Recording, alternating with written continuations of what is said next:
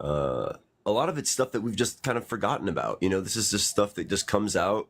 It's popular. It's taboo for like a week or so, and then people forget about it and they move on with their lives, and it's never brought up again, right? Mm-hmm. But she's simply brought up all of those instances up and tied them all together and put them in one book, one nice organized piece Right. together. It spells the whole narrative out from over the course of decades, and so gives you a real bird's eye view of the whole situation, and it all just makes total sense once you look at it through this perspective. Right. And it turns out that Jeffrey Epstein was doing much more than just being terrible to children. He was also responsible for the 2008 crisis, which resulted in our grandmas losing their houses. And Well, in what sense? his relationship with JP Morgan and creating that whole housing market scandal and bubble. He didn't create it himself. He orchestrated it. He was a major orchestrator of that entire situation. He was responsible for laundering and moving money and Except, okay, but you're saying, and this is all based on publicly available information. So why yes. is he in like the now hundreds of books and you know analyses of the 2008 housing crash? Why has no one ever fucking mentioned Jeffrey Epstein? Even not even within the context of like, oh, Jeffrey Epstein, you know, the guy with the plane, but just like straight up when people have like fully deep dived it, no one has even been like, oh, and there was this guy Jeffrey Epstein who was also had his hands in it. Well, that could be because he was arrested in 2006 for what happened, you know, and his name is kind of taboo and kind of publicly taboo at that point, and so you don't want to Drink associate your yourself with him. water. And but I mean, I am Thank you. surprised that more people don't mention it and talk about it. You know, more independent authors don't bring this stuff up, but it is becoming popular. Like you will begin to start hearing it over and over from other people. Yeah, The this book is way ahead of its time. Yeah, and she's an amazing journalist. She's probably the best journalist on the face of the planet. She is the real April O'Neil from Ninja Turtles, like embodied. And so yeah, check her out. She's like one of us. She's our age. She's a single mom. She lives in Chile, I think, right now, just because it's cheaper and healthier for her to live there, I think. And she's an absolute gem. It will. I mean, get your notes ready anytime you're watching her because she's so information dense that you will have to go back and look things up, and just, it'll amaze you the stories that she tells about like Donald's mentor, his first lawyer, Roy Cohn. I don't know if you're familiar with him, but that's a very interesting story. Here, wait. I'm just trying to find actual evidence that Jeffrey Epstein had anything to do. He lost money during the fucking financial crisis. Yeah, I don't know about that. Maybe on his Okay. face. Now it's well. Now you're just like delving into fucking Yes. conspiracy theory nonsense. Yes. There's like lots of documentation. Makes There is tons of documentation Well, on let's the consider crisis. that Jeffrey Epstein was consulted by these banksters for things like hiding and finding hidden money, right? This is what they would consult him for. He was like, he was the go-to guy when it came to laundering, hiding, moving money, that kind of thing. So, you know, when someone says, "Oh, Jeffrey Epstein actually lost money," I'm like, okay, well, you know, what's the source on that? Who's saying that? What are we looking at here? You know. Look, all I know I'm is the just guy skeptical of didn't it. fucking kill himself, and there's no way in hell that he did so in a fucking prison with unmonitored security guards. Wait, so yeah, that was totally shady, of course. Yeah, the whole thing, I mean, needs to be reinvestigated. Sorry, I'm just gonna They're grab not going to water. You guys can- reinvestigate it because the fucking he has there's a little black book that's basically the plague. Well, the good news is that we can. We don't need to rely on them to investigate it for us. We're perfectly capable of, you know, doing our own investigation and figuring it out ourselves. And we are. And you're right, that little black book might as well be a client list. You know what I mean? Right. I recently tried to go to auction and nobody would touch it. because apparently there's names of like higher ups and like people in government, everything from government to celebrities, and there's been names that have been slowly getting leaked and names getting like doxxed and stuff. Yeah, it's incredible to see all the names coming out. I mean, I think it was Stephen Hawking came out recently. That was a lot of And funny now we jokes. know why nobody came to his Back to the Future party. Yeah, but I mean, consider also that Ghislaine Maxwell she was the leader of the Terramar Project, which is basically trying to like establish her own country out in the middle of the ocean and like trying to create some weird pan-oceanic, world order. And she had, submarines that could go from Florida to the island back and forth undetected. You don't, and all the flight logs that we have, those are just the flight logs we have. Like I ask questions like, how many times did they fly somewhere where they weren't on a log? And is that possible? Like, how possible is it to fly someone on It's a plane? not really that possible unless you're carrying like I don't know. I don't think it's possible because I live in Arizona. I live in a state where there's a lot of like private airport kind of areas. You can't you cannot have a flight that's not logged. You have to make sure you have your you have your destination from A to B, and whether or not you're stopping for fuel. They don't technically have to log where they're going between point A and point B, but it has to be cleared by the FFA. See, there's a perfect example right there of a loophole they could use. They just stop by Jeffrey's on the way to his mansion in New York. Stop by Dude, the island. if it was so easy to avoid being put on a flight log, don't you think Bill Clinton and Donald Trump would have ensured that they were not on any flight logs? That's a You good have point. to pay in Greece a lot of money, but there's also billion-dollar fines for doing that. And you can lose your flight license, you can be barred from flying, period. Right. Now, what about submarines, though? Submarines are a weird, unregulated thing that I don't Submarines are fucking weird. That is a whole. Have you guys like ever delved into the fucking world of like? I guess, yeah. Like a year ago, whatever. Like last summer, the billionaire submarine kind of It went brought a big ol' spotlight on that. But even outside of that, have you guys like done any sort of investigating into that whole world of like A little bit. I played Metal Gear Solid, and yeah, I kind of skimmed the internet a little bit when the news popped out about them finding and hijacking submarines and manufacturing them even. Yeah, I know. I just know more about the manufacturing. Like it's a weird fucking hobby. Because there was that guy who murdered that journalist a few years ago. He was another just like unhinged billionaire whose hobby was making submarines, or a submarine as it were, that for some reason is just like not fucking regulated. It's just not a regulated industry, the submarine industry. There's too much ocean to hide shit. Yeah, that's true. Well, it's not something they have to worry about in the poor Norway. people doing yet. Once poor people start making submarines, then they'll start regulating them. Maybe that's what we need to do. Yeah. We just need to start making submarines. We're the ones who build their submarines. We could just stop making them at any certain point. Well, people are incentivized by money, so that's a real uphill fight. That's true.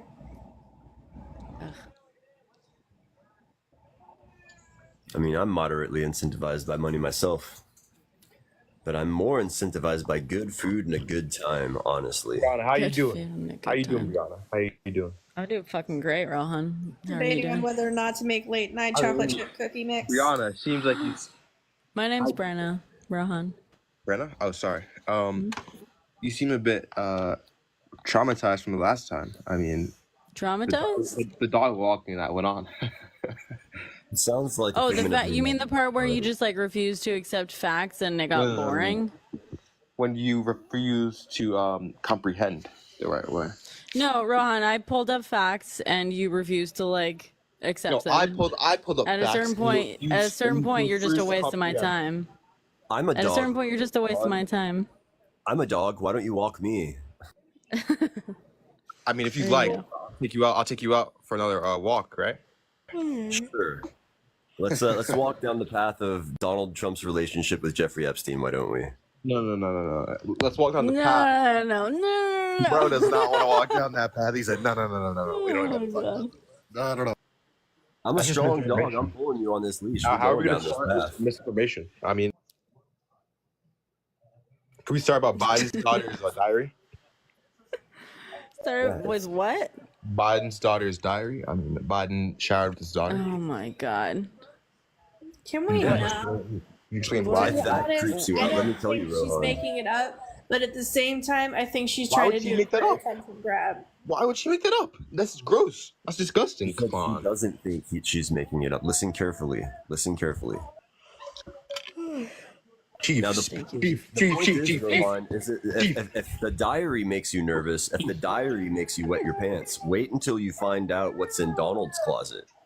Chief, listen. First of all, speak when spoken to. I wasn't speaking to you. Oh, hey, yo, Rohan, you fucking stop being a little dick. No, it's okay. He's only making an example of Dude, himself. everyone here, you know, like, Chief and I don't agree with each other on, like, plenty of shit, and we are perfectly cordial with one another. This is why people like you get booted. I let people up here that I disagree with constantly. I have Fox News on right now.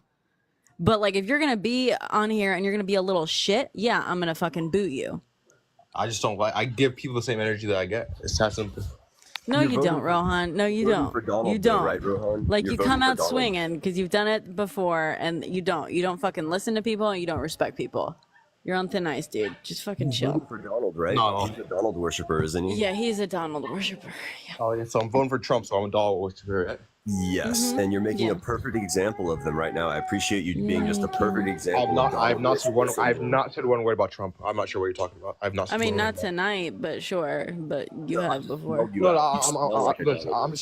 I'm trying to see what Chief is talking about. I mean, I haven't said one word about Trump. So what are you talking about, I Chief? could just tell you smell like a Donald worshiper. So I mean, I called you out. I Yeah, that's sniffed you true. out. Like, weird defensive little boys really do usually go for Trump, don't they? He's Oh, a so perfect example. So you call me a boy now? All right. That's funny. Underdeveloped. Yeah, you kind of give little boy energy. The amount of money I take home is probably triple what you guys make, to be honest. Oh, you think money defines your maturity level? I'd say I mean, once again, thank you for What do proving you my do point. exactly? I don't. 'Cause What? I'm pretty happy, but what do you do exactly? That's pretty elitist. What's pretty illegal? What? Elitist. Yeah. Yeah. so I exactly, make so straight out of college, I was making 180 grand a year. Right now, I'm making close to 220 grand a year.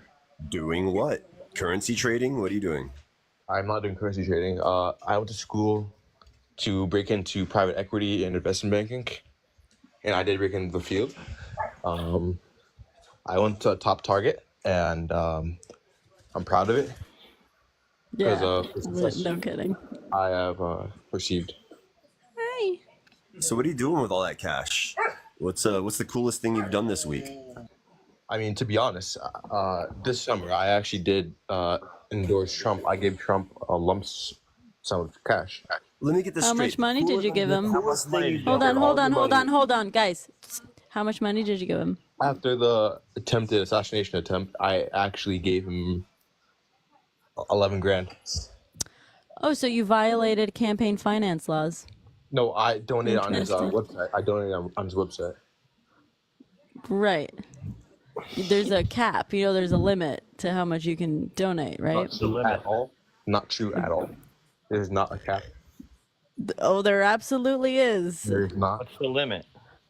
I think it's something like $27.50 or something like that. Let me see. Now, is that per transaction? No, like total that you can donate to a candidate as a single person. Why do you think super PACs exist? Oh, I didn't even know that. Holy shit. Yeah. That's You really shocking. don't know that there's a fucking limit to how much you can Never donate to donated. someone, Rohan? I voted for Trump twice, never donated to him ever. I don't donate to anybody. Good for you. I don't believe in it. I just feel like it's silliness. They're gonna get their money either way if we don't donate to them, so it doesn't even matter. So Rohan, you claim that you donated $11,000 to Donald Trump's campaign. I donated $3,000 the first Oh, time. okay, because you just fucking Googled what the No, limit no, is. listen, You just Googled what the limit is. Brianna, could you listen to me? Okay, yeah. No. don't.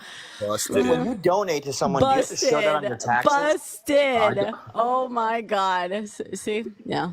I donated $3,000 towards his election, and the rest of the money I did towards firefighter Corey. His Sure. GoFundMe. I mean, you can Sure. probably That's a nice see on there. cause. I don't my amount of money that I donated actually that year. I think that's a good cause, donating to the firefighter that lost his Yeah, I life. donated to his funeral expenses. I mean, it's not Yeah, really a that's a joke. nice thing. Why I are would you do guys that. laughing about it? If I had the money, I would do that. It was Yeah. it was a life Sure. lost.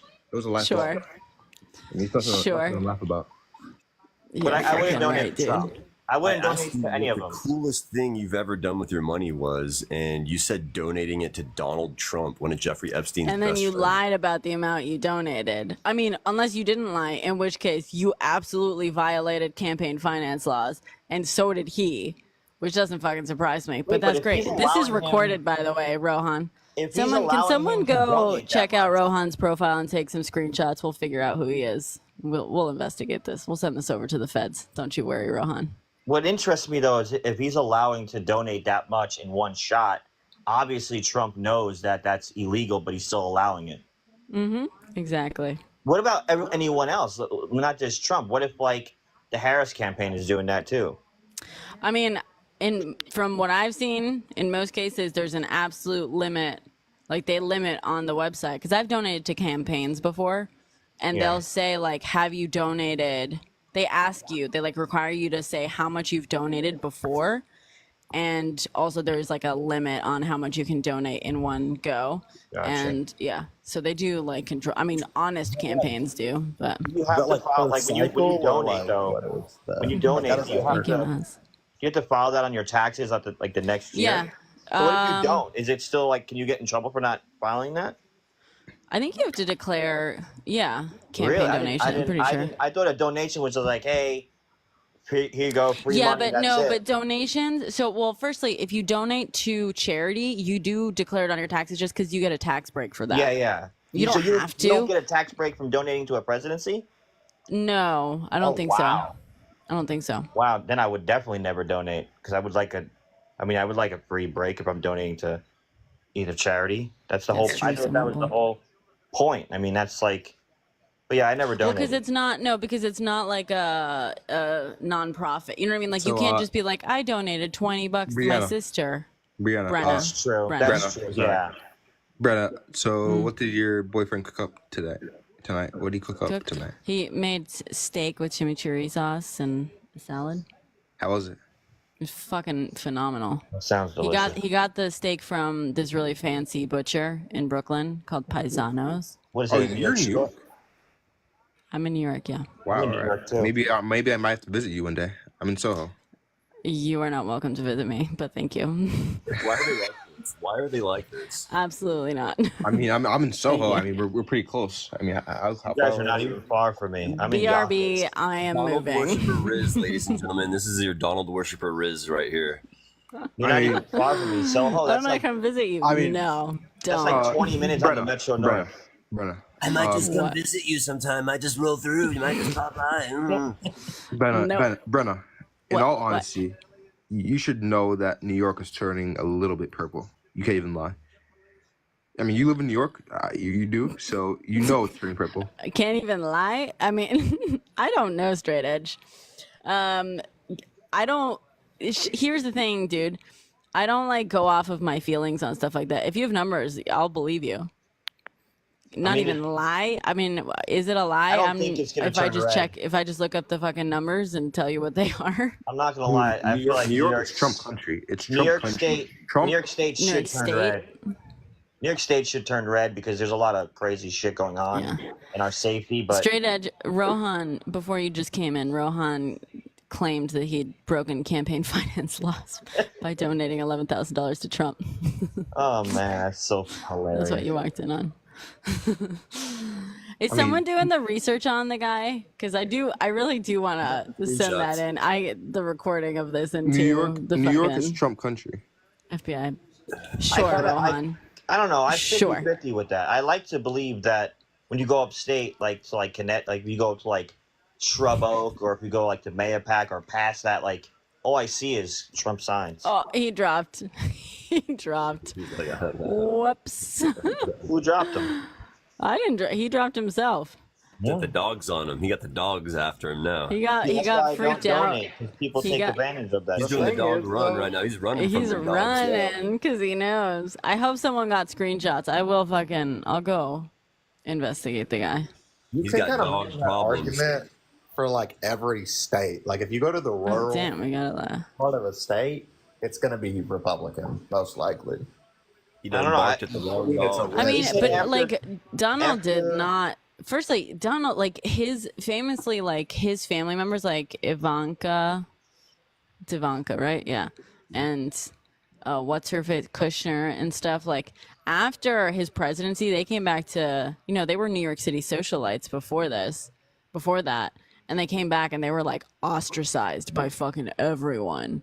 And like maybe they'll have some better luck in like rural New York. Are you guys aware that when Harris runs, like I've just heard of this, on the yeah. ballot, I've been hearing that in order for her to win, she has to win Pennsylvania.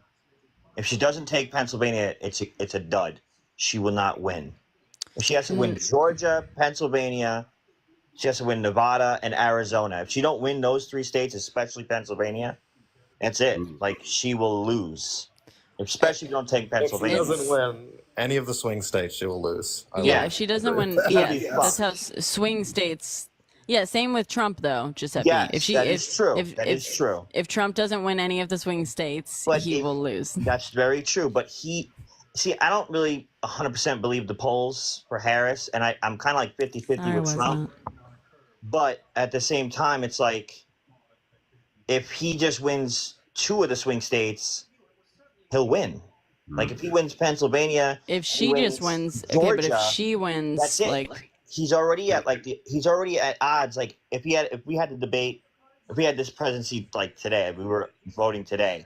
They're Yeah, saying exactly, that yeah. he would win. They're saying that he would win it by maybe 3 swing states, by either Pennsylvania, Georgia, and Nevada. Giuseppe, do you know how the electoral college works and Yeah, stuff? it works at 270. You got to hit whoever hits 270 wins. Right. So it also depends on like which states and whatnot. Yeah, you know what and I mean? then swing states are Nevada, Georgia, Arizona, Pennsylvania. I don't think Virginia's a swing state. Is Virginia a swing state? I mean, That would be something if Donald won the popular vote and then he lost by electoral votes. That won't happen. No, that won't happen. That didn't happen That's how he got elected the first time. Is Wait, yeah, Hillary Clinton 2016, won the he was- popular vote. Yeah, he won the popular vote in you 2016. said that backwards. No, Hillary no. Clinton He won lost. the By how much He did he popular vote lost. in He 2016. lost. What was the percentage? What would be like 3-4 million? I think it was like 2 million. He lost. Yeah, I look. I don't mean to like throw craziness at you guys, and what I'm probably going to say is going to sound crazy, but a lot of people that I know in the Black community and Hispanic community, they voted Democrat for Joe, and they don't like him. Like they don't even like Harris. They said I'm voting Trump. Like people are changing their party in my state. So I mean, I don't think that's going to help, but I don't know. It's so hard to tell. Like this is the closest we've ever It's not come. that hard to tell. That's what polls are for. I mean, I know, but I don't That like. too knows, yeah. I feel like MSNBC. They just they're trying to like say Trump's not even ahead. It's like it's silliness. When Dude, it comes to- Giuseppe, I know that like you don't like when people say that Trump isn't ahead, but like what would you accept to prove as proof that Trump may not be ahead?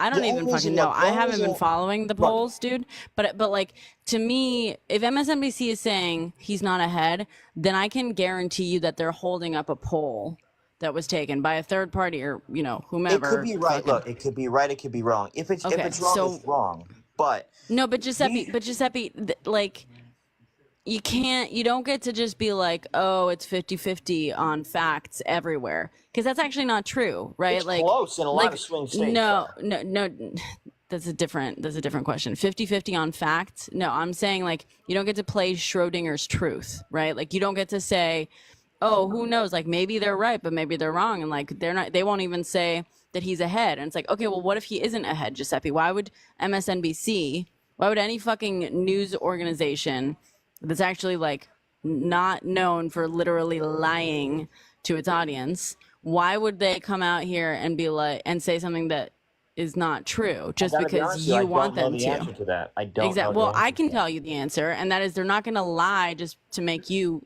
feel better. Like, just because you don't like that, like, you want them to say, like, you're upset. They won't even say that he's ahead. Okay, but what if he isn't ahead? Why the fuck would they say he's ahead if that is demonstrably false? Here's what I'm confused about, okay? Before Kamala Harris was even nominated, nobody gave a shit about her. Nobody cared. They were like despising her because she was part of Biden, and that's fine. Despising? That's a strong. That's different from not caring. Dude. Okay. I won't say that. Very different. But at the end of the day, many people did not care. Mr. Shades. But then she enters the race. She gets nominated, and then now everyone is all like hype. I mean, there's. Well, Giuseppe, how many, like, I'm sorry, how hyped did you get about, like, Pence during the presidency? None. I thought he was a fucking right, because, okay, but also because he was VP and he was not running for president at any point. Well, he did run for a little bit. No, I'm saying, like, during the actual 4 years that Trump and Pence were in office, you did not give a shit. You weren't hyped about Pence. Right? You're asking me why people like didn't care or weren't really paying attention to Kamala Harris before, like, a few months ago, but now that she's the candidate, like, why are they all so hyped?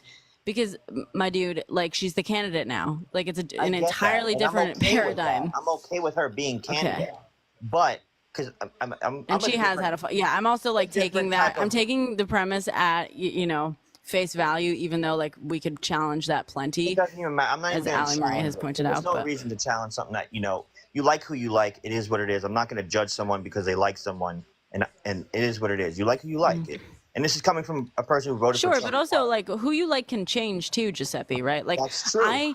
I've said this before very openly. Right? Like, Kamala was not my first choice. No. I'm progressive. I'm quite progressive. So back when she ran in 2020, like, I did not like her personally compared to the other candidates. She dropped out too soon too to really even. Yeah. Get an ability to like whatever. her. So, like, I'm not someone who, like, has been here, like, plotting and, like, waiting for Kamala to step up. But I will say, now that she has stepped up, I am fucking hyped about her. I am. I know why you're hyped, because it's something new. It's someone fresh. No, Giuseppe, it's not that simple. It's not that simple. It's not just something new and shiny. It's actually not that simple. I will say part of it, yes, I'm fucking relieved that it's not Joe Biden running. I didn't want him running either. I wanted him running even fucking less, for sure. But I also wanted him less in 2020 than I wanted her. So, like, either fucking way. Yeah, I'm glad that it's not him. However, I'm also like,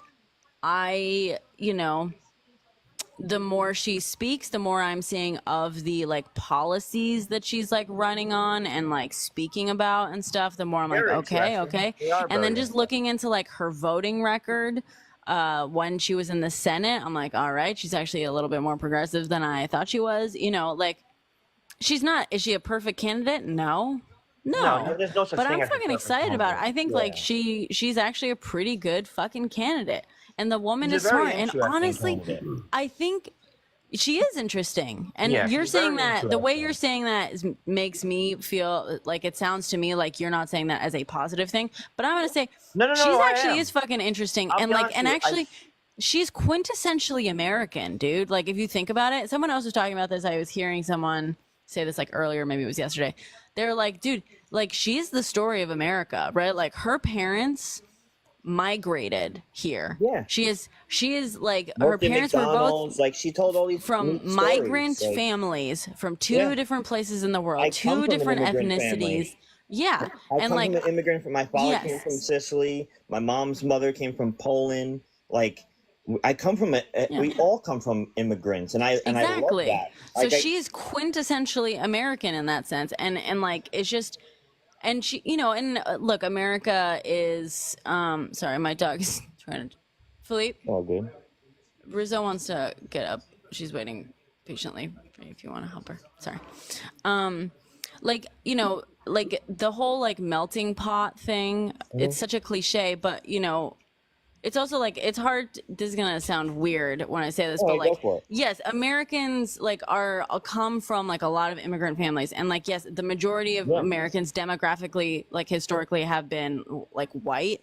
So like you don't really see that like the mix isn't necessarily like visually represented as much, But it's like there. you can look at Kamala and you can be like, oh yes, you like come from different people who Yeah. come from different parts of the world, and like there's something, but that's like true for, she's like so representative of fucking of America in that sense, from and there's what I've- something so fucking cool about that. From what I've learned from her history, from her background history, she's Jamaican. Her father's Jamaican, and she's South Indian.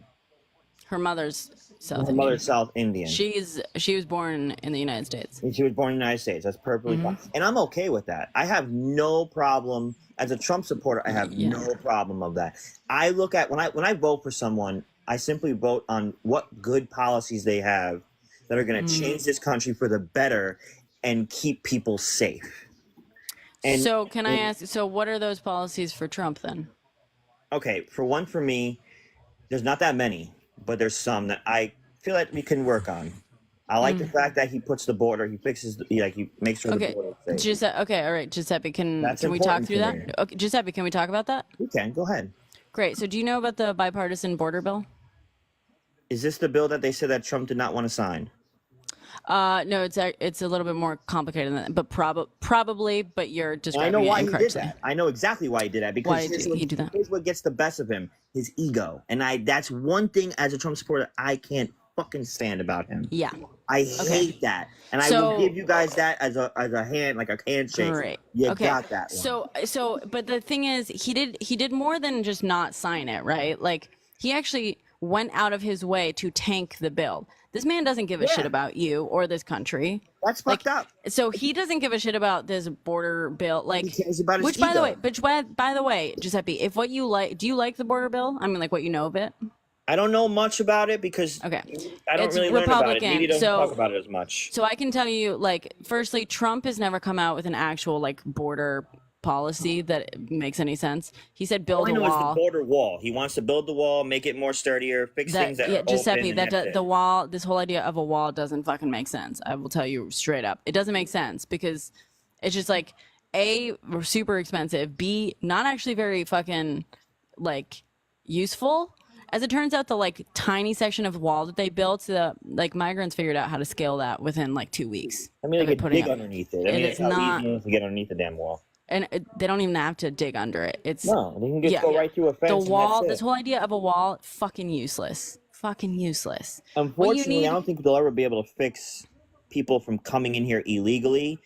And No, but Giuseppe, there are processes. Okay, like you can either say, "Oh, there's literally nothing you can do about the border," in which case you shouldn't be voting based on that, or we can acknowledge that there are actually like better approaches and policies Yeah. to dealing with the border. In which case, let's have this fucking conversation, right? Yeah. So the I'm saying like Trump himself, outside of saying build a wall, has never proposed any fucking border policy whatsoever that would be in any way useful. back Okay. in the 90s, I will when say Bill this, was- just Bill, I when Bill will- Clinton was there, and he did things at the border, we were safe. we're not talking, dude. We're not talking about Bill Clinton.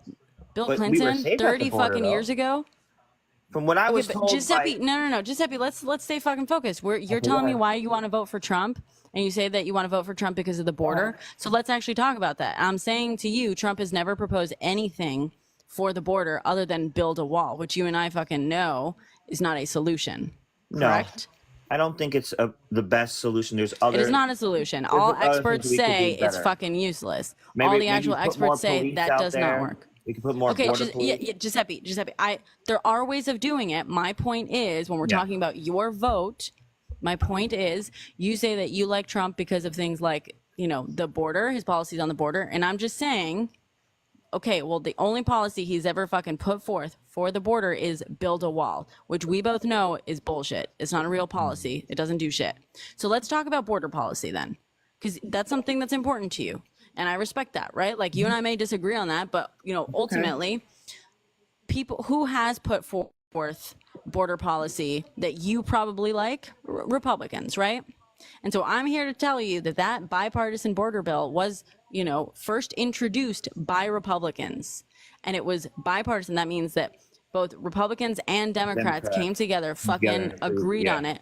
Because Democrats have also gotten more conservative on the border in recent years.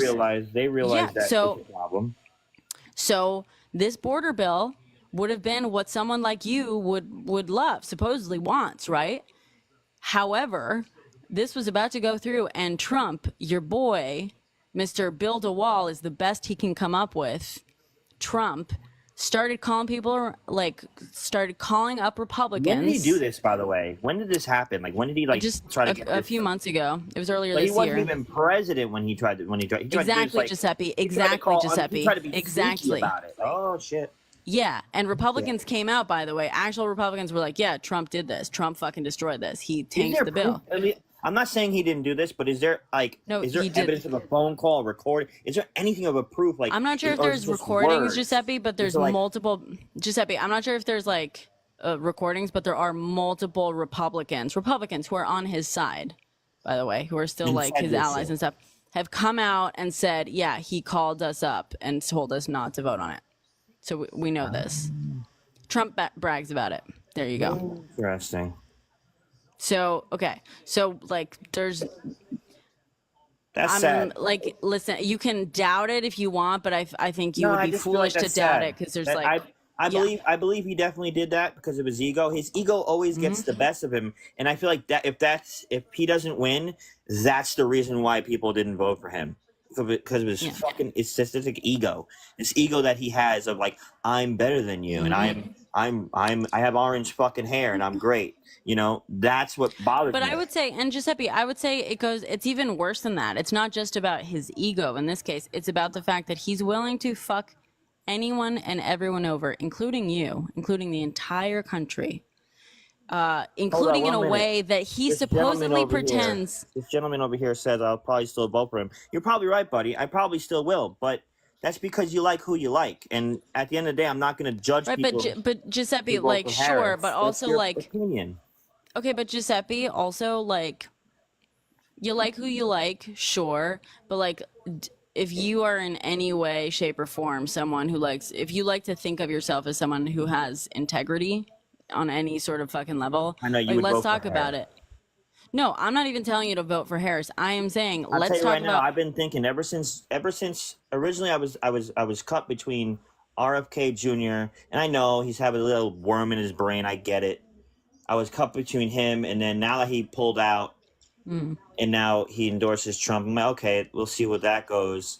But then when I'm seeing all these different, one thing I will say, you know, I'm not a Republican, registered Republican or Democrat. I'm more of an independent.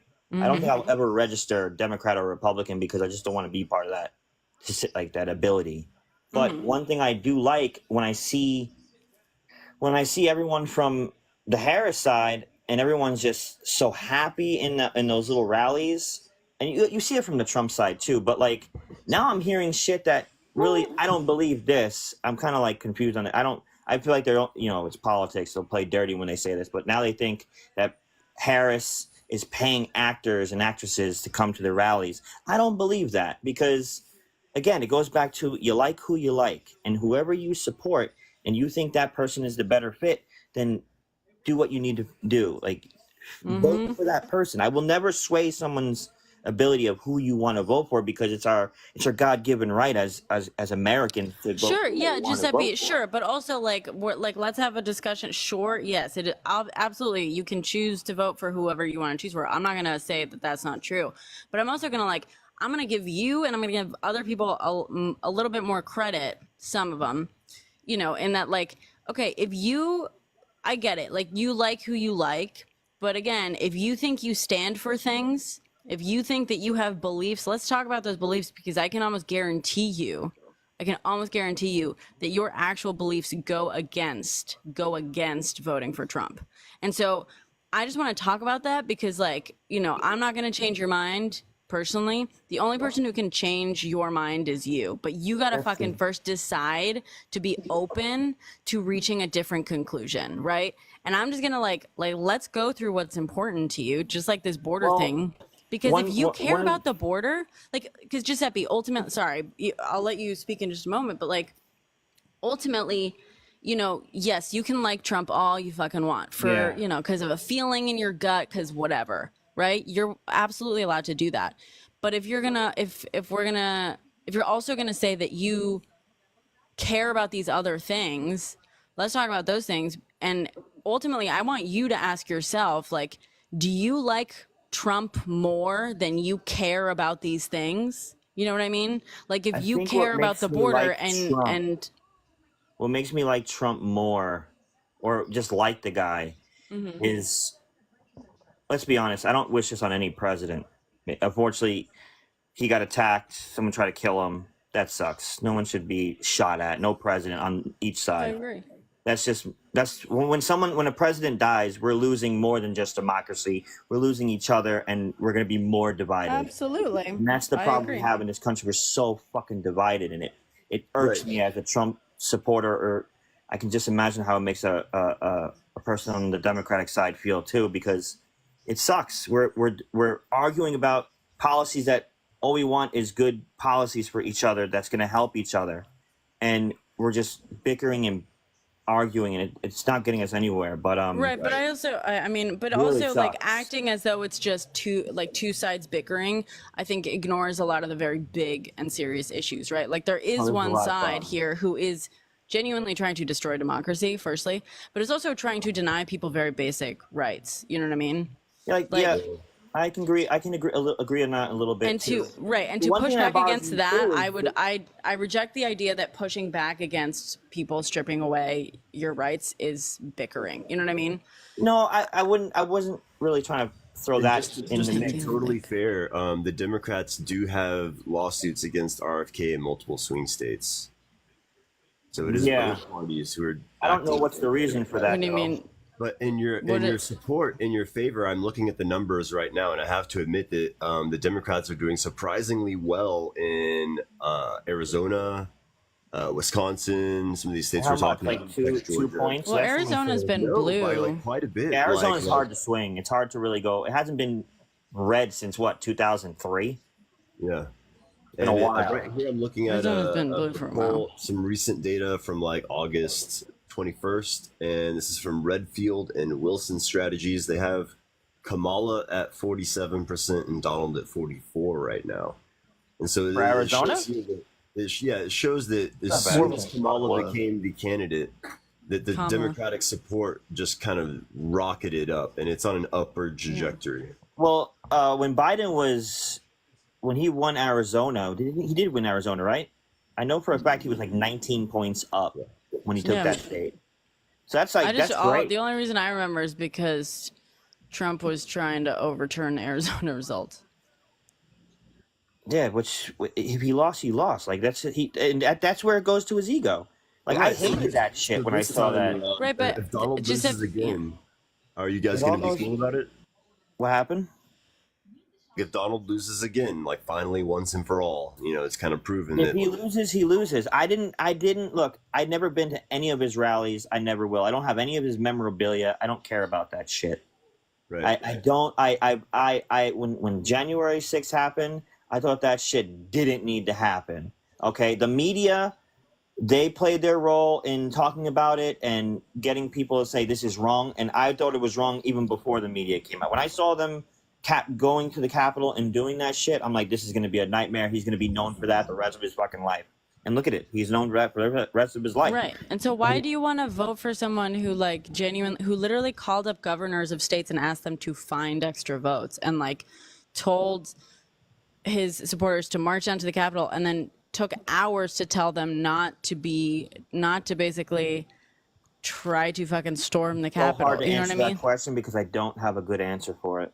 And Okay. if I give you an answer for it, you're gonna be like, oh, you're just a Trump supporter. That's silly, and you're just Well, like, then brain don't dead. do it. If Well, you don't have a no, good dude, answer, then Giuseppe, don't I'm do trying it. to figure out why you are a Trump supporter. You have said that yourself. Yeah, I'm I trying to voted for him figure out twice. why you're a Trump supporter. His difference is just fucking different from a normal politician.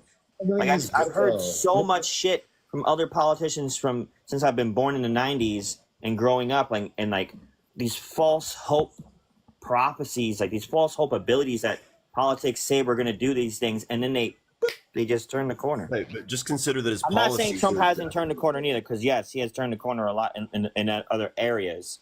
But like and you guys even know this, like when the man says he's going to do something, he does some things. No, he doesn't. He Some things he doesn't. scares. Like no, not everything, but some things he does scares the shit out of people. When is he Like, gonna one arrest thing, Hillary? like I knew for a fact, like, and I don't. This is like we're gonna change it to the abortion thing. A woman has a right to get an abortion. That's her right. I'm never gonna judge a woman for that. I don't like to talk about it as much, but I'm gonna bring it up here. When he says he was gonna get rid of Roe versus Wade, I knew immediately that guy wasn't fucking around. He was gonna get rid of it. And I told a lot of my friends, like, hey, be prepared, because I know you guys.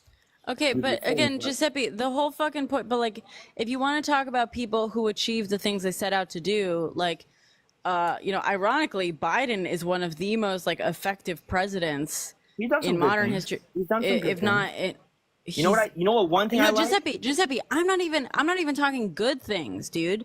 I'll I'm tell just you a talking really good thing, what I like our governor did. you claimed that you did not want Roe v. Wade to be overturned, but you admire the fact that once I don't Trump admire set out, that. I don't admire that. but you admire the fact that once Trump said he was going to overturn it, you were like, oh, he's going to do that. Because like I you knew admire the fact that he this can. man wanted to do it. He proposed it. So my fucking point. So my point. I understand the difference, but you appreciate someone who's like, I'm going to do that thing and then does it. And my point is, you don't even have to like Biden's policies or whatever. Biden, like, by all measures, is like one of the most effective presidents in that sense, and I'm not even like a huge Biden stan. He wanted to pass a law. Joe Biden wanted to pass a law. I wish he could do this now. They did it in our state. A lot of people have medical debt problems. I'm one of them. Okay, I'm pretty sure you have medical debt issues. Everyone has medical debt, but in our state, Governor Hochul passed a bill, which God bless her for doing that. She passed a bill for if you have medical debt, you cannot be chased by debt collectors, and it won't affect your credit. You know how many people in this country are being affected by that, and they can't even. Oh, it's millions. It's in the millions. There's people who have millions of dollars worth of debt, and they'll never be able to pay their medical debt, and they'll never be able to have a good credit score because of it, and they'll never be able to get a house because of it, or and that's something that Joe Biden, I feel like, I wish he could pass a bill like that now and just get that to the Senate, because if they vote to that and make it law, you shouldn't, like, medical debt. No one should be able to be able to pay for something. Like, no one's ever going to be able to pay for medical debt. We spend like what, $2 trillion a year on medical bills. Or y'all could vote green. Y'all can come over to the green side, and on What's the day green one, side? we make plant medicine fully legalized. Oh, that's great. And we restructure the entire insurance companies with standards so that we save 30% overnight, right out the gate. That's brilliant. I mean, I have. It was a pain in the butt just to even get Fidelis Care, and I finally got on it, and they fixed it. But at the end of the day, I have small copays now, and now I'm able to utilize that to my advantage. Like, that's another thing I don't trust with Trump, is like his policies on healthcare. Justin, yeah, okay, Giuseppe. So, I mean, here's the thing, and the chat keeps asking, what the fuck? Like, we keep going point by point on Trump, and you agree, you don't like anything about Trump. You don't fucking like the dude. And you acknowledge that his ego's a problem, and you acknowledge that he tried to steal an election, and you acknowledge that he, like, let and maybe even encouraged his followers to fucking try to storm the Capitol. And you acknowledge that he did all these terrible things. He's a terrible fucking person. And the only thing you can come up with as, like, a reason you might vote for Trump, and by might I mean like you will vote for Trump, is that you like that he's not a politician. I know that's probably that's just as terrible as voting for someone, no disrespect to women, but if you're just voting for Harris because she's a woman, that's not why I'm voting for Harris. I know, and I'm not saying you're doing that. But I know a few people who are only voting for her because she's a woman. That's a horrible reason to vote.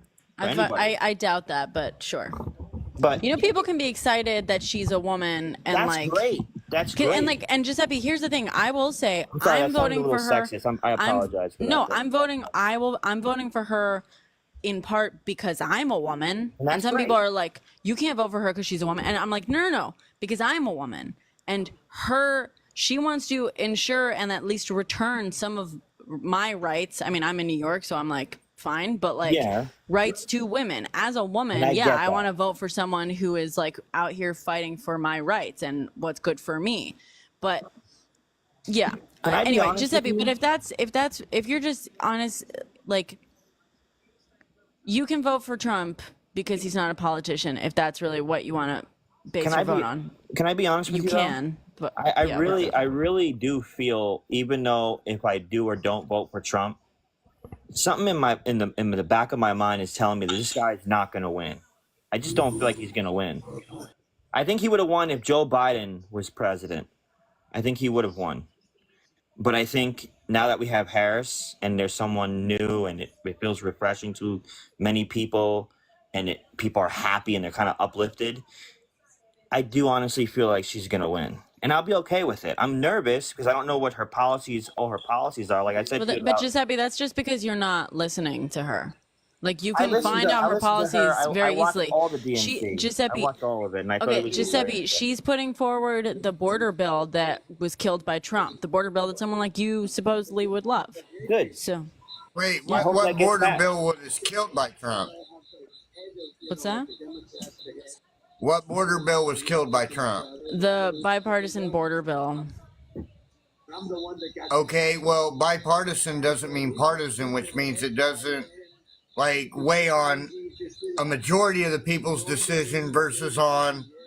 Yeah, you don't know what you're talking about, Charles. There was a Anybody else? bipartisan don't- border bill. You clearly don't. You don't know what you're Here's the talking thing about. with you Democrats. Here's the thing with Democrats, Be all right? kind, be If kind. Oh my if my opinions do not align with you, That's why we're so divided. Dude, Charles, it's not an opinion. The bipartisan border We're bill, not there about is a nonsensical factual shit. thing. It is a factual thing that I can tell you about. You clearly don't know what you're talking about. You don't know what the bipartisan border bill was. By one of the freaking furthest Yeah. right senators It in was- the Senate. Like it- it was, James yeah.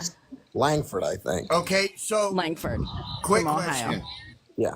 What policies has Kamala brought up that Kamala. are great policies? That's what I said. No, you said That's Kamala. Her something name I, is I don't Kamala. know yet. I don't even know what. I mean, the policy you just said about she's going to support that border thing. That's great. I hear she wants to do for the you, first Izzy. time. She wants to do for first time people who ever buy their first house, whether it be a co-op, condo, townhouse, whatever. You get $25,000. But I know that's not going to be free. Like, it's either going to come for the tax people, or they're gonna And take the out more interest money. rate's going to be out of through Yeah, the roof. they're gonna take more Giuseppe, money out. Giuseppe, no offense, Giuseppe.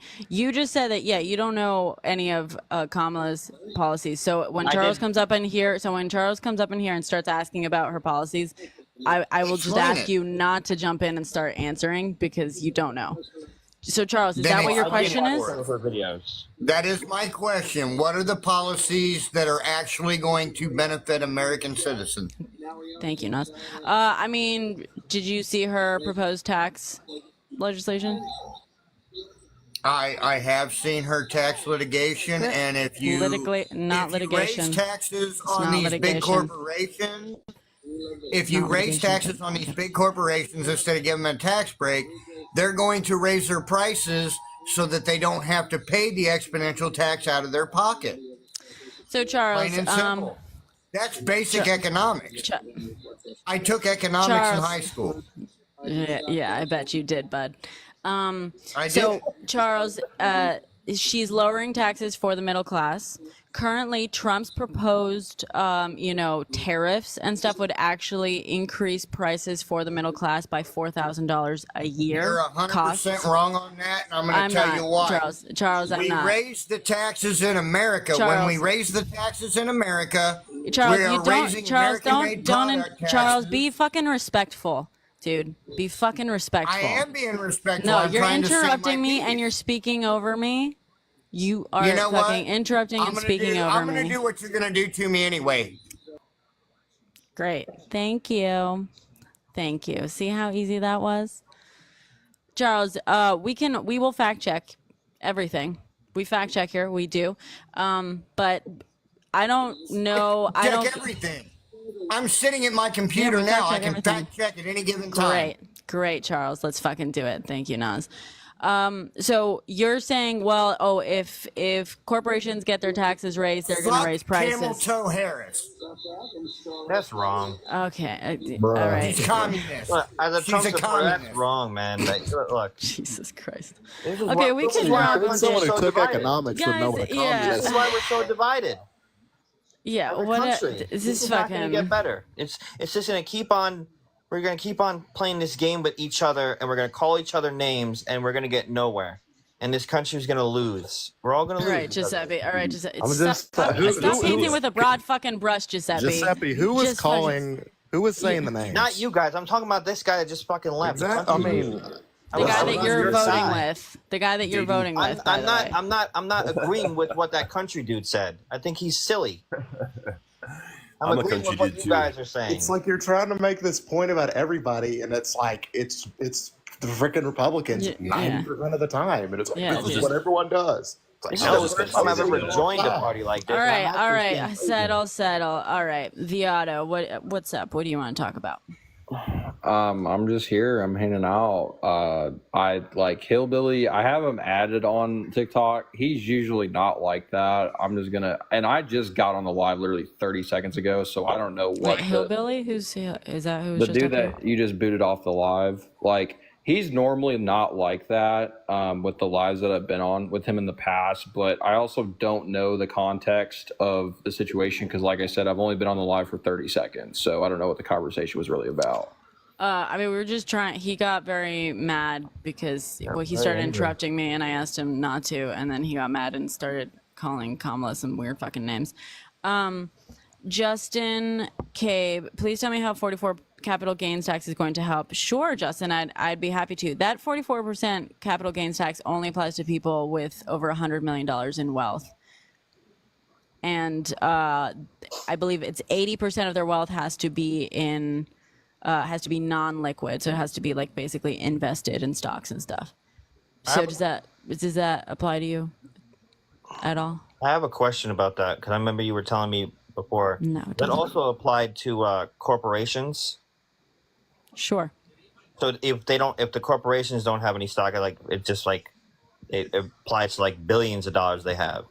They have to pay more. That's No, my Giuseppe. question. So that's why. So that part of, when they say like it only applies also to people with like 80%. I gotta find the actual like No, this is percentage really, cutoff. I like this information you're telling me. I think big corporations should be taxed. I'm working for a company right now, Amazon, who treat me like shit when it comes to getting hours.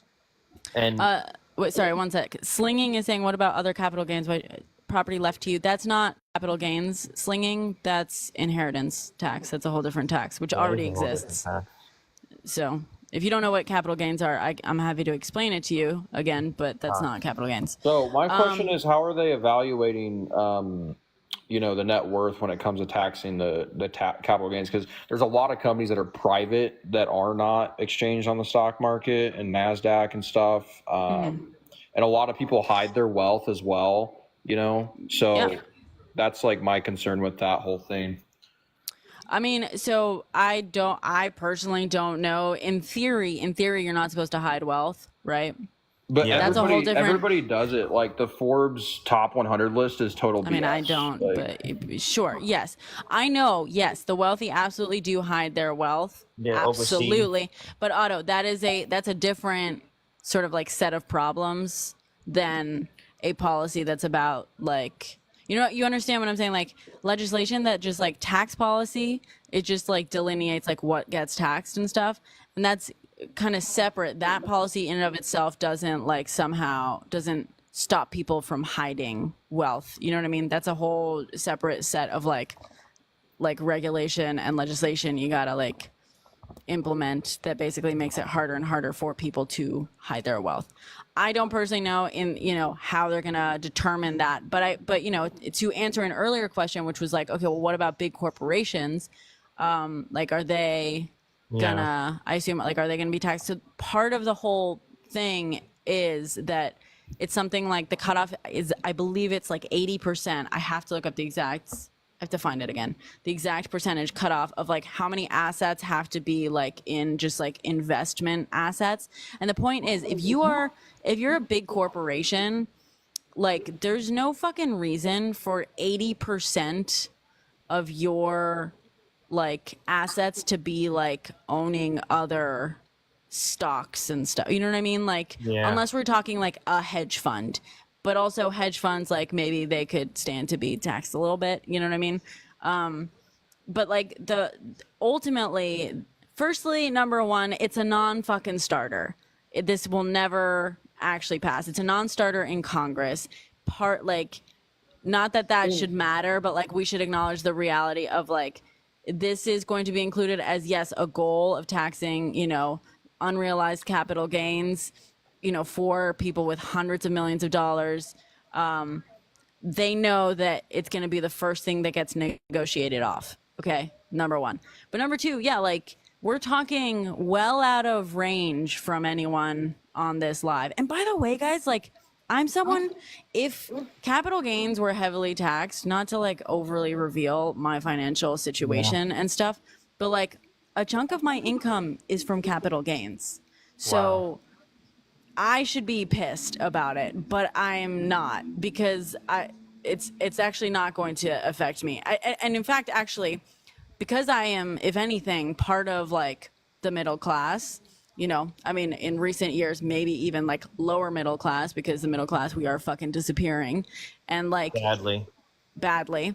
Yeah, it's really bad. I should be like, this tax that everyone's like up in arms about is good, because it actually lowers my taxes and your taxes. It actually lowers our fucking taxes, even though a good chunk of my income these days is from capital gains. Like, I'm sitting firstly, in front of a computer. let me just say, sorry, realized capital gains are currently taxed as income at this, you know, it's the same. Yeah, like if you have a high yield savings short-term account, ones. you have a high yield savings account, you got to pay gains on that. You have to pay taxes on whatever gains you make. You have to pay taxes on whatever money you And have. in a high yield savings account. realized, you're talking about interest? Yeah, like the interest you get, that's gains. Yeah, interest, yes. Yeah. But that's different than capital gains. No, capital gains is when you have a stock, like say you have It increases in shares value. in VOO and VOO and S&P, and you gain, you put $10,000 in there, and after 1 year you made $2,000. That's capital gains. My understanding was like when you upon the sale, like that's the real. So no, that's what realized capital gains are. So the proposed tax. So okay, so capital gains are if you buy $100, dollars of stock. If you buy $100 of stock and it goes up by 3%, you end up, let's say 5%. 5%, it ends up, you end up with $105 worth of stock, right? So the gains, the capital gains on that are the $5, the 5%. I understand. However, that, no, I know. Stop interrupting me, please. The realized, that capital gains is unrealized if you're just holding on to the stock. As soon as you sell it, then it becomes realized capital gain.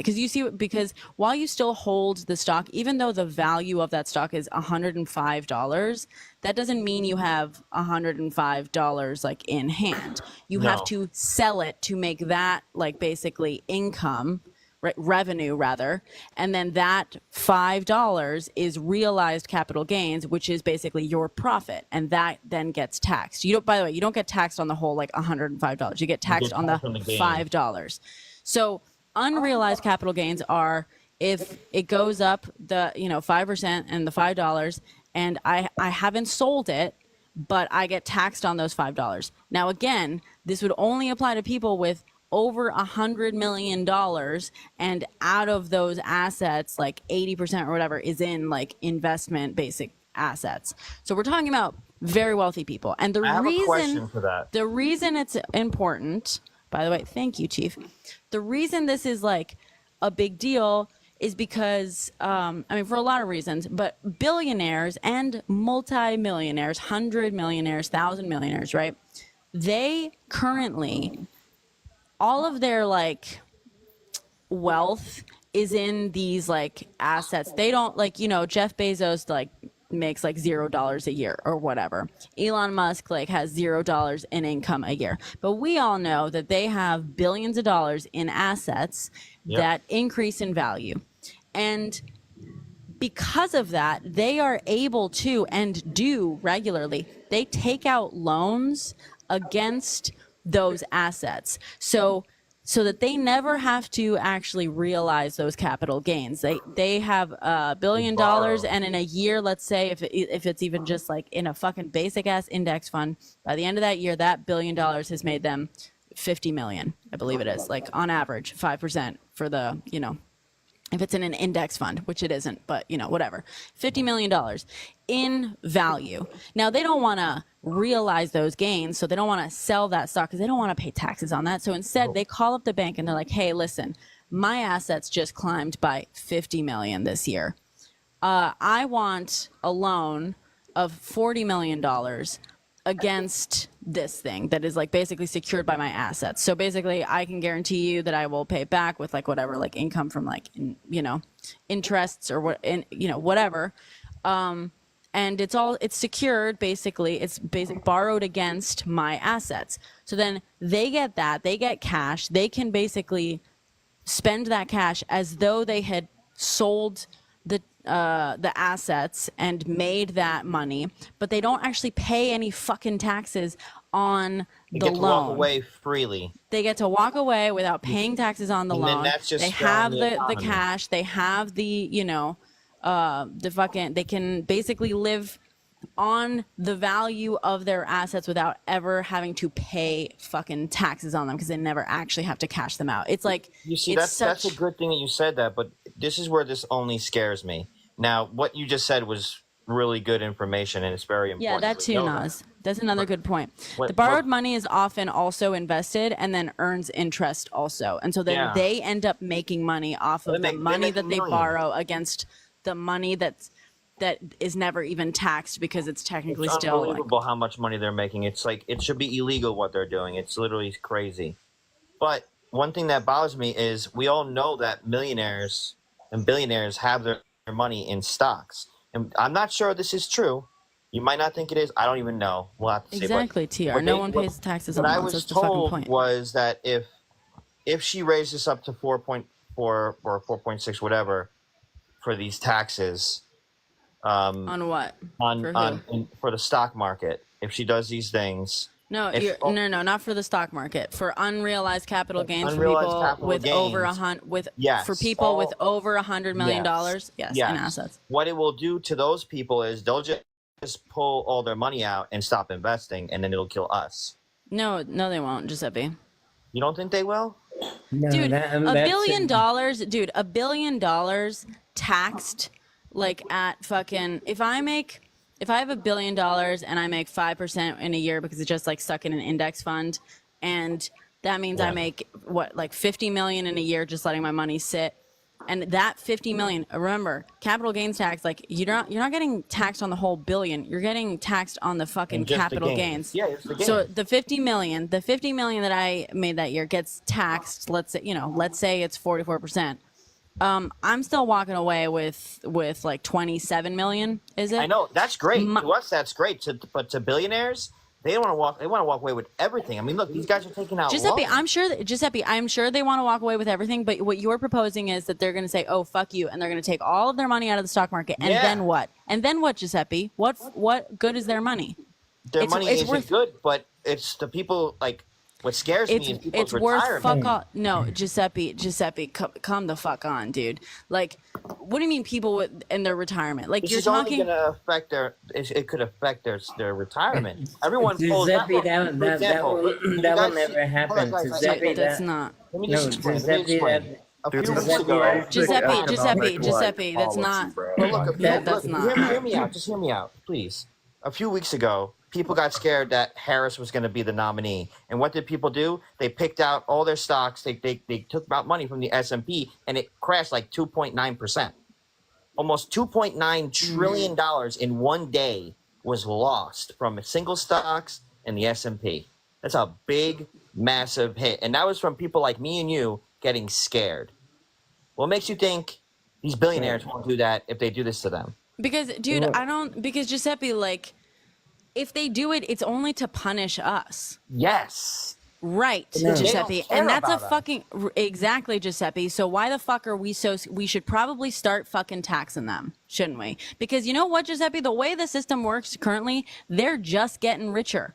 And they're just getting more powerful. And in fact, I mean, we're already to the point where they're already like so fucking wealthy and powerful. They literally cannot get any wealthier, like in a way that actually makes a difference. Like once you hit $1 billion, that second billion doesn't make any difference to you. It just doesn't make, you cannot spend $1 billion in a single lifetime. Like it's impossible. No, I mean, you can't even buy enough cars with $1 billion. You literally. Exactly. Yes, correct. So, but the point is, like, you know, you're saying, oh, if we tax them, they'll take all of their money and they'll crash the stock market. Okay, they can do that today anyway. They can do that. If they do that, it's not because we're taxing them. It's because they're trying to punish us because they're exerting the control that they 1000% already have. But no, we should be fucking taxing them. And the argument that I always hear people of like, oh, well, if you tax people more, then they'll stop like making money. It's like, I'm sorry, you get taxed right now, don't you? Does that mean you don't make money? You know what I mean? Like, do you say fuck that? I'm not gonna work.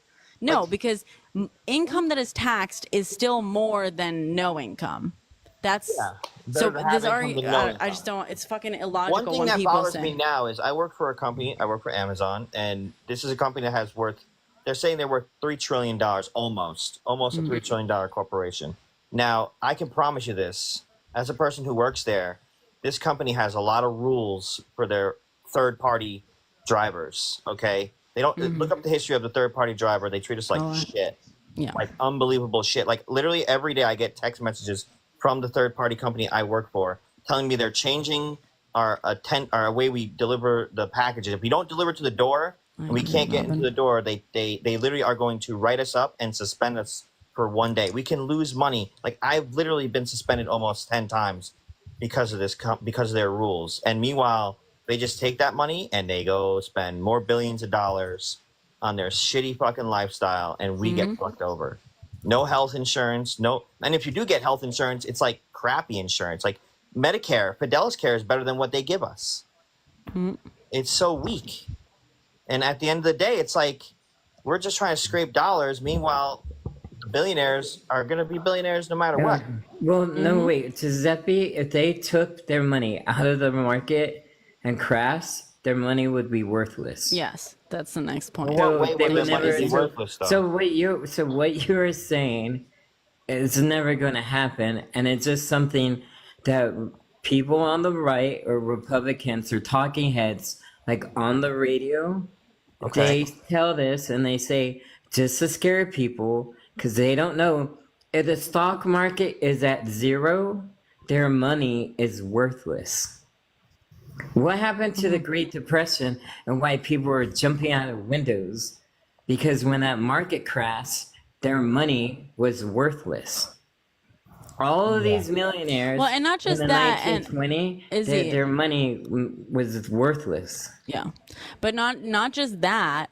Not only will their money be worthless, but if the economy crashes, I mean, they're entirely reliant on the economy to make their billions. So even if their money wasn't worthless, like as soon as the economy crashes, like they also, their source of money, all of their sources of money crash as well. Like if we're saying, oh, they won't, they don't want to be taxed because they'll take their money, like what, they're gonna entirely devalue their money and then remove any ability they have to make any more money?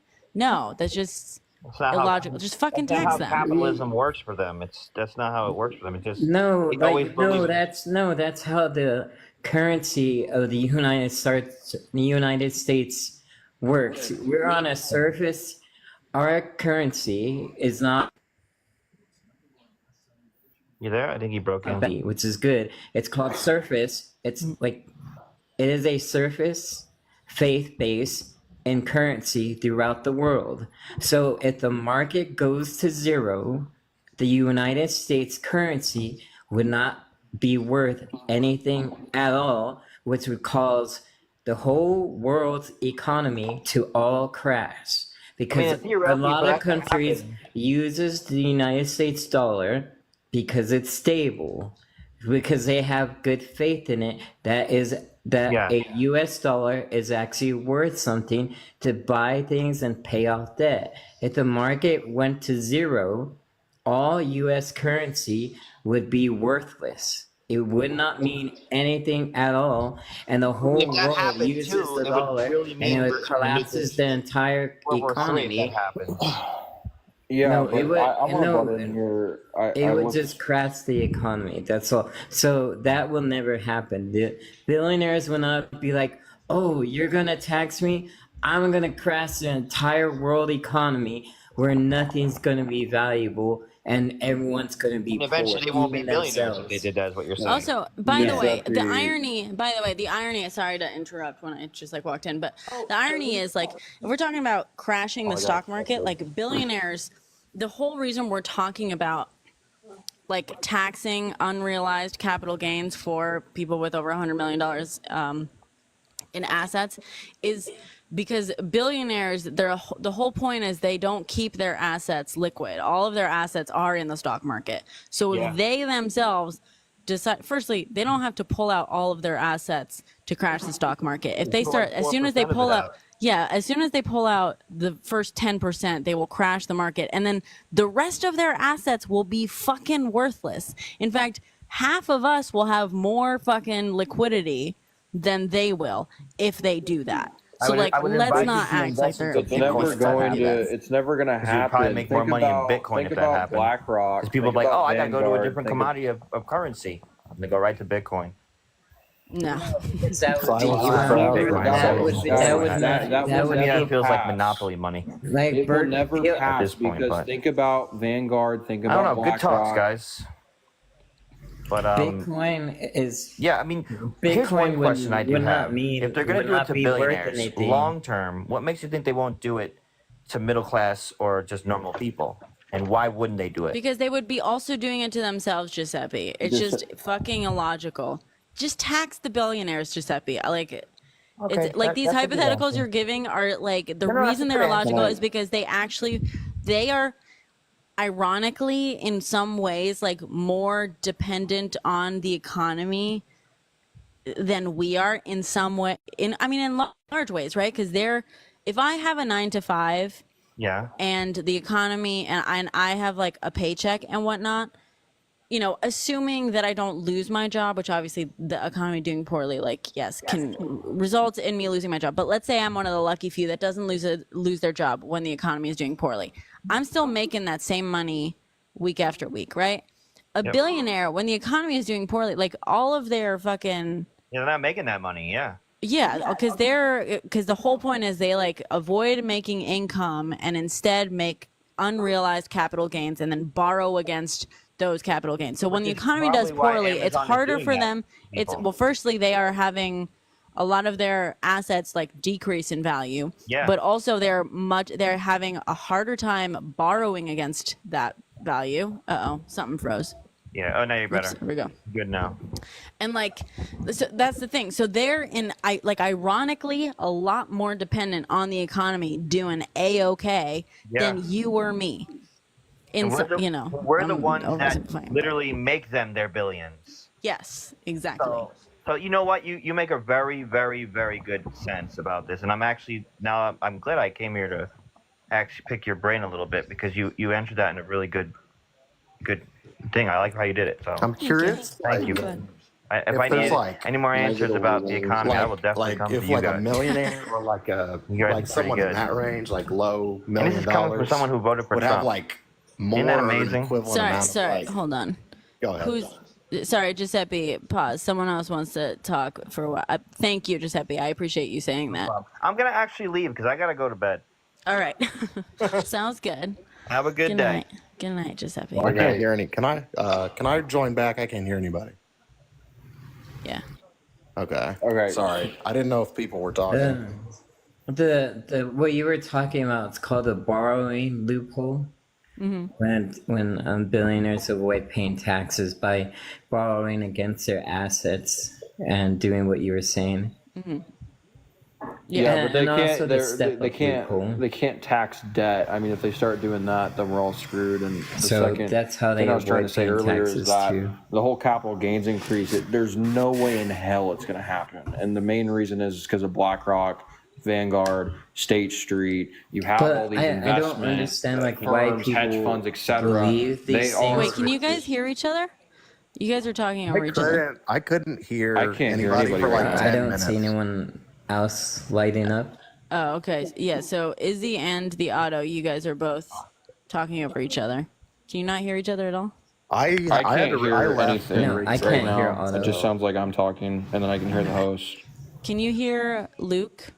I left. No. So What do you mean? If every, No, I I think if can't you leave hear and you. rejoin, it'll Shit. fix that. All right, yeah, can you guys, how about this? Everyone drop down and I can, Do if you wanna request everybody, back. Do you want me to drop down too? yeah, and you can request back and I'll reaccept. Let's see if we can, it seems like it's broken for everyone right now, so let's see. Champ. Can you hop down? We're trying to just fix the multicast thing. Here. You could hear everyone. Okay, cool, Robin. Hi, Luke. No, I literally, because you said something and then everyone went dead silent, and I was like, dang, she just. I can hear you, silenced the panel. Luke. I can hear you I now. was so impressed. Luke, can you hear the auto? Yeah, I can hear the auto. Okay. Okay, cool. My thing was like, it's never gonna happen because Vanguard, State Street, whatever else, BlackRock, like all their money is literally wrapped up in the U.S. Market as well as global markets, right? So if they were to add like that kind of percentage increase on unrealized gains, the amount of like taxes BlackRock, like these investment firms on top of their investors would have to pay would be so astronomical it wouldn't even be funny. Like I bet you they like with that kind of increase they could probably rake in $1 trillion in extra tax revenue if that were to happen. Like it would be goofy money, like stupid insane. But again, just a reminder, they would be taxing the capital gains, right? So still the increase in value, not even the existing value. So you could rake in $1 trillion and all of the people that they'd be taxing would still be making money. Like the only reason they'd be taxed on it is because they would still be increasing their asset value and stuff. So it's like no one's like losing money in that sense. Everyone it still requires people making inordinate amounts of money in order for some of it to be taxed. Yeah, but you're talking about unrealized capital gains, right? Well, we're talking about the proposed tax policies because people were coming in here being like, oh, turning it into the big boogeyman. It's like, well, let's actually fucking talk about what that means. Like, and who it applies to. I mean, yes, they would still be making money, but they're not making as much on their money as they used to be making if that tax thing gets passed. Like, it's going to be a big difference. Yeah. Sorry, I'm just trying to. And that's the big thing, like, because I've had multiple wealth management advisors try to talk to me about my business and all this stuff, and they talk about the kind of returns I could get if I give them money and and all that stuff, and like if you have unrealized gain tax go into something like that, like those dudes would be freaking out. Everybody that deals with wealth management, hedge funds, anything like that, like it would, I mean, oh my gosh. They can fucking deal. I'm sure they would. Yeah, because they're not used to paying any taxes on shit. Well, you look at their investors, because these people that are retired or they sold a business, they basically retired and they have a crap ton of money. They're giving their money to wealth management firms, to all this stuff, right, to collect interest off of it. You have their customers literally freaking the F out, being like, oh my gosh, you're telling me like I can't go buy this boat this year because I'm going to have to pay all this extra tax. Like, what the freak? I'm pulling my money out. I'm liquidating. I'm going all liquid. That's bullshit. Tax, because again, you only get taxed on increases in your income and stuff. You know what I mean? Like people being like, I refuse to make any money because I'm going to make less money. It just doesn't make sense. It's just bullshit. That's not how the world works. So I don't know, like, why they keep on bringing up situations that's never going to happen. Well, I'm just saying it's not. There's no way it's going to happen because, like I said earlier, I mean, it would. I mean, the amount of tax money or revenue it would bring in would be just insane because of how much money is wrapped up in like companies like BlackRock, Vanguard, etc. You know. Can I break down how the economy works so that way y'all can understand it? You don't know shit, dude, but go for it. I need the comic relief. The rich create jobs, correct? No, that's not true. Okay, then are you gonna pull out? You know that trickle down no. economics. Answer my question. Who creates jobs? Small businesses, and it's not the wealthy. It's businesses. The wealthy create jobs. Can you tell me what happened in 2017 and 2018? Can I make my point? No. Okay. Well, let's just deal. Let's deal with reality. Let's deal with the reality. rich create jobs. If the rich don't have as much. No. Let's deal with facts. Okay. What happened in 2017 and 2018? After the large tax cuts from Trump, can you tell me what happened? Companies did not hire nor train new employees. What did they do? They puffed up their own stocks by buying their own stocks. Between 17 and 18, there was $88 billion in stock buybacks. The following year, it was $75 billion in stock buybacks. That is why you kept on hearing the down. You can't even let me make my point. This is all right. Well, let's all just right. Okay. Izzy, No, I know where you're going with. Okay. Before I can even make a point. Okay, Copenhagen, I'll play. So you're asking me who creates jobs, right? You want me to say the wealthy. Can I ask you? Answer it honestly. Who creates jobs? Who do you think creates jobs? Can you stop fucking yelling at me, dude? Like, calm the fuck down. Answer the question. You don't get to make demands. You don't get to make demands, dude. Don't no, beat around the Copenhagen. bush. You want me to say wealthy people, right? Big companies, I want you wealthy. to answer it honestly. Who you think? Stop fucking yelling at me, dude. No, calm down. Because you're telling me what you think I want you to say. That's not the case. God, why are you so emotional? Why are you so emotional, dude? Oh my God. Just answer the question. But Copenhagen, you are incorrect. I'm going to say, sure, Copenhagen. I'm going to play along. I'm going to say wealthy people. Okay? Let's do it. Why don't you believe that? Because it's not okay, true. Copenhagen. It's not okay. It doesn't fucking matter, guys. It doesn't fucking matter. Sure, wealthy people create jobs. Okay, okay. Next. So how about now? I'm going to ask you a question. Why don't small businesses and unwealthy people, like fucking non-wealthy but not poor people, create jobs? Copenhagen. I'm not saying they don't, but they don't create as many jobs as the rich. Okay, correct? So why don't they create as many jobs as the rich?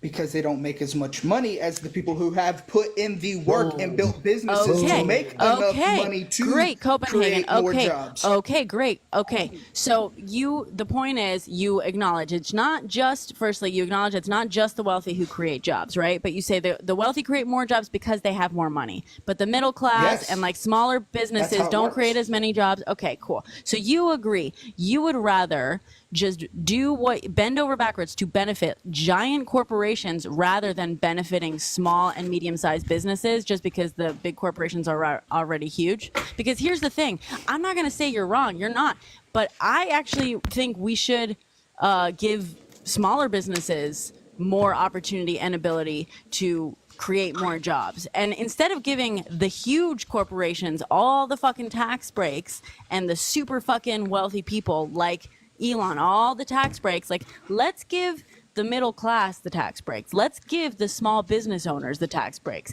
Tax them, because, by the way, again, now we can have Izzy come in here and actually break the numbers down because Copenhagen, no, don't making my point. Okay, well, I haven't finished making my point. You're just running on sentences. You're not even letting me get a word in I'm fucking making fucking like dude. Chill, here, calm down. Calm down. I'm being factual. Calm down. Calm down. Let me ask you a question. So my point is there are Doesn't want to let anybody else get a word in edgewise. God, you're such a little whiny dude. Hold on, I'm gonna say something. Jesus, you're so whiny. What Small a whiny little businesses create baby. more jobs than all the big corporations. Okay, if you want to look at large corporations, medium-sized corporations, and then small corporations, the small corporations create way more jobs than all the big corporations combined. Opposing thoughts talk. Oh my God, what a little baby. Little baby. You're the one being a baby. You're the one that keeps muting me because you can't handle the truth. Because I'm trying to have, we were having like a great, like respectful discussion up here. People who don't even agree with each other. And like, you're coming in here being a big old baby. If you are. I'm fucking respectful, dude. You didn't like, let you me come speak. in here. You cut me off. You asked me a question. Didn't let me answer the question and just kept talking. That's all you do. That's all the lefts do in general. Dude, the irony of you coming up here and fucking just like yelling this emotional drivel and then whining that liberals just don't stop talking. You're whining. You'll probably be whining by the time I get I'm in here with like a race to 1,005. So I have a question. That's a fact. If, let's say you tax us 44% on increased value for the rich, how are they supposed to put money back into their business? Unrealized capital gains. Tomato, tomato. Anyways, not tomato, tomato, so dude. There's like different. Do you know? How do there's they put money unrealized back capital into gains their business? very specifically. Well, you understand that taxing something means that they have increased that value, right? So if you tax a little bit of the value that has you're not been allowed increased, to say that because I just said that, and now you're saying I'm the trying same to thing I use just your. said. Dude, do you want me to fucking answer the question, or are you trying to like ahead. play gotcha with like? Answer the I'm question, using but don't your take 10 language years. because it doesn't seem like you understand Okay. what unrealized capital gains are. So you said, okay, taxing the increase in value, right? That's how you said it. Yep. And your question is, why are you so disrespectful, dude? I'm not. I just said yeah. Dude. You're asking me how are they going to invest in their own businesses if you tax on the increase in value? That's your question? Yes. Yes. Okay, so you understand that when you tax an increase in value, you don't we're not taxing 100% of the increase in value, right? We're Basically taxing 50. well, 44%. 44%. Basically 50. Why not use 44%? Why not use the actual number? 44%. Okay, let's 44%. Yeah, why are we being weird? Essentially half. Okay. Or Okay, round down, who bro. gives a It's Jesus? closer to 40, but it's, Oh my God, 44%. Okay, and so that means that you're left over with the rest, the 56% of the increase in value. So why don't they invest that 56% increase in value? They can, but they can't invest as And they much will. because they don't have as Sure. much to invest. Right, Copenhagen, but I don't So care explain if they it. don't have. Well, I don't care. Why do I care if they don't have as much? The point is that if they're getting value, if they're increasing in value in a year because of like all the things they can do that are not being taxed, like I think we should tax them in the same way that we tax income.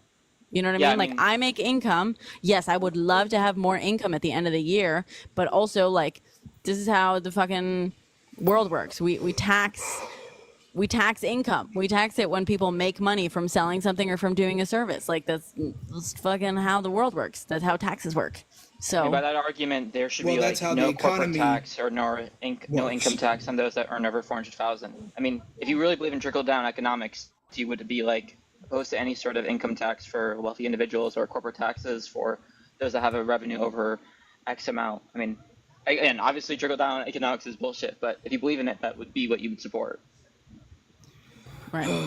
Okay, so I wanted you're just upset that they don't get to. Conclusion. No, I didn't. If the opportunity cost okay, I won't talk. is too great for having the additional tax revenue, then why would you want any sort of tax revenue at all to be taken away from businesses that are going to reinvest it? I wouldn't, because if they reinvested into the business, creating more jobs, then it goes back into the economy, which circulates money through our economy, which then creates a better economy. But y'all don't understand that. No, we understand that, The more Copenhagen. money circulating through our economy, Copenhagen, we the better understand it it. is. Copenhagen, we If you didn't, understand you it. wouldn't want to take away money. We just disagree with your conclusion. Yeah, Copenhagen. The point is, like, and also, Go by and the way, say like, I'm dumb again, and I will report you, and you will be banned. all right, dude. All right. Don't so, call me dumb. Watch out. You are dumb. No one. I'm not. You I are. will report everybody in this live that says You don't that, have and to you call will him get a dumb. You can strike. just say he believes in trickle down No, economics. I mean, it has the same no, conclusion. you could just. No, he was incorrect about everything, so he is dumb. All Well, right, that's the I point. can't I mean, have he believes in people. trickle down Did we block economics. it? There Did you go. someone block him? Yeah, you can't. If you're gonna come in here threatening to like try to get people banned, like we can't have you in here, guys. He came in here very hostile. Oh, absolutely. Yes. I mean, I was scared. I was gonna get banned. We're all gonna get banned. I'm not apparently. scared. I didn't I even get do anything. no. Listen, I'm just saying, I'm my talking. I live don't gets. really think he I has have any been sort of suspended. authority. I have been suspended before. I'm not gonna fucking play with people coming in here trying to get me suspended and banned. I'm not gonna fucking play with that. If that's what you're here to do, like. It seems like all these Trump Toad, supporters. yeah, it's fun. It's amazing that you're here regurgitating the same shit that at least 2 other people came in and said yesterday. 12 out of 16 years. Okay, cool. Let's go back 20 years. Let's go back 24 years. It starts to even out. See, like the fun thing is you can pick a cutoff date that is most opportune. Yeah, for the last 4 years it was Democrats. Oh. For the last 8 years, 4 of those years were Republican. Ooh. If you go back another 4 years, 12 years, yeah, it's 8 of those were Democrat. If you go back another 4 years, it's fucking 12 years out of the 16. But if you go back another 4 years, and actually another 4 years, then once again, we've had an equal number of years under Republicans and Democrats. You see how that works? You keep going back. If you do the cutoff right at the most, like, opportune time, you can prove whatever the fuck you want.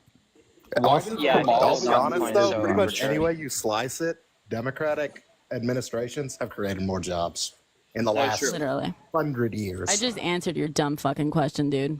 And you can easily, the try to last just 4 think about it in years, terms Trump- of like, oh, what happened in the last Yeah. X amount of years. I mean, in the Well, 21st century, the 2 largest recessions occurred under a Republican administration.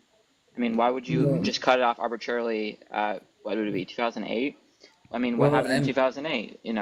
Obviously it was The- Bush's administration leading to the largest recession in the 21st century. And then we had the pandemic, of course, that was under the great administration that was Donald Trump.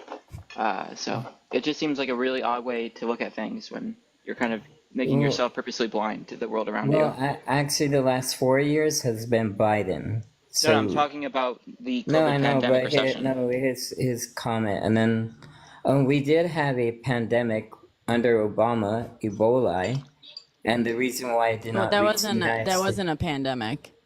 That was an Well, I mean, epidemic. yeah, It's a very different thing. Well, And also, it it got wasn't cut off at the exactly source.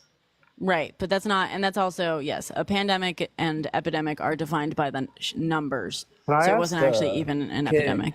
Can I ask it a question ran- just for it ran- clarification? on It what ran we're talking wild about? in Africa. Sorry, can you guys hear? You're speaking over each other again. Yeah, I just wanted to ask: are we talking about just the economy or like job creation? Like what exactly? Well, I he don't was know. talking, Incred Toad just came in here asking the same fucking question that Fox News must have said something Right, at so some just- point about being like the last out of the last 12 years or 12 out of the last 16 years were da da da without like ignoring the fact that if you go back another 8 years then it flips to fucking So he just spewed Republicans. a talking point, and we're trying to decipher it. Got it. Yeah. Well, also the Senate has been mostly under Republican control because Mitch McConnell That's true. has been the majority speaker from the Senate for like forever, and we are in a gridlock Congress. The House is run by the Republicans in the Senate. Neither party has the majority to do anything. Yeah. So I don't know why these people are like saying things. I think Yeah, maybe Skylar. Fox News and what is that other news outlet? OANN or whatever. They're Nation. probably doing like a crash course on Republican style economics, so they're just running in here yelling the same stuff that you've been hearing for the last like 10 years. Only the wealthy create jobs. No, they don't. I think the I've reason got- they say it is because they like fundamentally misunderstand like the federal government so much so that they don't understand that like everything is not responsible, or the president is not responsible for everything that occurs within the economy. And I feel like they understand that when it's a Republican president and things don't go as greatly as they envision it to be.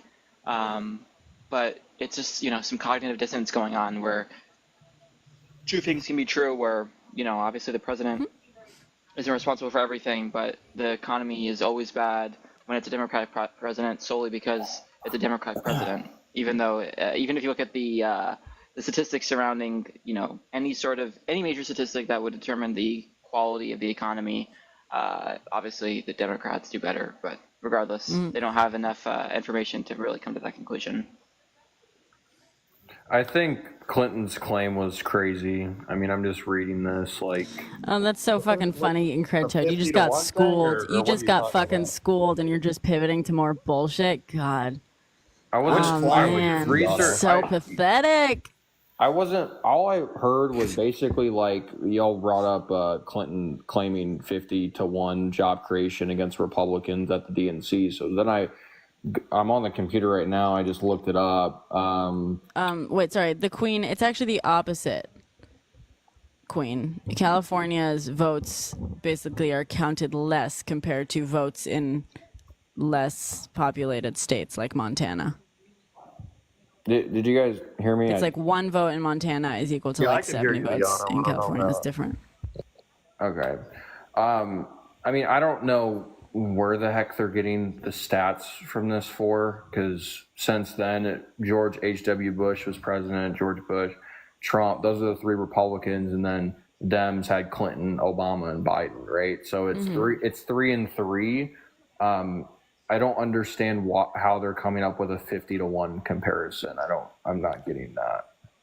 50-1 comparison on what? I'm not saying that.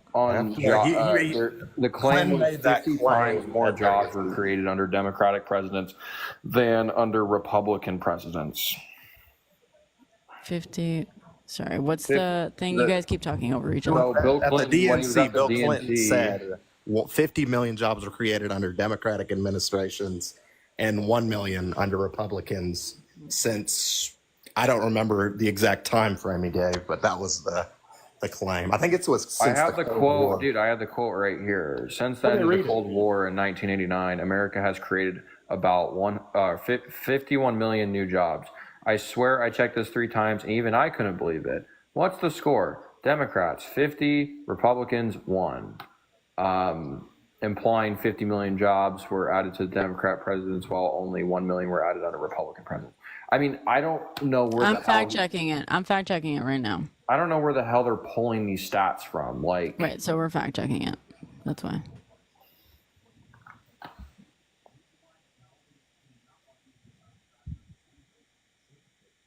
Did anybody see? Is that true? Actually, yes. The claim comes with caveats. Did anybody see the article that just came out where they inflated all the job numbers? I'm on jointeconomiccommittee.gov, JE So Senate. 51 according to the data from the Bureau of Labor Statistics, 51.5 million jobs have been added since January 1989, and roughly 1.3 million of them were created while a Republican president sat in office. I think. Damn. That's real. That cycles though. If you look at COVID, I mean, I'm looking at the government website right now. To stop their job. The Bureau of Labor Statistics is a governmental, that's a trustworthy source. What source are you looking at? I'm looking at jec.senate.gov, so Joint Economic Committee. Well, this is the numbers. Private sector job growth has been faster on Democratic presidents. Obama was 1.2%, W. Bush negative 0.04%, Clinton 2.6%, H.W. Bush, which is senior, was 0.4%, Reagan 2.3%, Carter 3.3%, Nixon and Ford 1.7%, Kennedy and Johnson 3%, Eisenhower 0.5%, Truman 2.7%. So on this graphic, it is jec.senate.gov/public. That's exactly what I'm looking at. That's exactly what I'm looking at. It's like 2 pages, and it says private sector job growth has been faster on Democratic presidents, and also the GDP grows 1.3% faster under a Democratic administration than it does a Republican. All metrics comparing Republican to Democratic presidents, Democratic presidents outperform Republicans The only problem I have with this graph, because I'm looking Clinton, at the same thing, the only problem I have with this graph is it doesn't show anything about Trump or anything about Biden. And No, that boy, it's literally the opposite. That's not really the claim that President Clinton made, though. You know what I mean? No, well, I don't know, but this is just up to Obama. It says average of Republican presidents is 1.0%, average of Democratic presidents 2.5%. And it would be under, and it would be a lot worse with Trump because Trump left office with a negative 2.5 million jobs lost in his presidency.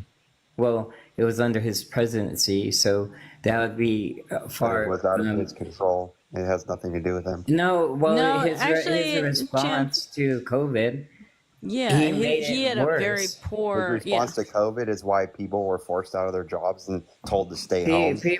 Jim, he extended COVID in the United States was a lot more devastating than it had to be. Extend COVID. States had their own control over how they wanted to handle the pandemic. Well, it should have been a federal because of public federal health policy, crisis, yeah.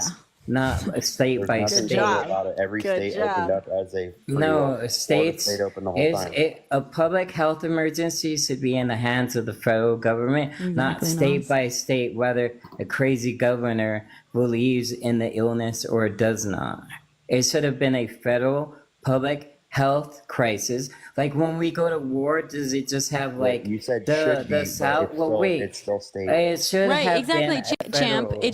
Exactly, it should have been, and it wasn't because Trump fucking failed at it. Thank you. Yeah. How does that change each state opening up and have different policies on how they handle it? Because he put it in the hands of the state when it should have been a federal public health crisis for the entire nation. Because COVID did not just happen in Nevada, Wyoming, or Virginia and North Carolina, and then the rest of the country was safe. No, it was a public health crisis that should have been handled at the federal level, not at the state level. I understand, Your dude but the sucks, states- dude. the Champ, states- get over it. Trump the fucking states that- sucked. The states that Get stayed over it. closed the longest lost the most jobs. Trump California was gave, one of the Trump last ones gave, to open. Trump gave the responsibility to the states. He failed at it. Okay, Like when we, Izzy, what would you suggest? when What the would you United suggest States, on how like he in handled World War COVID? So II, you're telling- like in so- World War II, well, wait, in World War II, did Hawaii just went after Japan? No, it was an entire nation. Izzy, So- how would you? What would you think should have been done with COVID? What do you think they should It have should done? have been in the So hands actually, and of I'm just gonna fact check you. The states with the largest number of cuts were actually Georgia and Kentucky and Alaska. So red states, who were not closed very long. So thank you for fucking playing, but you're not gonna be able to sit up here and lie. Wait, are you talking about like the unalive numbers? No, I'm talking about job cuts. Job cuts. Okay. Is that a percentage or actual population? Let me see. I don't understand why Republicans can't admit that Trump was wrong and that he failed. Yeah, He fucking had failed. he had less than 1 year, and he was given a certain amount of.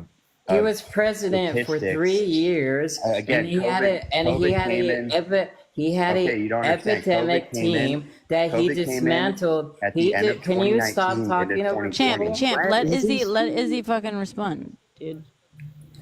Trump, when he went into office, disbanded the epidemic team, so there was no one in place no more at the Fauci. federal level. And then after 3 years of being president, when By it percentage. happened in 2019, that is why it's called COVID-19.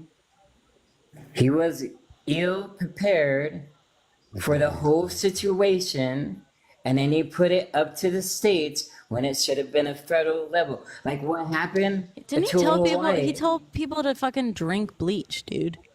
Like, really gonna come up here and argue that he fucking handles that swimmingly? I don't think he told ever people to told fucking people to drink bleach. bleach. Yeah, yes, he did. I'll fact check this right now. Go for it. He said that put disinfectant into your body, and then if we got a powerful light and shine it into people's bodies, He said it was a wouldn't get rid hoax. of. That was a live news broadcast. Bleach The injection. Republican. I don't understand why Trump supporters can't admit that he failed and he was a goofball, because that was on live TV. We all saw it and heard it. It was on live TV, and you have Trump supporters denying that he said it when he said it live on TV. Just to clarify, he said to inject the bleach. It's the same thing, and to put a powerful light in your body and to see if it would get rid of it. I'm sorry we got that wrong. He didn't. We fact so check much here, better. okay? Don't we fact check here? He in fact did not tell people to drink bleach. I am so sorry for getting that wrong. He told people to inject it.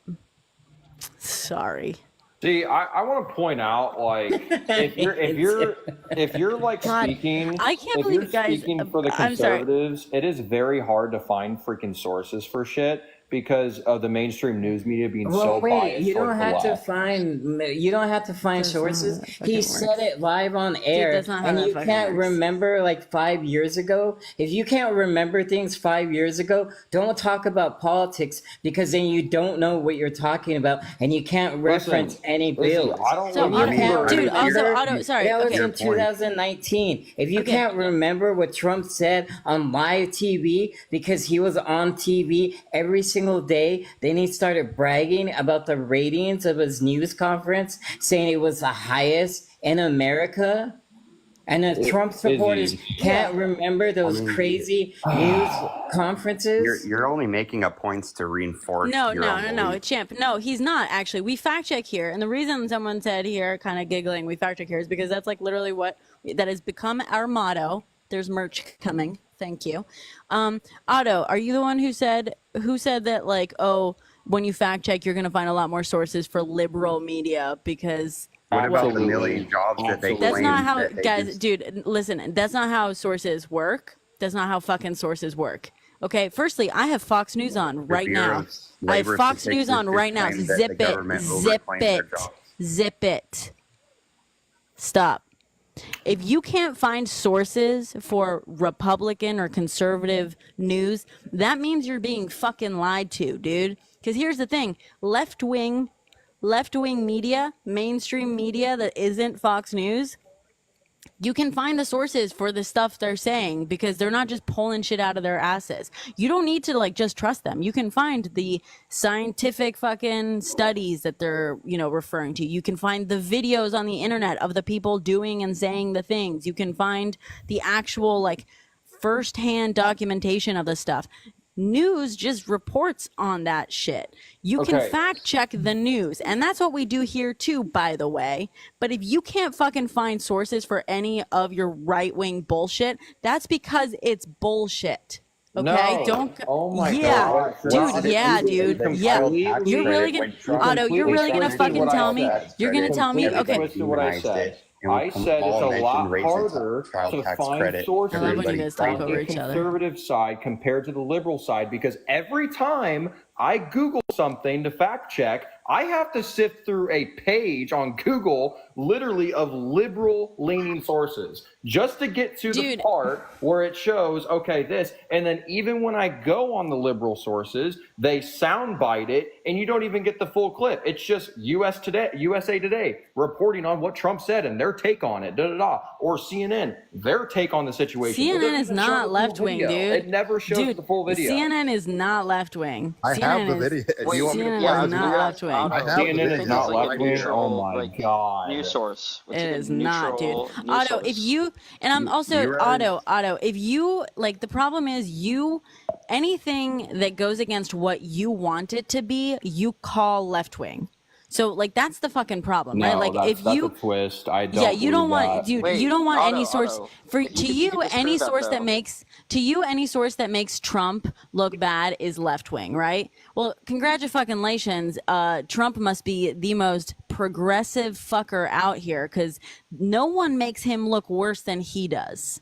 Okay, like it's just because you don't like what you're reading on a news site doesn't make that news site inherently liberal. It just doesn't. That's not how that works. I'm not saying that. I never fucking said that.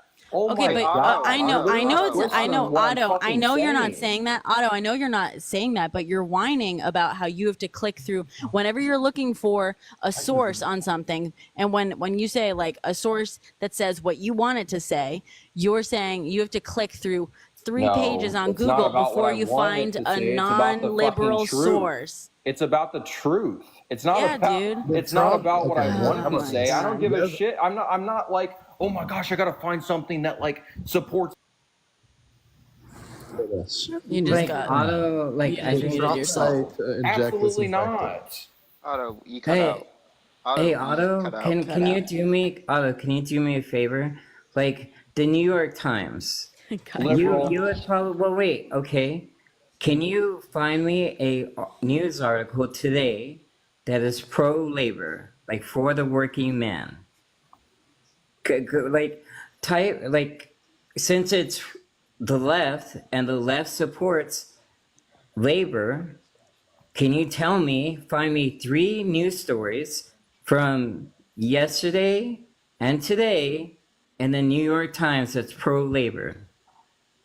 What does that have to do with anything? Bro, no, you said it's left just leaning. challenging the You premise said that it's it's like left leaning. So the New York Times would have articles with those positions in favor of workers. Give me 3 articles from today or any time this week that are strictly pro worker. I don't understand what the point about pro worker No, is. I am like, asking you to find a story in the New York Times that is for the average American, the average worker, since you believe the New York Times is liberal. Okay. That is a liberal position. It is one of the major liberal positions is for the working person. I would say more leftist, but yeah. Okay. Okay, So my problem then find me 3 stories in the New York Times. Since it is a liberal newspaper, it would be easy to find. Can you just tell me the news article of these, or you could just tell me the article that is in the New York Times? Well, it says subscribe now on New York Times website, so I'm not gonna fucking do that.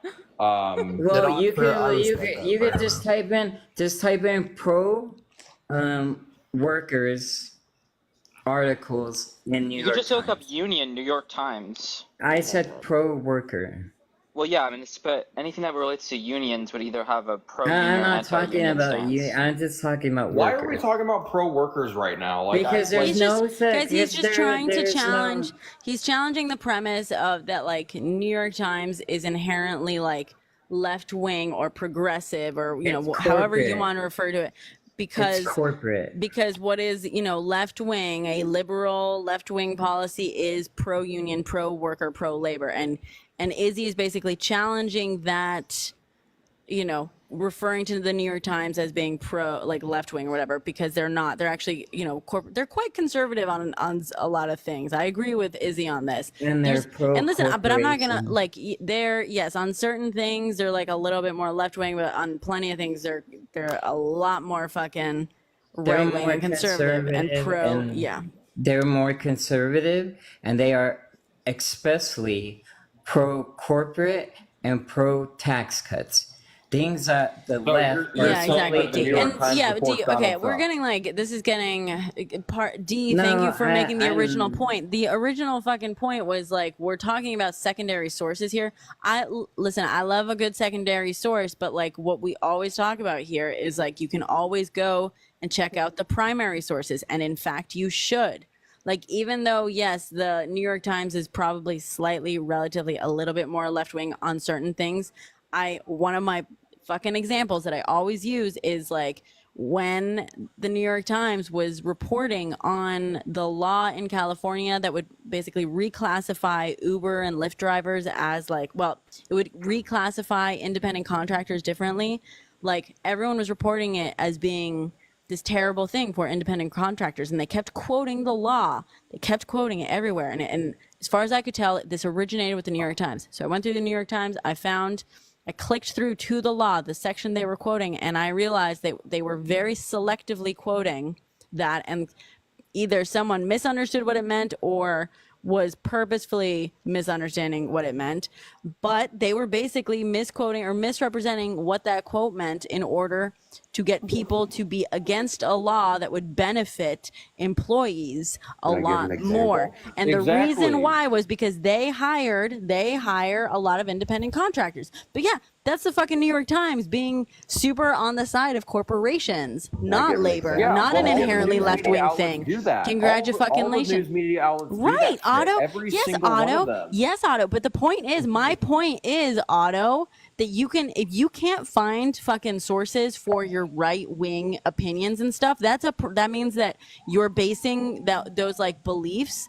on bullshit. Because I can find sources, I can find primary sources, right? Like I was able to pull up that fucking law and I could check it, and I do that with these things. You can watch the videos, you can see the quotes, you can hear the speeches, you can read the fucking studies, the scientific studies, you can I give see an the example? images. I Like never that is said what I can't go find to the fucking primary sources. sources. All right. I never said I can't find the sources. I'm saying it's You're a just saying lot most harder to sources are find. liberal. You're Can I saying most give an sources are example liberal. of a Let me bias? guess. You also think education is more liberal. Like, does The it not at Department any of point do you Education is democratic. at Yes. any point do you not like hear yourself ascribing education in general and fucking news reporting, all of these, like in science? I bet you also think science is inherently liberal, right? Like all these institutions Can that I are give an example genuinely of a based bias on the news media? concept of Can I give an example, please? of like truth and investigation are inherently liberal. Like, does that not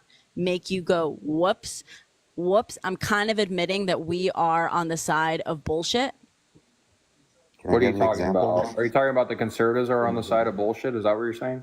Well, I'm saying that conservatives love to say like, oh, like education is left wing and news journalism is left wing and science is left wing, and now even in some states people are talking about how math is somehow a fucking liberal plot, like, and they're trying to ban certain math textbooks and fucking censor some math or whatever.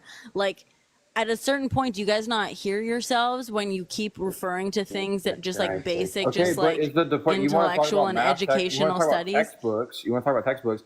Is the Department of Education, is that Democratic or Academia is Republican? liberal, reading is left wing, like College is literally a multi-billion-dollar all industry. forms. Like, is it not? Do you not start to realize that when you start saying that like any form of like education and intellectual practice, and I mean intellect not in like a shitty way, like, or douchebag way of intellectual practice, but like any sort of intellectual exercise where you are investigating truth, every single one of them you describe as like a liberal thing. Do you not start to hear yourself and realize like, oh, if Okay, you well, were I'll ask you this. I mean, I asked you a question, you didn't like answer it, but I'll ask you another one. So when it comes to political science and political science majors, which one do they typically, because you want to talk about truth, getting to the truth, all this stuff. When you look at political science majors, which party do they normally lean to? Is it Democrat or is it Republican? I don't really It's see the Republican. relevance. Typically, 80% of Okay. political science majors lean conservative and they lean Republican. And but is they are that, the but ones. okay, that but do you study understand that like political- Wouldn't correlation that and mean that causation are education is two right-wing? different things?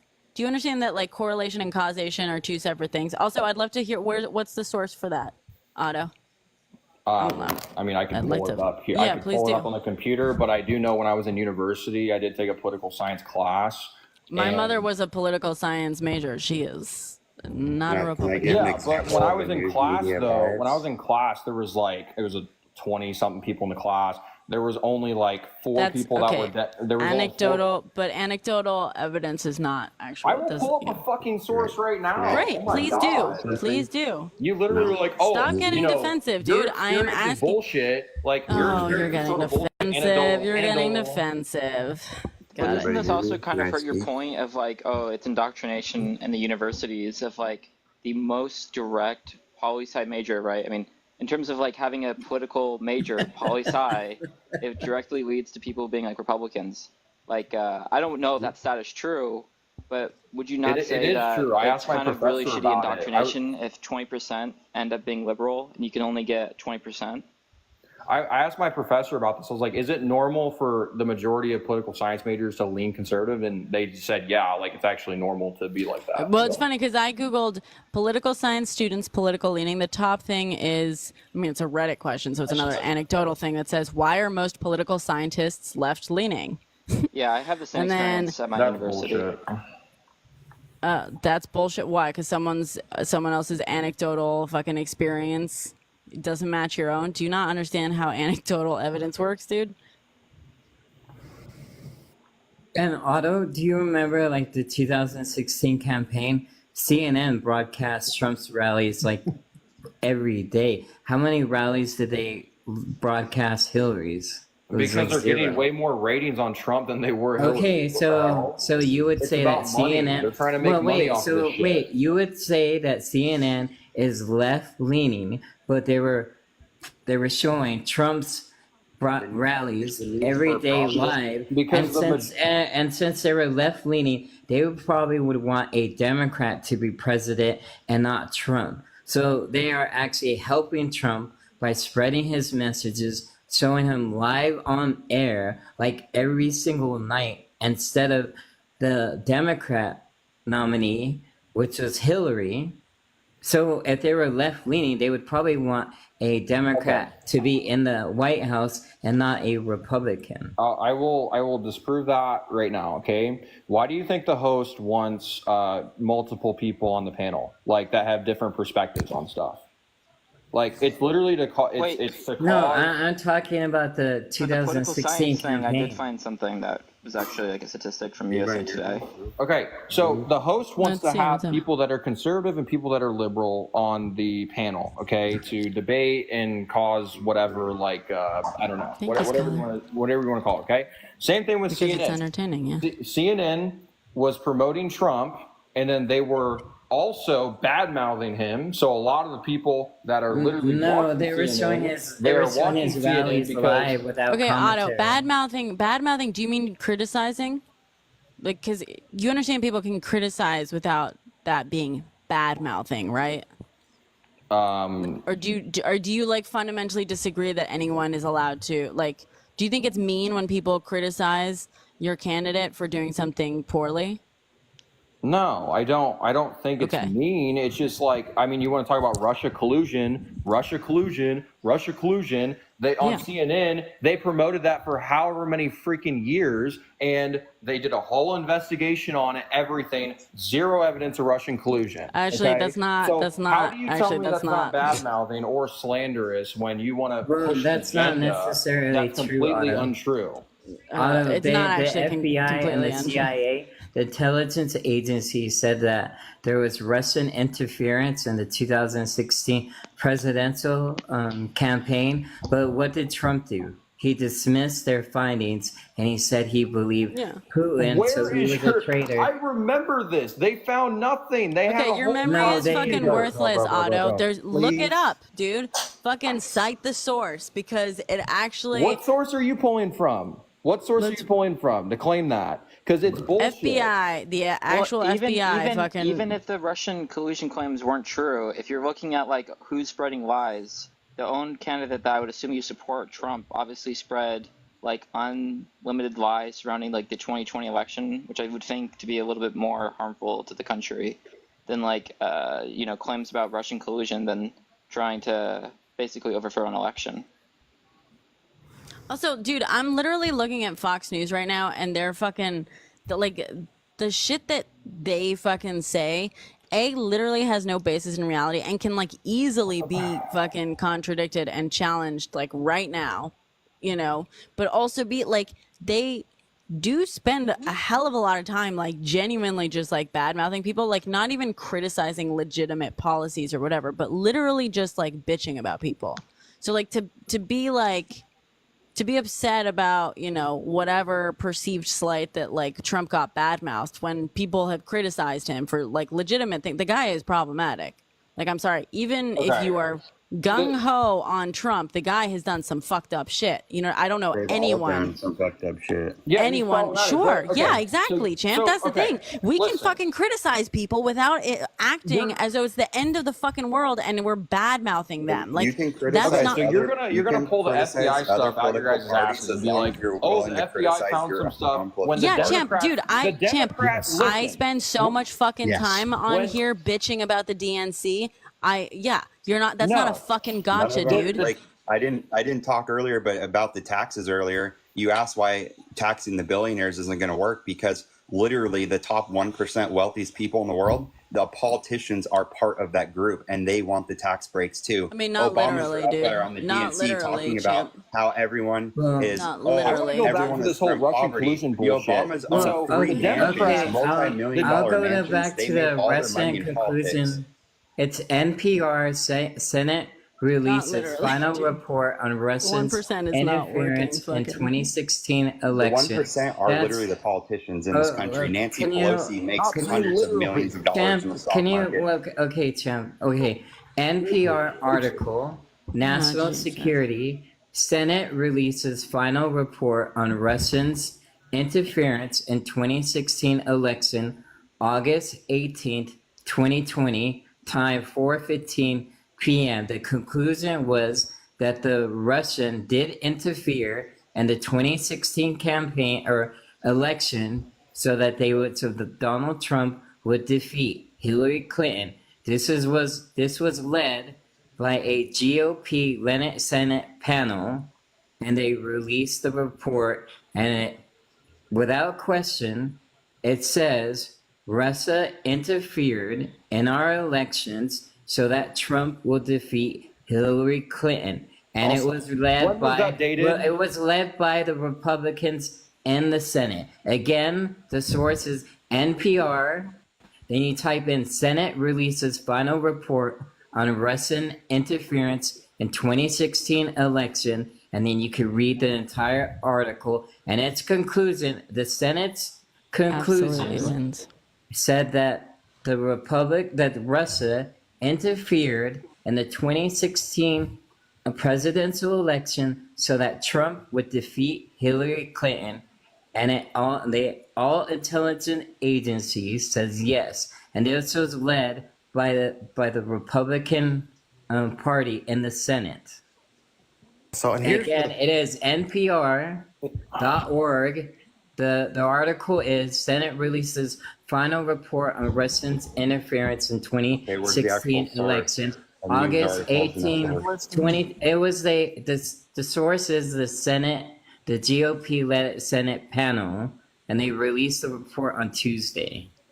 So in 2020, so I guess on August 18th, that must have been like It needs to be a Tuesday or prior to. It was probably No, prior it to doesn't. the 18th, but Here's my problem with That's it. with what you're saying, because I'm trying to find the source. No, That's not it the is. front- What that's it, not- I just gave you NPR.org, okay, or just type in in your Google search, just type in Senate releases final report on Russian interference in 2016 election.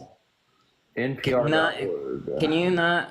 I am giving you the full article. You just have to type it in. Okay, I got it pulled up right here, but I do want to make a point. Okay, back when they hired, or wasn't it John Durham that originally did the investigation for the Russian collusion? This was like a GOP Senate led This was a GOP led Senate investigation. So the GOP, which is the Republican Okay, I'm Party not talking in the about what you're Senate, talking about. I'm led talking the about a different one. investigation to find out the answers of what happened in the 2016 presidential election, and their conclusion was that Russia did interfere to help Trump defeat Hillary. And when they gave the information to Trump, he said he did not believe U.S. intelligence and Zeki when he his first meeting with Putin. Then he turned to the entire world and said,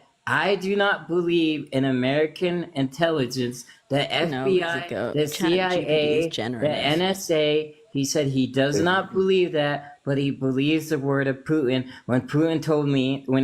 Putin told Trump they did not interfere, but all the evidence suggests they did.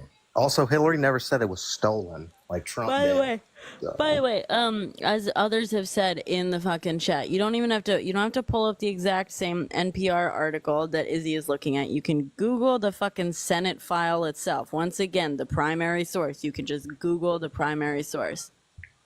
It's out there, guys. Otto, I think when you were talking about John Durham, I think you're confused. I think you're talking about Robert Mueller, but even in Robert Mueller's report, which, by the way, was held so that Barr could release his summary of the report before anybody read the actual report. But in the actual Mueller report, it didn't say no collusion. It said that they couldn't effectively prove that there was collusion. That's an important distinction. It didn't say, we found that he did not collude. It said, we didn't find enough evidence to say that he did collude with certainty. Yeah, and the Democrats and then the other thing, hold on. And then the other No, thing that they it said, didn't, dude. And then the other thing my that it God. said, which is really important, is even if we found collusion, we don't believe we can charge a sitting president. That's the really important thing that Robert Mueller found. But you did just state that there was no conclusive evidence that suggested that Russia interfered with the election. That's really what you just said, though. No, He they said did. he didn't have enough to bring charges, and No, that he couldn't but- charge a no. sitting president. No, what happened was they did not find a connection with the Trump campaign and Russia giving the Trump campaign evidence. But they did interfere in the election so that Trump would win. They didn't have to work directly with the Trump No, but campaign that's bad to advice. interfere. Don't use ChatGPT to fucking Google. ChatGPT is generative. Do not use ChatGPT to find factual answers because half the time it makes shit up, guys. Sorry. Keep Guys, going. I used ChatGPT. I said, write a bio of film and TV composer Andrew Scott Bell, and literally, absolutely nothing that ChatGPT said about me was true. Apparently, There you I'm go. from England. I was born in 1957 or something. Literally nothing about me in the It is bio true, that Goat. ChatGPT You just don't understand how was ChatGPT true. works. It is generative, which Well, means you're probably not that famous, so it doesn't probably have enough information. It doesn't fucking matter. ChatGPT is generative AI. okay. It is not. It's not out here looking for existing information. It's literally like ChatGPT is not designed to give you factual answers. It's just designed to give you the most likely answers, like based on language. Can I just Do clarify? not use it to replace fucking Google, guys. I said that because I thought it was odd that he said Google was too slow when Google is like, it takes like 3 seconds. Yeah. So I was saying that kind of mostly joking, but yeah, that might have come off a little wrong. I just found the report. It's on ChatGPT scans the intelligence. internet for language, guys. Well, I just By the found way, the Izzy, report. I used Gemini, and Gemini wrote a really wonderful bio about Well, me that was completely factually well, accurate How can Google be and biased? cited Well, its wait. source. I just found the report. It's at intelligence.senate.gov//sites/default/files/reports/default/volume5.pdf. It says report of the Select Committee on Intelligence, United States Senate on Russian activity measures, campaign, and interference in the 2016 U.S. election. It's 966 pages. I'm on page 1. Okay, so can I get a summary of this? You're saying that there's proof and Thank you, sources Elaine. of Russia meddling in. I just gave you, again, it is called intelligence.senate.gov. I'm on that same thing. Yes. Well, it's a PDF file, then you know it's 966 pages. Okay, so you could spend your time to read it, and then it'll come out and say, yes, Russia did interfere in the 2016 election to help Donald Trump defeat Hillary Clinton. But okay, so I'm giving you the file, the committee's report. It's right here. It's 966 pages. yes, You I'm can looking, find dude. I'm looking at it. Okay. Okay, I can't. All right. I mean, please, like, talk faster a little bit. Like, I'm just. Well, I just want to Oh. make sure that you guys could hear me and understand instead of. Yes, I get that. So it's my problem with this is like I'm reading some of this stuff, and yes, there is claims and some stuff that they found in the investigation, yada yada yada. Okay, it goes back. My problem with this is I could say the same thing about Trump when he went around the country, and went in front of court about the 2020 election. Okay, Well, this and is this report is generated from the intelligence agency. So you're telling me that you're smarter than the FBI, the CIA, and the NSA? Yeah, Otto. No, hold on, Izzy. I just want to let's let them get their points out before, because what are you saying? You're saying that Trump claiming something is the same as the Senate intelligence community claiming something, or committee? Okay.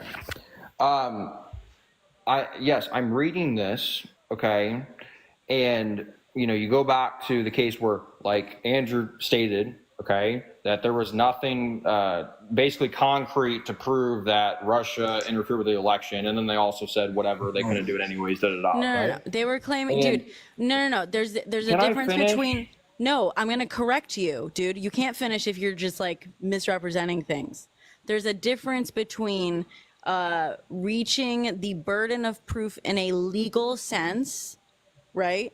And finding proof of something. And what they said was they could not bring this. They did not feel like they could reach the burden of proof in a legal setting. So they were not going to bring charges but the whole fucking reason there's a ginormous fucking gazillion reports on this from every fucking committee now is because there was evidence of things, and they present that evidence. But yeah, they're like, this isn't enough to charge someone with this. It's a different thing. Same thing about when Trump went around the country and tried the election. There was evidence, but it didn't meet the requirements, like you just said, to basically rule that there was enough election meddling or whatever you want to call it. Actually, so that's my big problem what are you talking about? With that claim or the stance. No. What are you talking about? What? When Trump said the election was rigged and fraudulent and mail-in votes, there was no evidence. There was no evidence. No, there was not. To support the claim. No, there was not. No, there was not. No, there was not, Otto. No, there was not. Literally, there was not. Can I just say one thing? Fucking shred of evidence, dude. And here's the amazing thing. Every fucking time someone claimed that there was evidence and anyone bothered to look to see where this fucking evidence was, it fucking absolutely fell apart to the point where in the few states where people tried to sue, trying to say oh, there was election fraud here, there, in every fucking state it was no, this is bullshit. Well, okay, I just want to say one thing. Izzy, if you think the election wasn't rigged, then you can't see that there was a Russia collusion. Dude, oh boy. There's not enough evidence on both ends. Can I just say, Izzy provided a very enough evidence source, to prosecute somebody, and then it's the same on neither both of y'all sides. have. Can you not speak over? Let me speak, please. Dude, yeah. Okay. Izzy provided a very specific source, multiple sources actually, and y'all are just saying it. So please give us a source. Give us a source on fucking, yes, thank you, on the election bullshit. Give us a source. Don't interrupt me. I've barely talked, please. Thank you. Can I just say there's a very big difference between not having enough evidence to charge someone and not having enough evidence to even bring the case in the first place.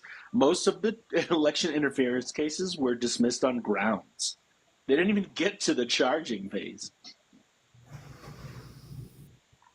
Where's the fucking source? Get us a source, champ.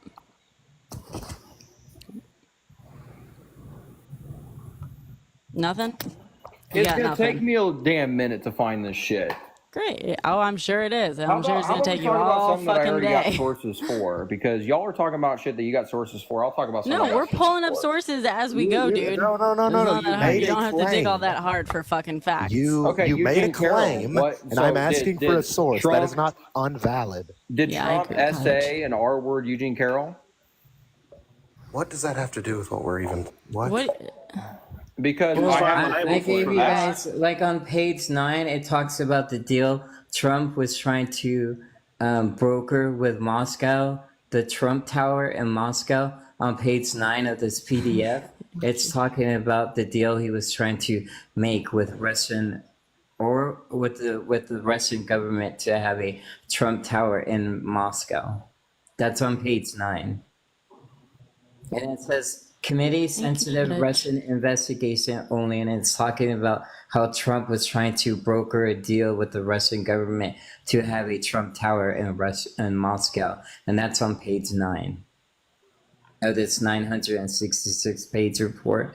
And also, I think on page 7, it does state that the Russians did interfere in the 2016 presidential campaign in favor of Donald Trump. Exactly, Benny. Thank you, Animal Crackers.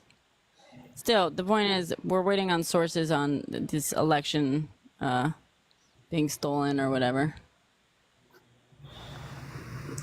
Well, what is Otto trying to find? Because I could find things. They're trying to find proof No, that the election was stolen. They're gonna find the source. They're finding it. Yeah, they're working on it.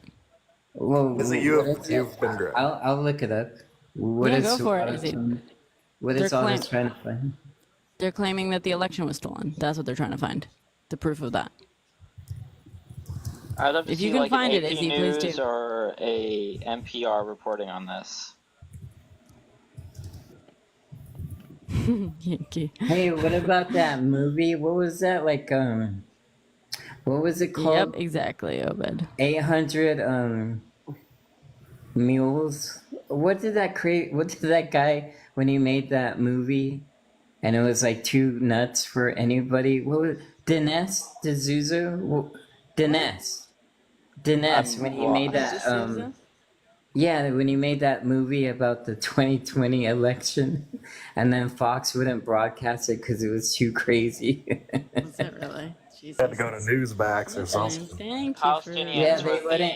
He got mad because they wouldn't promote it on Fox. So those other news channels started to promote it, and then after a while, they were like, "We can't do this." What was it like? Donkey something mule, like saying that they were trying to. 2,000 mules. Yeah, 2,000 mules. Was that literal mules? Did they count? Yeah, they were saying that there were 2,000 people, right? Mules in an election is somebody who like, what is it? I don't know. A mule in an election would be somebody who like ballot harvests or something. I don't know what the fuck.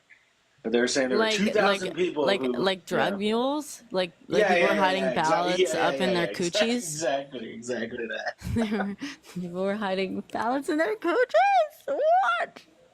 And not to be confused with The Mule, which I hear is a very great movie with Clint Eastwood. So you want to check that out You as had to well. pay to watch it. I'm sure you did. He had to fucking recoup his investors' money, his mom's money.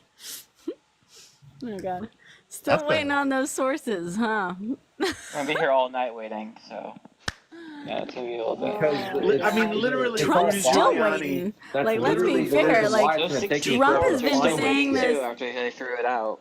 Trump has been claiming this for 4 years. He's still waiting on proof of it. Big tech. That was my exact thought. There's a hysterical clip. You can go find it. It's like Rudy Giuliani on the steps of a courthouse. I can't remember what state it is. Could have been Georgia. I don't know. Who knows? He's literally on the steps in front of the press saying, I can't wait. We're having our day in court today. We're going to prove the fraud. And then you can like cut to a clip of him in court saying to the judge, Your Honor, I'm not alleging that there is fraud. Oh my God. I only went to the Four Seasons. The landscaping. Oh, the one in the parking lot? Four Seasons total landscaping. Yeah, what a booking error. That was some intern being like, Okay, yes, sir. The Four So Seasons did they just call that company last minute and they were like, we said it was going to be at the Four True Seasons. Cottage, but we Yeah, do. yeah, exactly. But we do. Did you ever see that Rudy Giuliani clip from, I think, Saved us from 9/11. I'm pretty sure the one with the 9/11 fake still happened, Russian Yankee. reporter? You did a pretty poor job of it. I hear his response was like really good, but that's a bit of a exaggeration. I'll give him credit for that. Yeah, everyone loved Giuliani. I mean, I remember everyone loved Giuliani post 9/11 because he had a good, he was the there. mayor of New York at the time. He was there, and the cleanup. No, he was effort. like He did a first lot to of the fun. polls for a quick second in 2008, and then he started talking. I have the cases America's mayor. Trump versus Biden, Wisconsin, December 14th, 2020, and a 4-3 decision, and the Wisconsin Support Court, they dismissed Trump's 4 claims. Trump versus Wisconsin Election Committee, December 12th, 2020, the district court dismissed Trump's claim of the election being stolen. King versus Whitner, ED, Michigan, December the 7th, 2020, same thing. The court case was dismissed. There's 60 more of these. It could be dismissed for lack of standing. Court. Right, most of these cases were dismissed for lack of standing, which means they didn't even have enough to bring the case in the first place. Yeah, but these are giving the names and the date. Like this is King versus Whitmer. And then it was December like 7th, 64 or 2020. 63 And or this something, was yeah. this was in Michigan. The other one is Ward versus Jackson in Arizona, December 4th, 2020. It was dismissed. Following that one is Law versus Whitmer and Nevada District Court, Carson City, December 4th. That was dismissed. Are we going to go through all 60? Are we going to list all 60? Okay. In Pennsylvania, Izzy, let's not list all 60. I appreciate it. It's all good. No, I appreciate it. The point is, there's 60 of those. It's all fucking bullshit. It's all good. How many actually? Yeah, thank you, Izzy. Made it to court though. Like you don't have to listen. None of them, and none of them made. None of them. None of them. No. I think. I don't think any of them had any like sort of standing. I think maybe. Well, they were dismissed like in a court something, of law, like a judge dismissed them for standing, basically. Right. I'm saying I don't think any of them went beyond that. Right. If I thought the question. Oh, okay. That's I thought there was one. I thought there was one that went in. I thought there was one that went through or something. That was like a legal motion in support of the Trump team, but the case itself was dismissed. But the source for this one is campaignlegal.org and /results dash lawsuit dash regarding 2020 elections. If you want to know the website. I'm gonna say this right now. Whenever these gentlemen get back, I'm not going to let them pivot on this. They're gonna talk about it. I wish I had checked the time. Did anyone happen to check the time when they disappeared to go find the source? I feel like it was like 12:05 or around that. Really? Okay. This only took me like when they were saying they were going to get the source. I pulled out a piece of cake. I ate the cake, and then I washed the dishes, like the plate and the fork. Like I had a whole little dessert meal while they're looking for this source. So I don't know how long it's been. This only took me like. Well, this only took me like 30 seconds to find. Yep. All I'm saying because I want to finish my joke. All I'm saying because I want to finish my joke is that I had my cake and I ate it too before they pulled up the source. Nice. Good one. Nice. So I'm back. They found 1,400. It's a very low number. That had concrete evidence that proven voter election fraud. The Heritage Foundation, I found that too. Bookings.edu.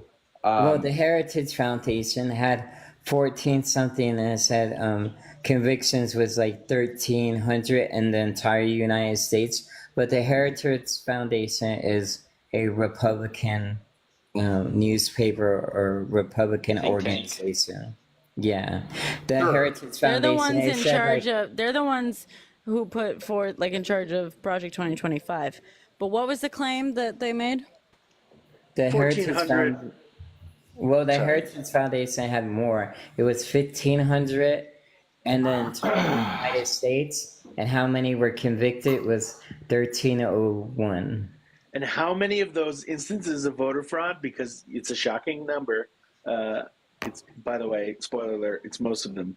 Were voter fraud, people using their unalived like mothers and stuff like that to vote for Trump. It's not the flex that you think it is. But it was only 1,000. It was only 1,500. So y'all were Izzy, waiting hold on. for us Doesn't to matter. come I wanna back, and hear. I'm back. I'm Violation fucking here. by Izzy for misinformation. Oh God, Izzy, sorry, you just got TikTok just flagged you. I'm sorry. Is that because he was reading the Heritage? Because he was reading the Heritage Foundation fucking things. Crazy. That's why you got to be fucking careful, guys. That's crazy. That sucks, though. Okay, so Sorry, that's- Izzy. TikTok literally flagged you and like booted you for misinformation for reading out the Heritage Foundation thing. I gotta be careful, dude. Izzy, I might get fucking suspended. Are you certain it's not somebody in like reporting Will from that the go? comments? Will that go against No, you, it's. or I what? mean, I don't. Did someone report? So No. you're saying you're going to get suspended if you cite a source from a right wing platform? Is that literally what you're saying? No, dude. Yeah, that's it's how far gone they are.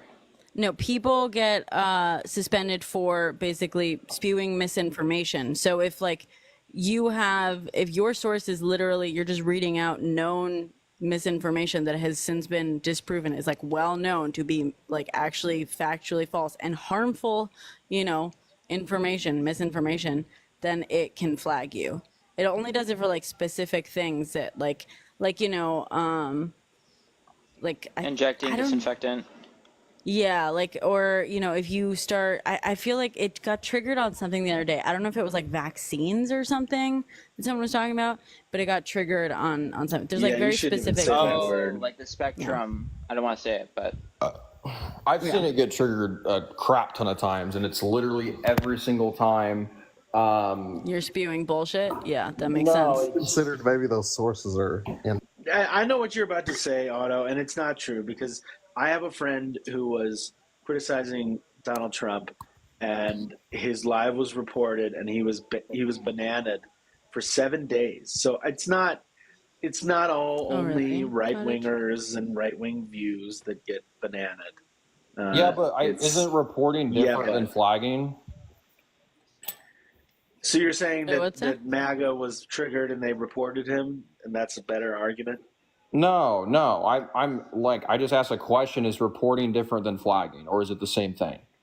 I don't know. As far as I know, like TT uses they use like algorithms, like it's like AI listening for keywords and stuff like that. So that's flagging, and then reporting is somebody like going on. Well, reporting, yeah, I don't know. When I say flagged, I just get like an alert that says something. You know what I mean? I don't know if that's a result of reports or the algorithm. Usually, you can sort of tell, right? Like I can tell when I'm being reported because people report me for things that like I strictly, absolutely did not do. You know what I mean? And I can like appeal it, and it'll usually, if I can get a human to look at it, it'll be fine. But a lot of the stuff is just like the automatic like AI algorithm, like filtering certain strings of words. It's not, I mean, for some of it, it's like, yeah, you don't want to, you want to avoid using some words because it'll just like suppress it a little bit just to be safe. But if you actually use like, say like a string of words that is, and these are rare, a string of words that it like knows is actual like hate speech or like misinformation or like whatever, it will trigger it and it will like flag it and stuff. No, it's not just keywords. It's like a specific string of words. Keywords will be more like is and pal. You know what I'm referring to? It'll start like maybe, and this is my feeling. This is what a lot of people's feelings, and who fucking knows, that it'll stop. It won't recommend it in the For You page as much. It's not that like you'll get in trouble or flagged or anything just for talking about is or pal. It's just that like the live will not be like recommended on the For You page. This whole thing doesn't get triggered by a single word. It gets triggered by specific, like, longer phrases that have been flagged as specific misinformation. That's still technically a keyword, though. Violation a by phrase Andrew can still be a Scott Bell. keyword. What? He didn't even say anything. What? I didn't even say anything. Sorry, guys. Andrew Scott Bell's live content is flagged for civic and election integrity. Oh. Wait, what did you say? Okay, well, definitely let's stay away from the. So stuff. Maybe people. Just don't okay, talk about if you elections or like anything going on in Gaza. Basically, nothing in regards to the voting or election or anything like that. Yeah. Someone might be reporting you, Andrew. Yeah, that's weird. There's no way he got flagged because he wasn't even talking for like 15 minutes. So, like, I want to make a there's point. usually a delay, guys. There's usually a delay of a few minutes. Since we're on the social media topic, do you guys remember when freaking YouTube got rid of the dislike button? Y'all remember that? Yeah, I do.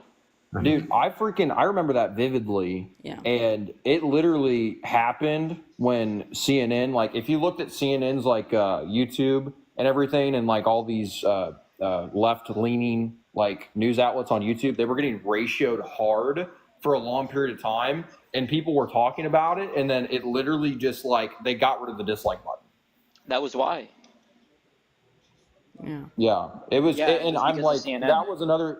Like, that's the thing that frustrates me, is because it's like, okay, well, why can't we know what people like and dislike, right? Like, it's ridiculous. Because that was another thing that swayed me conservative too. Because you literally, back in the day, you could look at Fox News, like their YouTube clips, and then you could look at CNN's news clips, and it was like night and day. CNN had like twice as many dislikes as likes, and then Fox was like middle. So they basically had as many likes as dislikes, and then some other times it would be less dislikes, of course. But CNN always had way more dislikes than likes. I disagree with the characterization, but I do agree with the sentiment that getting rid of the dislike button was like an objectively. Give me just a second here. Can you people hear me? I mean, I don't know how you'd be against having a dislike button. It was like an objectively good thing to have for the platform. I could hear you, God. Their media outlets aren't biased towards either side. They're literally for-profit business. They will say anything they can to make the most amount of money. That's not entirely true, champs. They're not. How do it's they not survive? like, Do they survive off making money? How does a business survive? because a lot of people with integrity. I know Republicans don't follow this, but Why do you name call? It doesn't get your point across. most people with integrity, when they want news, they want facts. So they like, I personally am not going to pay for news from a source that is like known to be fucking bullshit. Like, why would the fuck? Okay. Not only I won't pay, I just won't read news that is known to be bullshit unless it's like a study in, whatever. Like, I have fucking Fox News on right now because just I'm fucking curious about what it is you guys are watching all day. But like, I'm not gonna, Fox has literally been sued multiple times, lost fucking cases for lying. So I'm not going to treat Fox as like a fucking trustworthy source. I'm not going to get my news from a news source that has been found to lie. Okay, what about CNN? Has CNN been sued and lost for slander and lying and misinformation, or what? No, not to the degree that Fox has. And that was mainly about the election, right? And I just give an example. It was one of the things they lied use... about. Yeah, exactly, Otto. Congratulations. I think it was specifically the voting machines that they were. Yeah, the Dominion voting machines. They lied about it. Well, maybe we should stay off this topic because that's how. We can talk about the topics. You just got to be careful about saying the bullshit. You can't. Yeah, I'll just give an example. Listen, so like you're saying, we all watch like Fox all the time and stuff. Me personally, like I have not watched Fox. I mean, shit, I can't remember the last time I've actually sat down and watched Fox News. I'm being honest. And the reason why I stopped was because it was so much. It's just propaganda, and it's propaganda on both sides. Like I'm a conservative, but I mean, it's just the stuff that Fox was saying. I'm just like, this is over because they're all trying to make money. Like, this is overboard what they're saying. Like, it's like propaganda, like, you know, Trump's Jesus Christ and everything. He's Jesus walking on water, all this stuff. I'm just like, oh my gosh, man, it's ridiculous. I mean, I'll watch Fox Business every once in a blue moon, but Fox News itself, no, I don't agree with theirs. Me personally, I think all the mainstream news media is all they all have an agenda to push, every single one of them. Otto, sure, but like, I will give you just like, sure, every human in the world is fucking biased. Every news source is biased on some level. Sure, but not all equally. Like, not every news source is as bad as Fox. Like, it just straight up fucking isn't. And it's like, yeah, Okay, the I'll chat is agree saying with don't both sides this. Like, yeah, don't both sides it. And here's the thing, again, like, I will grant you there is bias on fucking everything. Absolutely. I'm not going to tell you that, like, there's like, I mean, there's some places like AP News, sure, like Reuters, they literally just like, give an example like of how the are like a media ticker uses- tape level of like reporting, right? There's like no fucking opinion on Reuters and shit like that. Sure. I just want to give an example of how the media manipulates people into making money. So CNBC posted an article on Monday, August 12th, 2024. The exact word for word is Vance wants to raise the child tax credit to $5,000. Here's why that could be difficult. And then on August 16th, the same exact CNBC says Harris calls for expanded child tax credit for up to $6,000 for family with newborns. One of them is basically dispelling the policy, and the other one is accrediting the policy to her. No, champ. Those are not two. No, those articles They're do not not the contradict same. themselves. They're not the They're not fucking the okay. same Because in policy. fact, they are two different people, champ. They're two different people. JD Vance did say that he wanted to raise the child tax credit to $5,000, and Kamala Harris, among her fully like proposed like tax plan and stuff, wants to raise it by $6,000. Those are two things that do not contradict each other, champ. You think that why is one CNBC saying it could only be has difficult? one reporter, so that doesn't really work out. I mean, it Jay, can't be two hold different on, people. hold on. Yeah, and Champ. I want to point out, she said it right after Van said it, and then Well, okay, she and I also want to point said out, no but tax I on want to tips point out, right after Otto, Trump said it. I want to point out, about the JD Vance, taxes on tips? guys, I want to point out, JD Vance said he wanted to raise the child tax credit by $5,000 And then didn't vote. a week after he blocked it in the fucking Senate, the actual fucking vote. So Okay, come What on. about- he's fucking what about lying Harris- to you. what By the way, about Harris- what if he about wanted to Harris raise it, lying? if he wanted to raise it, he could have done it in exactly a week earlier by showing but up and voting left for it, but he literally didn't. He hired literally more fucking IRS blocked it. agents to come after people for taxes when they Yeah, talk they about should. taxing Champ, tips. okay, champ, what a But fucking now pivot. Champ, Kamala, way a to week pivot. after- Champ, way to pivot. Firstly, I think it's good. We should have more IRS agents because they should actually go after the tax dodgers, all the fucking wealthy people. You know that so it's harder for the You IRS. disagree with Kamala not wanting to Kamala. tax tips because Those she things just aren't said it. necessarily Yes, the same, though. I Champ, what the fuck does that have to do with hiring more IRS agents? It You could doesn't do hire more IRS anything. agents and That's still the not dumb. tax That's on like they have tips. nothing to do with each other, dude. It's the fact that she said that she wanted to hire more IRS to come after people to pay more taxes, like service workers that got tips, so they can pay Champ, their fair share of tips. Champ, okay, and then Champ, she just oh came out my a God. week ago Champ, saying that policy, she doesn't want to tax tips. Oh my God, do you not understand? Oh my God, I do understand. These are coming out of their own mouth. Yeah, Champ, contradictory statements. They're not contradictory, okay? Tax policy is one thing. The people you hire to ensure that people are not breaking the law and going against tax policy is another. No matter what you believe in, like you want to tax, you don't want to tax, that's like a whole fucking set of whatever policy things. You can still say that you want to hire more agents to go after people who are not paying the taxes they're supposed to be paying. Those are not contradictory fucking things, dude. He literally just said that Kamala literally supported like taxing tips, and then she flip flopped and said no tax on tips. That's what he's trying to say. No, what he's saying, okay, well, that's not what he's trying to say, because what he's saying is that she talked about hiring IRS agents to go after people who don't pay their taxes, and then said, like servers, assuming, which by the way, if servers are currently being taxed and they're not paying their taxes, then yeah, they should be fucking, like, the policy right now is that yes, you pay taxes on income that includes tips. That is the policy. And in fact, we should have IRS agents able to go after people who are not paying the taxes they're supposed to be paying. We just fucking should. That doesn't contradict Kamala also saying like, yeah, but I think we should change the tax policy. She supported it though. That's dude, Otto, you don't. Okay, you contradictory. genuinely. Okay, this is the reason I get pissed in moments like this. Like of all the things, you guys have been spewing a lot of bullshit tonight. But the moment this pisses me off because it's like we can't even get past understanding basic facts, because I know you guys are capable of understanding the difference between fucking hiring agents and saying, hey, we should have enough people to enforce the current laws that exist, and saying, hey, we should change the laws that exist and therefore are enforced. Those are two fucking different things, and they do not contradict each other. And it is such fucking intellectually dishonest, like, nonsense for you guys to act as though she said one thing and then like, those are not contradictory things. Do not act this stupid. I know you are not this stupid. Come on, guys. Can we talk about real fucking things? If you want to vote for Trump, let's talk about real fucking things. Don't make bullshit up like this, dude. I don't want to vote for Trump. I just don't want to vote for. This is what pisses me off. It's so fucking annoying, dude. I just don't want to vote for career politicians anymore. They have literally been in office for 30, 40, 50 years and have barely done anything and taken our tax dollars. Okay, Champ, fine. Then stop pretending. Champ, if that's why you want to... Hold on, guys, hold on.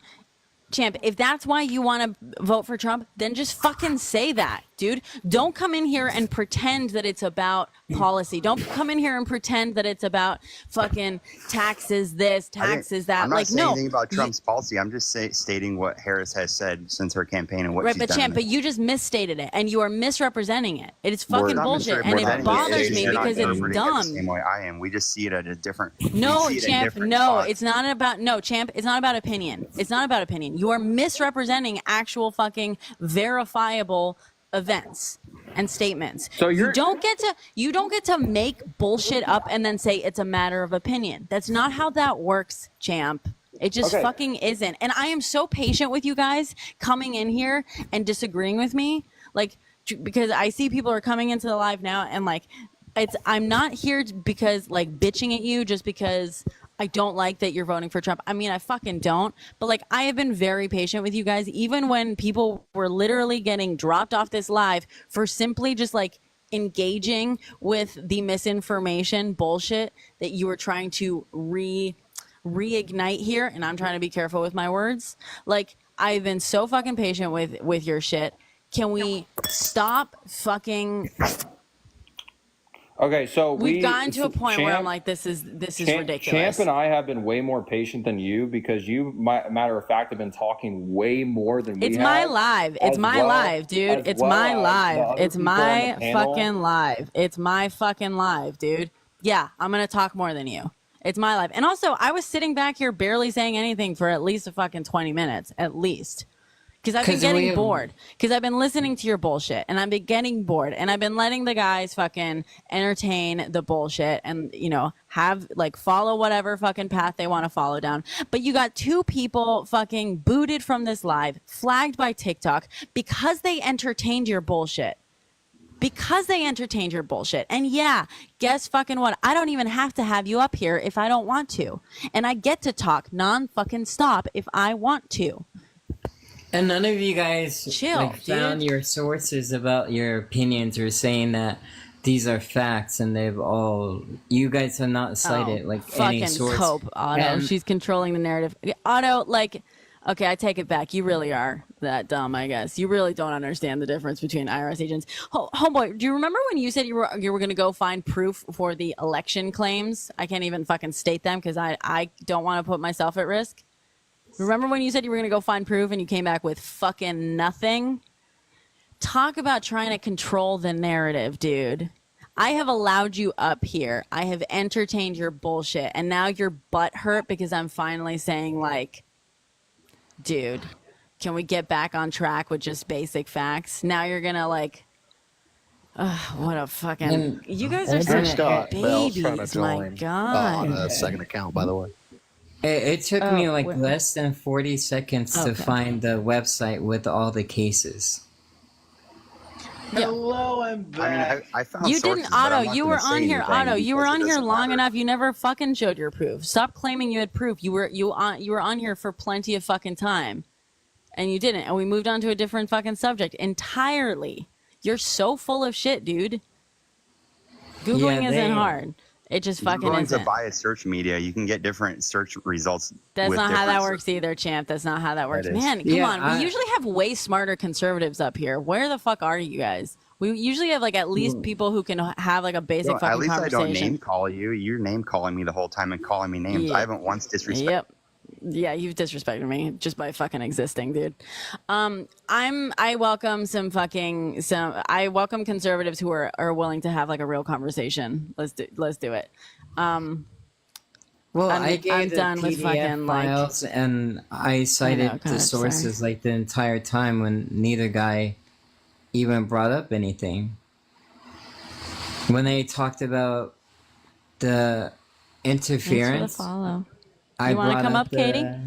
I brought up the PDF file with the report, the 966-page report.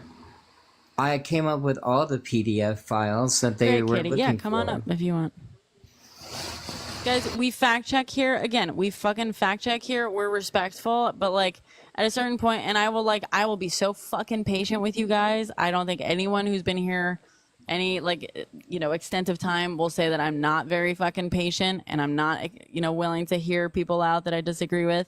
But like at a certain point, I can't fucking entertain the like unwillingness to actually talk about the evidence we can pull up. So Katie, you said you're conservative. We love this. You're welcome. Let's fucking talk about stuff. But I just another warning, like we fact check here. We fact check me. We fact check everyone here. I have had people on here that I agree with that I have fact checked that I've had to boot because they were refusing to accept facts even though we agreed with one another. So that's my fucking one request. Let's be fucking adults about this, guys. I just came in here when that whole interaction was happening, so I was like, I don't even understand what's happening. So I'm just like, okay, yeah, it's interesting. Stay here a while, I guess. But yeah, I am. Sorry, I was losing my shit. I lost my patience because they've been up here for at least an hour at this point. I think possibly closer to 1.5, May I maybe 2. rejoin? I can't hear Katie. I can hear Katie. Can you guys hear Katie? I can. Yeah, Can I I can. rejoin? Yeah, you can rejoin. Can you hear them, I can hear Katie? you. Yeah, I can hear everyone. Can they not Okay. hear I can hear her. Yeah, just If fine. you cannot hear Katie, rejoin. All right. Thank you guys. There's been something going on with the live audio this time for guests.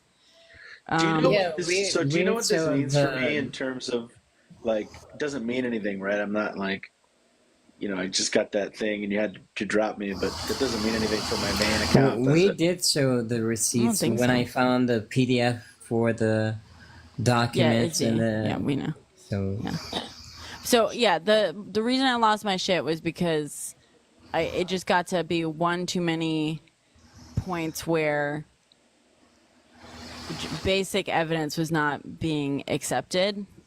And also what triggered me finally was they were acting as though Kamala saying that she thinks we should hire more IRS agents somehow contradicts her saying that she doesn't want to tax tips. Those don't contradict one another. Right, like saying we should enforce the current laws, They're- while also they're not the advocating same. to. Yeah, no, I don't. They're What's that two background different- noise, guys? I don't. Oh, it Is might he? be Is my he? fan. Yeah, that's your. it's my fan. Let me turn on. Sorry, like Katie, saying, go ahead. What I was saying is, saying we need to enforce current laws while also advocating that those laws change are not contradictory. I Yes. totally understood what you were saying, and it was bullshit that they that they were being It's pretty disingenuous. simple. All right, sorry, guys. Hold, guys, come on. We have someone new up here. Katie, I want to hear from you. What's up? Okay, I mean, I don't like Kamala. I'm not voting for her, but I also can have a logical opinion about something, and the IRS is going to exist no matter what laws about taxes are gonna come up, right? Mm-hmm. That's just drawing a false conclusion. Right, well, it's acting as though two things are contradictory that are not. Yeah, and that's just illogical, which is why Yeah, I I consider agree. myself more of a right-leaning independent, because I don't agree with a lot of that, but I vote conservative because unfortunately that's the way it has to work, because independent Has to work? really, well, no, it doesn't have to work that way. It's just we're so far into that where independents, I mean, do you remember the last time an independent won an election? It's been a really long time. So it's, it's unfortunate, and I understand that, but there's going to need to be a lot of reformation that happens. Sure. For it to become a fully fair, not just Republican Democrat, Mm-hmm. No, I agree. I do not like the two-party system. I consider myself a left-leaning independent, but as a result, yes, I mostly vote Democrat. I did vote Green Party in 2016, but I also knew Trump was going to win, and I live in New York, so it didn't really fucking matter. It was a protest vote for me. But yeah, so can I ask, like, what you say you don't like Kamala? Why don't you like Kamala? She was a prosecutor for most of her career, and the evidence shows that she mass incarcerated a lot of people, very specifically for a lot of the Black community, regarding very insignificant, non-violent marijuana charges. And as someone who uses marijuana for recreationally, Careful, you can't use. Yeah. Can I say like Mary? Grass. Yeah, or gardening. Garden. Well, that I use that recreationally, and then also to help with PTSD that I sustained from the military. Mm-hmm. And so I see that, and I'm like, oh, like that is kind of hits home for me personally. So I guess it's kind of anecdotal. But then also, she very recently said those young people are stupid. I can't remember which speech it was from, but there is a clip of her saying it, and I'm like, oh, I'm young. I don't like that. Those young people are stupid. Can someone look this up and to find the reference that we're talking about? I'll look it up, but first I just want to say, just in terms of the gardening thing. I do want to respond to that. Yeah, like I'll go very quickly, and then I'll go look up the young people thing.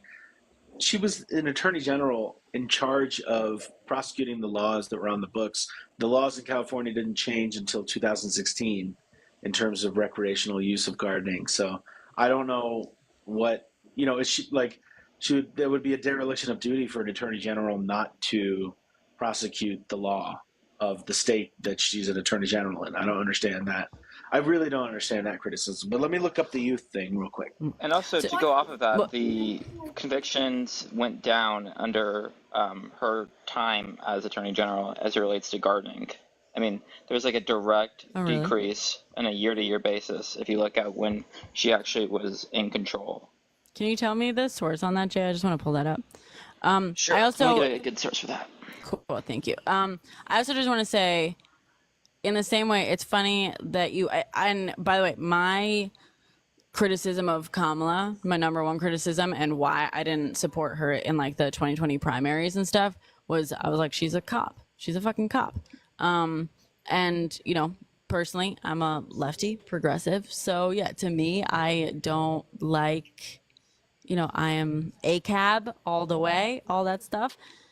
However, it's interesting that you came in right when we were talking about like the difference. I was saying like I got frustrated because someone was acting as though advocating for a change in tax laws is somehow contradicts also wanting to hire more IRS agents and stuff. And we all agreed like, yeah, those are two separate things. They don't contradict each other. But similarly, like we can understand that like she was in this case, like metaphorically, she was the IRS agent. That's different than the laws that like the agents are meant to basically uphold and whatnot. She was a prosecutor. She did not determine the laws. I can't speak to whether the number of, the prosecutions went down on gardening. Jay's going to go find those numbers, but I got some information. Ultimately it's not her. Yeah. You want to read that first before I do the young people thing? Yeah, let's do that later. Yeah. Okay, so data from the office that was featured in an investigative report from the Bay Area News Group show that there were 19, I'm just going to say about 2,000 convictions for misdemeanor and felony marijuana offenses from 2004 and 2010 when Harris led the office, but the number of people who were actually sent to state prison was 45. That said, it's unclear how many people were sent to the county jail, so the total figure may be higher. Our policy was no one with a marijuana conviction for mere possession could do any jail time at all. That's a quote from Paul Henderson, who headed up narcotics prosecutions under Harris, and this was told to the Bay Area's news group. And then during her time as the Attorney General for California from 2011 to 2017, meanwhile, the Washington Free Beacon reported that statewide there were at least 1,500 people who were sent to state prison over marijuana, but that was primarily for the sale or possession with intent to sell convictions.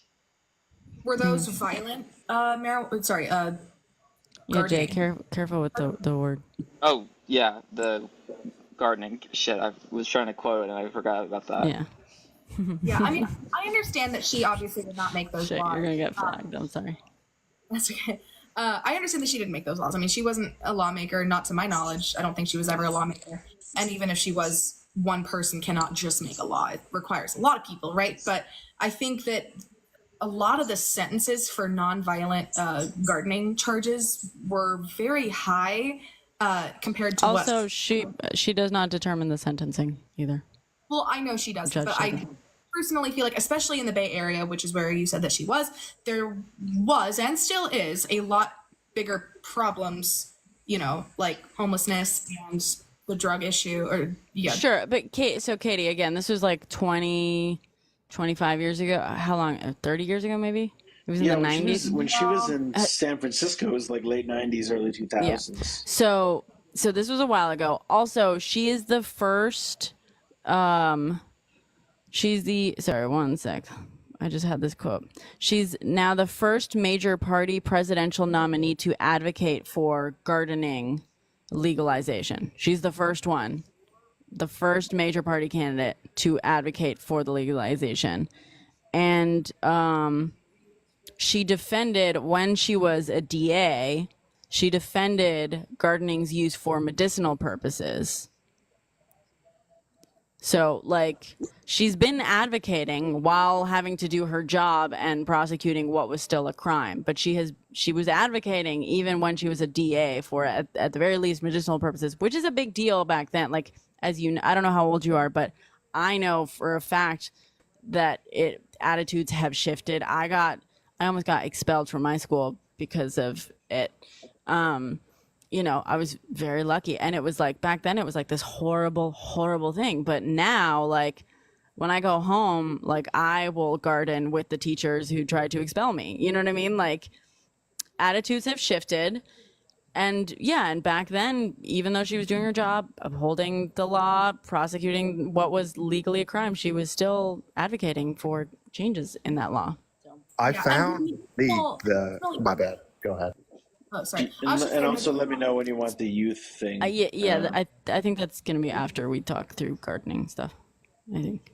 Well, so medicinal use was not federally legalized, because even still it's not federally legalized, but it was, I should say, this is not the right terminology, but it was more accepted, I guess I should say, earlier than recreational was legalized on the state level. Obviously, it's still not legalized on the federal level. I disagree with that, but that's a whole other thing. But yeah, so that was accepted and allowed a lot earlier than recreational. So. Sure, yeah, but I understand, but that's not Kamala's fault, you know, specifically. And so the point is that you were saying you're upset that when she was a prosecutor, she prosecuted gardening crimes. And we're just saying, like, understandably, yes, that's frustrating. Like, you know, none of us like love that as a policy, but also, like, let's take this within the context, you know, more so, I wasn't mad that she was doing her job in that sense. I was mad that the sentencing did not match personally what I feel should have been a very, very, I guess, minuscule sentencing compared to what they actually got. And I understand she wasn't the judge. She didn't actually. But again, yes, but Katie, also, again, I mean, I think most people here would agree that in terms of sentencing, not only should it have been a lot less, there should have been no sentencing. It should not have been a crime. Like, but again, you know, and also like mandatory minimums have been a fucking thing. Yes, it's not up to her ultimately to decide the sentence on any stuff. That's not, she's never been a judge.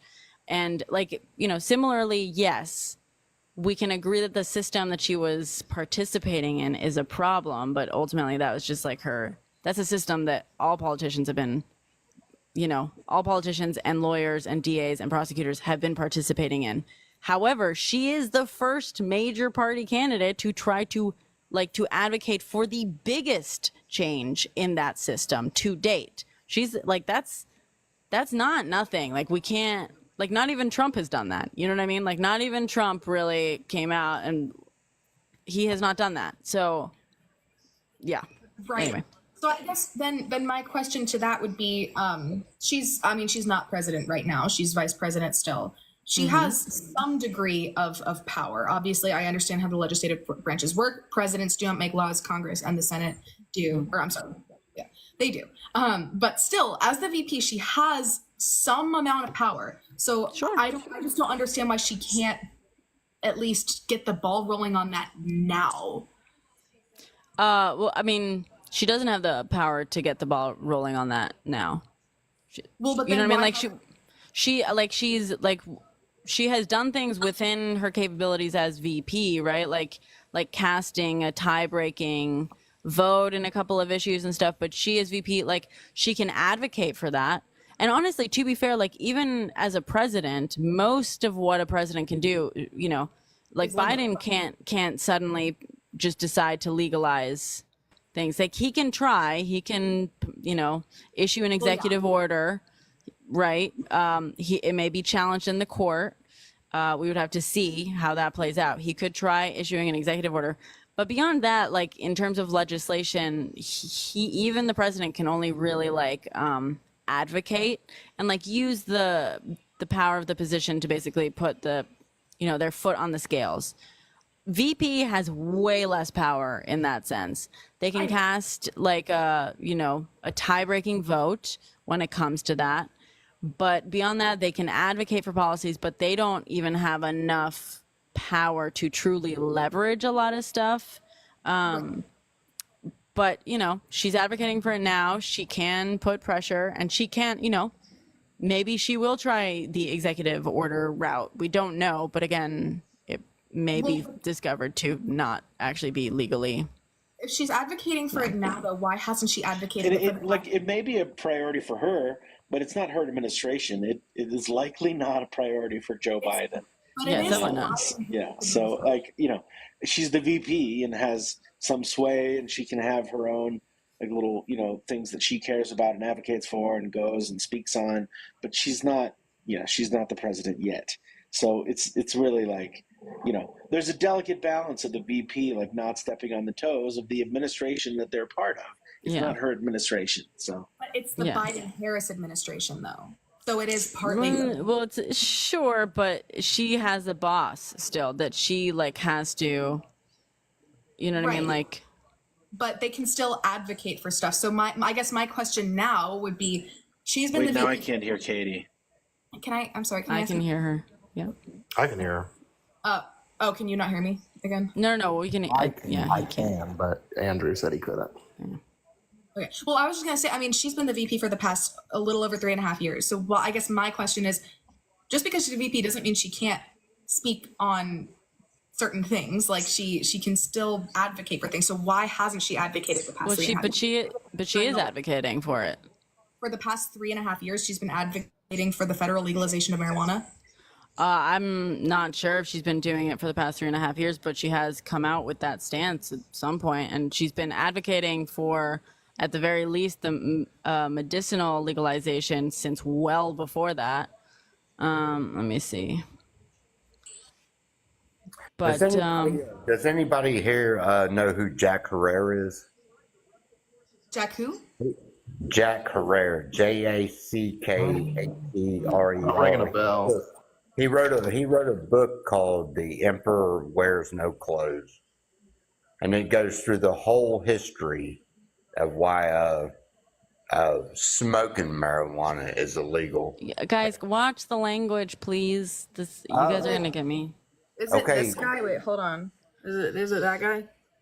Sorry. Wait, Gardening. someone who asked the question. Is it that guy? I can't. That's not Yeah, we big can't enough. really see. Yeah. Okay, here, I'll go to images. Hold on. Okay, there's not really many pictures of him, but this guy? That's Brother Jack. Yeah. Okay. He wrote a book. It's called "The Emperor Wears No Clothes," and I read it, and probably Gonna invite you, Andrew. 2006 when I found it. And I remember when California they legalized the medical, right? And that's back before all we have now, all the information on the internet and TikTok and everything. I remember I used to watch C-SPAN all the time, and every Democrat voted with Republicans to just try to stop it all. The fact that right now in 2024 now, that both parties have just knocked it down to a Schedule 3 instead of a Schedule 1. There are still people doing life in prison right now over it. So I'm tired of and it is the testing for it.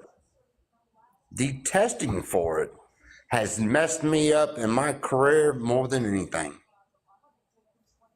More than anything. When I was working a job, I could barely afford rent. And I get a random test, and then I can't work for another month.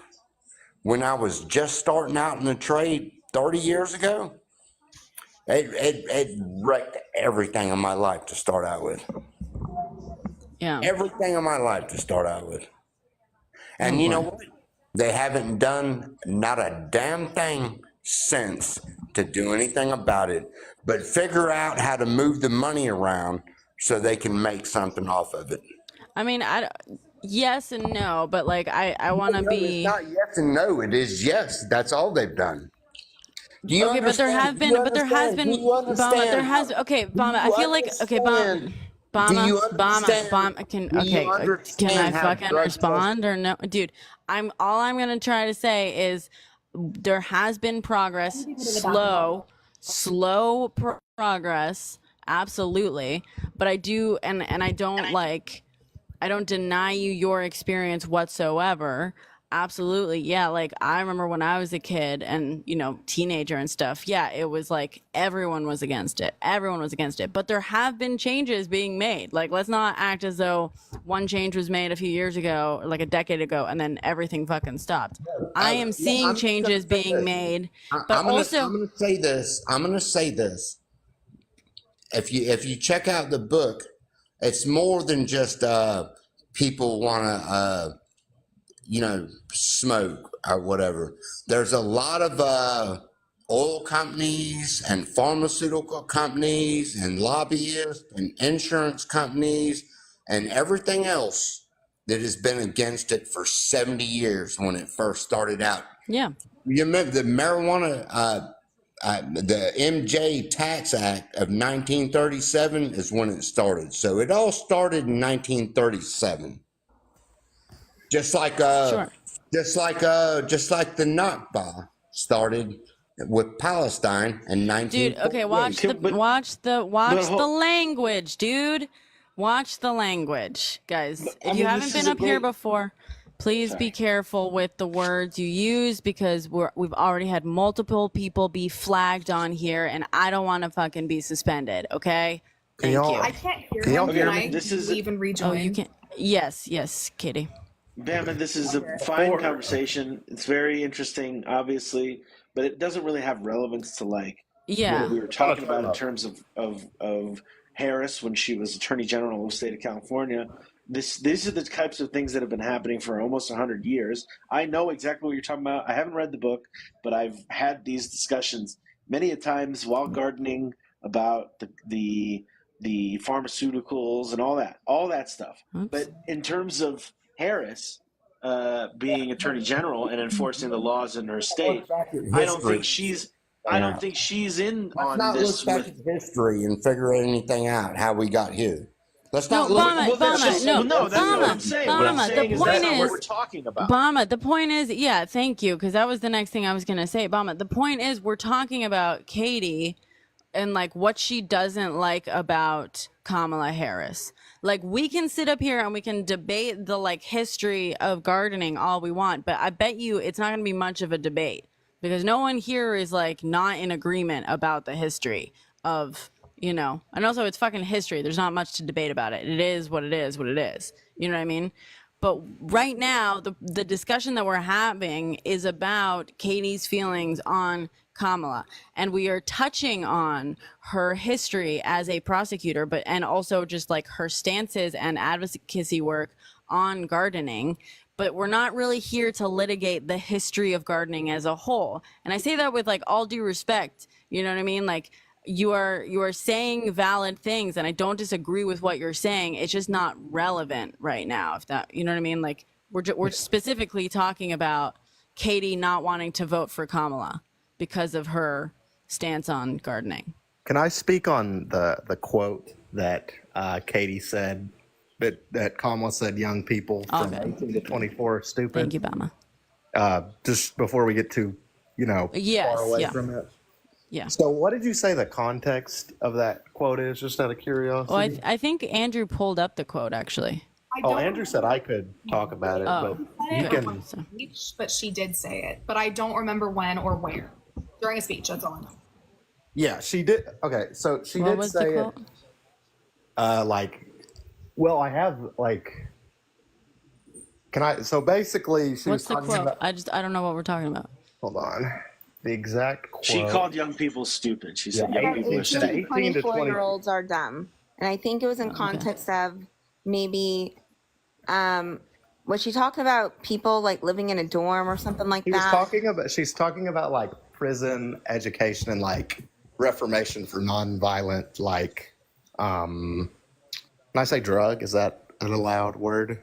Sure, or just say D, maybe. I don't know. Substance offenders. And it was more of like a, I mean, I might have come off wrong, but it was more of like she was kind of trying to relate to them, like telling a story about herself. And I have about a minute of it. It's from a video called California State Attorney General on the Importance of Prison Education.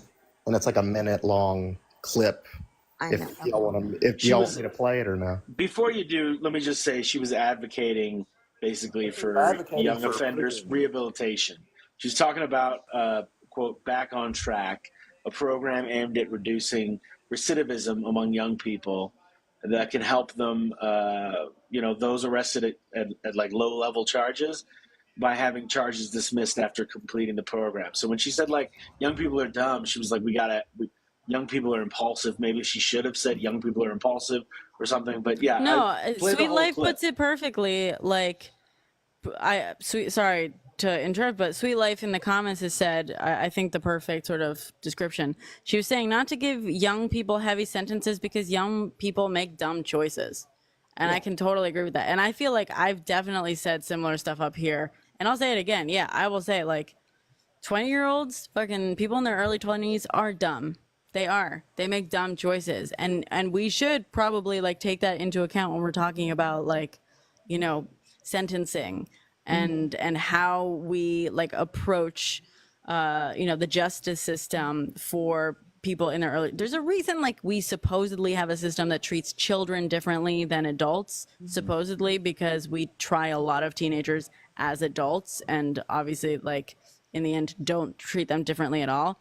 What it sounds like she's advocating for is going in the opposite direction. Instead of treating more teenagers like adults, we should treat more young adults the way we do teenagers, with that like understanding of like your brain isn't fully fucking formed until you're in your mid-20s. Like, and that's exactly what she said. Yeah. Do you mind if I play the clip? It's like a minute. Go for it. Okay. Initiative that we created, Latifah Simon is here, Tim Szilard, back when we were in our days in the DA's office in San Francisco, we created an initiative we call Back on Track. And it is the model going forward, we believe, Sonny Schwartz, for what can be done in the state of California and by extension the United States. And here's what we did. It was fabulous. And this is what I love about being elected, because basically you don't have to ask anybody permission. So pulled out a yellow pad and said, okay, I'm DA of a big city in the country. Let's focus on a specific population and see what we can do to re-enter them in a way that they don't reoffend. So we designed this program around the 18 through 24 mostly, but it was usually up to 30. First time, low level drug sales offender. But by extension, I'll say going forward, we should think about the 3 nons as a total population, right? And here's what we did. We recognized the fact that 18 through 24, when I was at Howard University and we were in college, we were 18 through 24, and you know what we were called? College kids. But when you turn 18 and you're in the system, you are considered an adult, period.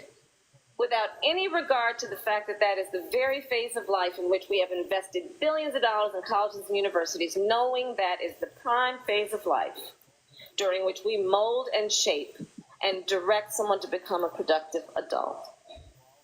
What's the other thing we know about this population? And it's a specific phase of life. Remember, age is more than a chronological fact. What else do we know about this population, 18 through 24? They are stupid.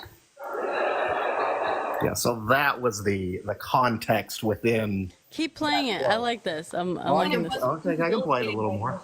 About college and why we put them in dormitories, and they have a resident assistant. They make really bad decisions. So we focused on that age population. And then we looked at the fact of the young men who are in the program. So many are dads, not necessarily married to mom, and they owe child support. So we called the director of the Department of Child Support and said, we got to deal with this. And the person who we called, Karen Roy, who was the director of child support at the time, came up creative with the plan. Here's what we're going to do. If mom agrees, we will increase dad's career. Yeah. So that was the context. Happy birthday, D. The quote. Yeah. Okay. I don't see any issue with that, Katie. How do you feel about it? Well, I do, because that's a huge generalization. Because at the age of 18, you are legally allowed to enlist in the military. And I mean, to enlist in the military, it's not easy. You go through rigorous background checks, not just that, but mental, physical, etc. All these checks. So that's making a very, very large generalization. And I don't think that in any capacity, racial, age, gender-wise, any capacity, should there ever be a leader, or at least someone who's aspiring to be the president, they should never, ever make a generalization that big, especially if you want their votes. Like, that's crazy. Okay, so Katie, what you're saying is that we should not have empathy or understanding for the fact that people from the ages of 18 to 24 do not have fully formed is it the prefrontal cortex? We should not. We should treat them as fully like mature adults who are making choices, like the best choices that they will ever make, and we should actually sentence them just as harshly as we would a 50-year-old man committing the same crime. And we should also is that what you're saying? Because I'd appreciate it if you wouldn't put words in my mouth, please. Okay, well, Katie, but I'm trying to like illustrate how extreme your choices on how you want to interpret this, because I don't actually think you feel that. If I thought that you felt that way, I wouldn't be asking you that, because that wouldn't be like, that wouldn't be a win for that. Katie, you had a preconceived notion of something that you didn't like that she said. He played the whole clip, and the context of it is not bad at all. But you want to defend hold on. You want to defend your position, and so just say, "Oh, I didn't know it was that bad." If you're going from a conversation around legalizing gardening, and she's literally, I wish you would have played the continued playing, because basically part of the program is them getting their GED, and so they get their GED. They get trained in a trade, so when then they get out, then they can have a job. which goes into being able to support their child, right? So they're literally, so you're talking about the military. She's treating them like the military would treat an 18 to 24-year-old. I also want to point out 18 to 24-year-olds go to the military with an extremely strict schedule. They don't just get to go walk everywhere they want because I was in the military. Yeah, and you know why? Because you are 18 to 24 and they needed to train you to be responsible because you were not coming in responsible. Like, I'm a teacher. You're not responsible at 18. And also thank you, Age. Part of a big hold let on. me say this real quick. I'm a union pipe fitter, and I dropped out of high school because high school was trash. And I started smoking the tree when I was 16, and I found my way into welding school. And I taught myself a lot of the time when I was 20, 23, or 25, all the trade math, all that stuff. I'd sit at home and I'd burn one and I'd do all the math.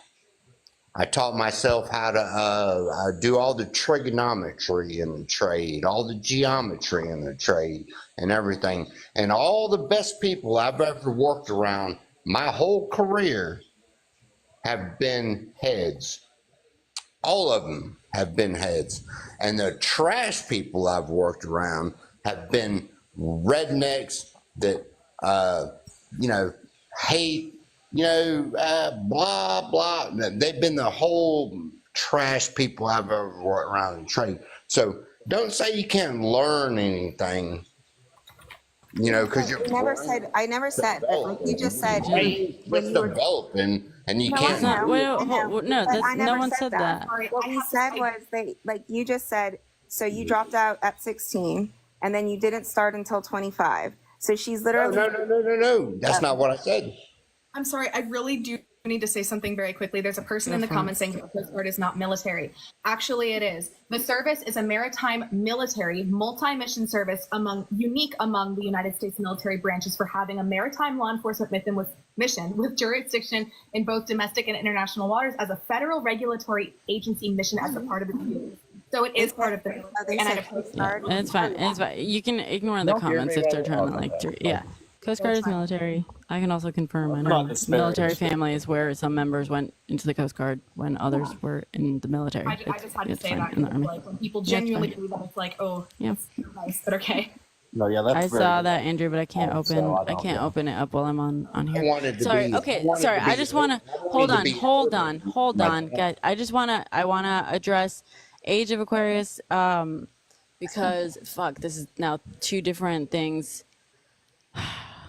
I have ADHD. I can't hold on to a thought while five other people address it. My 5 amps is wearing off, so.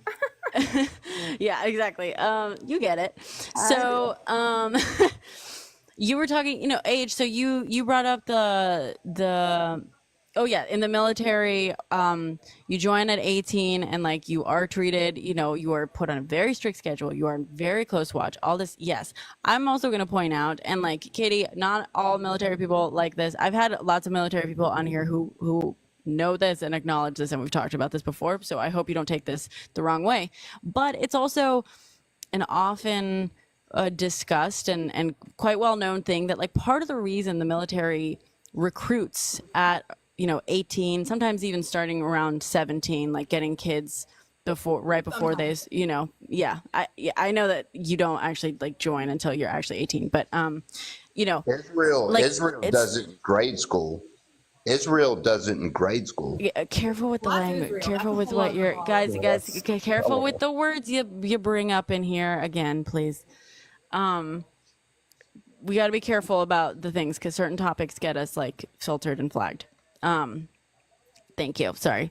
The reason a lot of people it's often recognized is that 17, 18-year-olds, 19, 20-year-olds are the easiest to get to commit to basically risking their lives, doing something stupid, honorable, yes, but like in a terms of a self-preservation thing, like the best person to convince to go die for their country is a fucking 18-year-old, because they're the ones who A, can legally say yes to do it, and B, are still not fully like aware of the consequences. And they're also the people that you can train into and mentally shape into whatever fucking soldier you want out of them.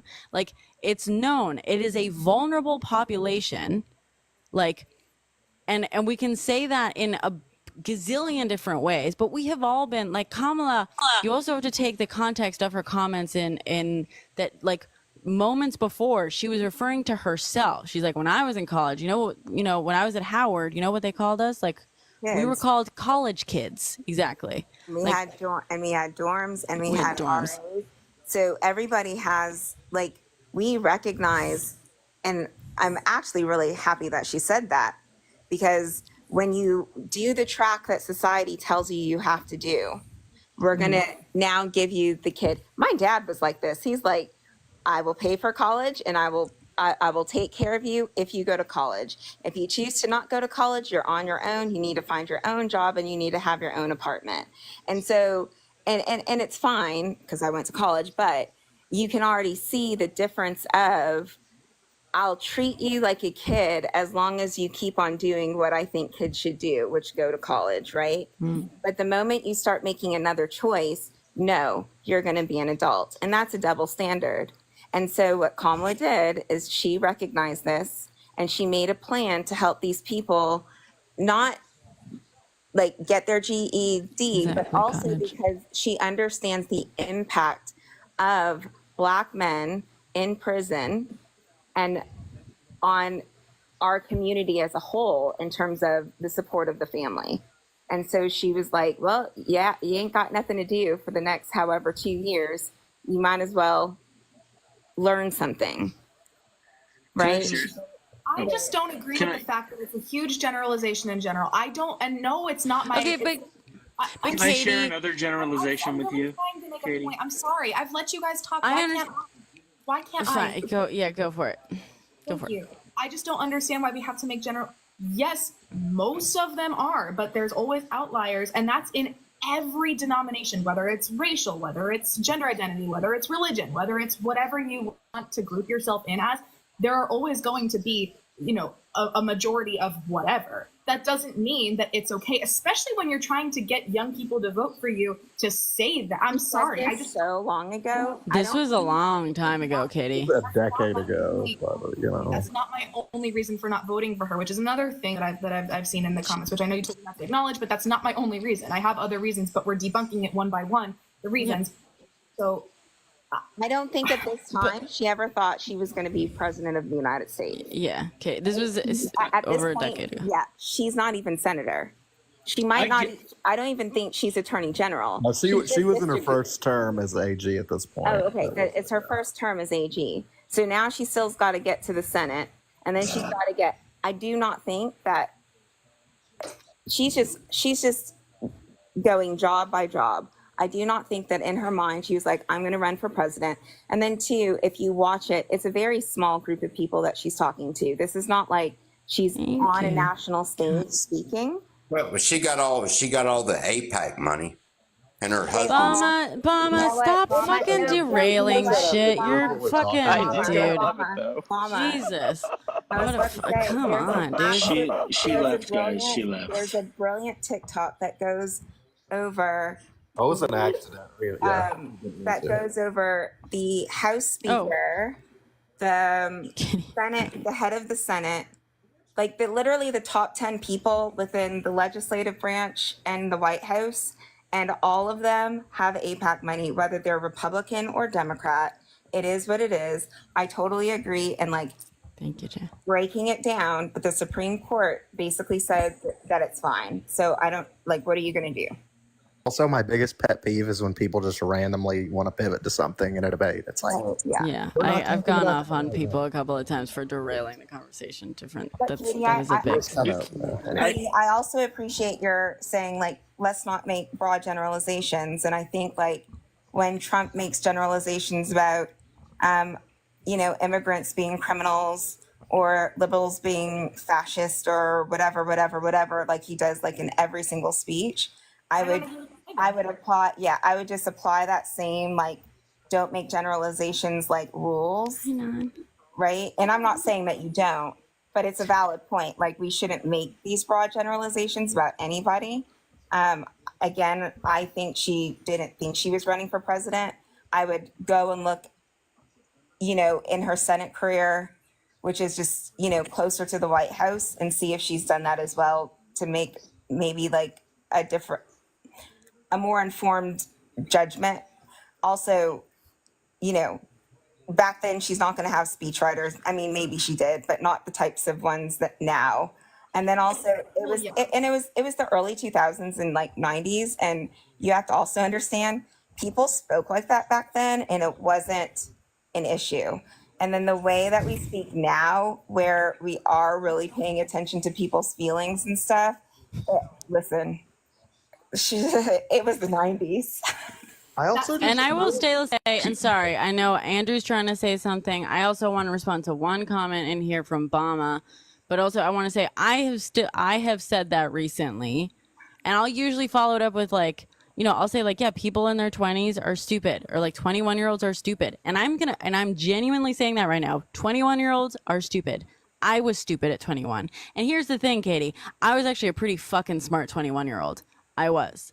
But I can still call myself stupid at 21, and it's like not that big of a deal. It's a casual, just like thing. I was stupid, like I was dumber at 21 than I was at 28. You know what I mean? Like that's just. But can you at least understand that calling yourself or maybe a group of friends stupid when you were younger is different, regardless of if she was campaigning for president, regardless of where she was? She still had that platform to give a speech on national television. Can I speak on this? Okay, sure. Yeah, sorry. We're gonna go one by one. Really quick, I want to respond to Bama, who said, "Truth is said." Bama, you were. Truth is said. No one here fucking disagrees with you, or is even saying that what you were saying wasn't true. It's just. You're fucking derailing the conversation. It's not about truth. It's not about denying the truth. It's just about the fact that you're like purposefully ignoring what everyone else is talking about. The world doesn't revolve around you and what topic you want to talk about. Don't fucking derail conversations. It's rude. Sorry. Next, Andrew has been begging me in the comments to say something.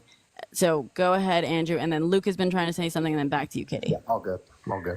I understand this is an important thing for you, especially it seems like calling whole swaths of people stupid.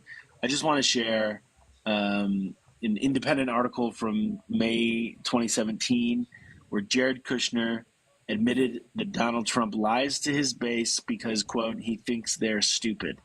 Trump's son-in-law said, quote, he just knows Republicans are stupid and they'll buy it, quote, according to former New York Observer editor. So that was like on, you know, background or whatever. If we're talking about like calling whole swaths of people stupid, you know, we're calling whole swaths of people stupid, and that's an issue for you.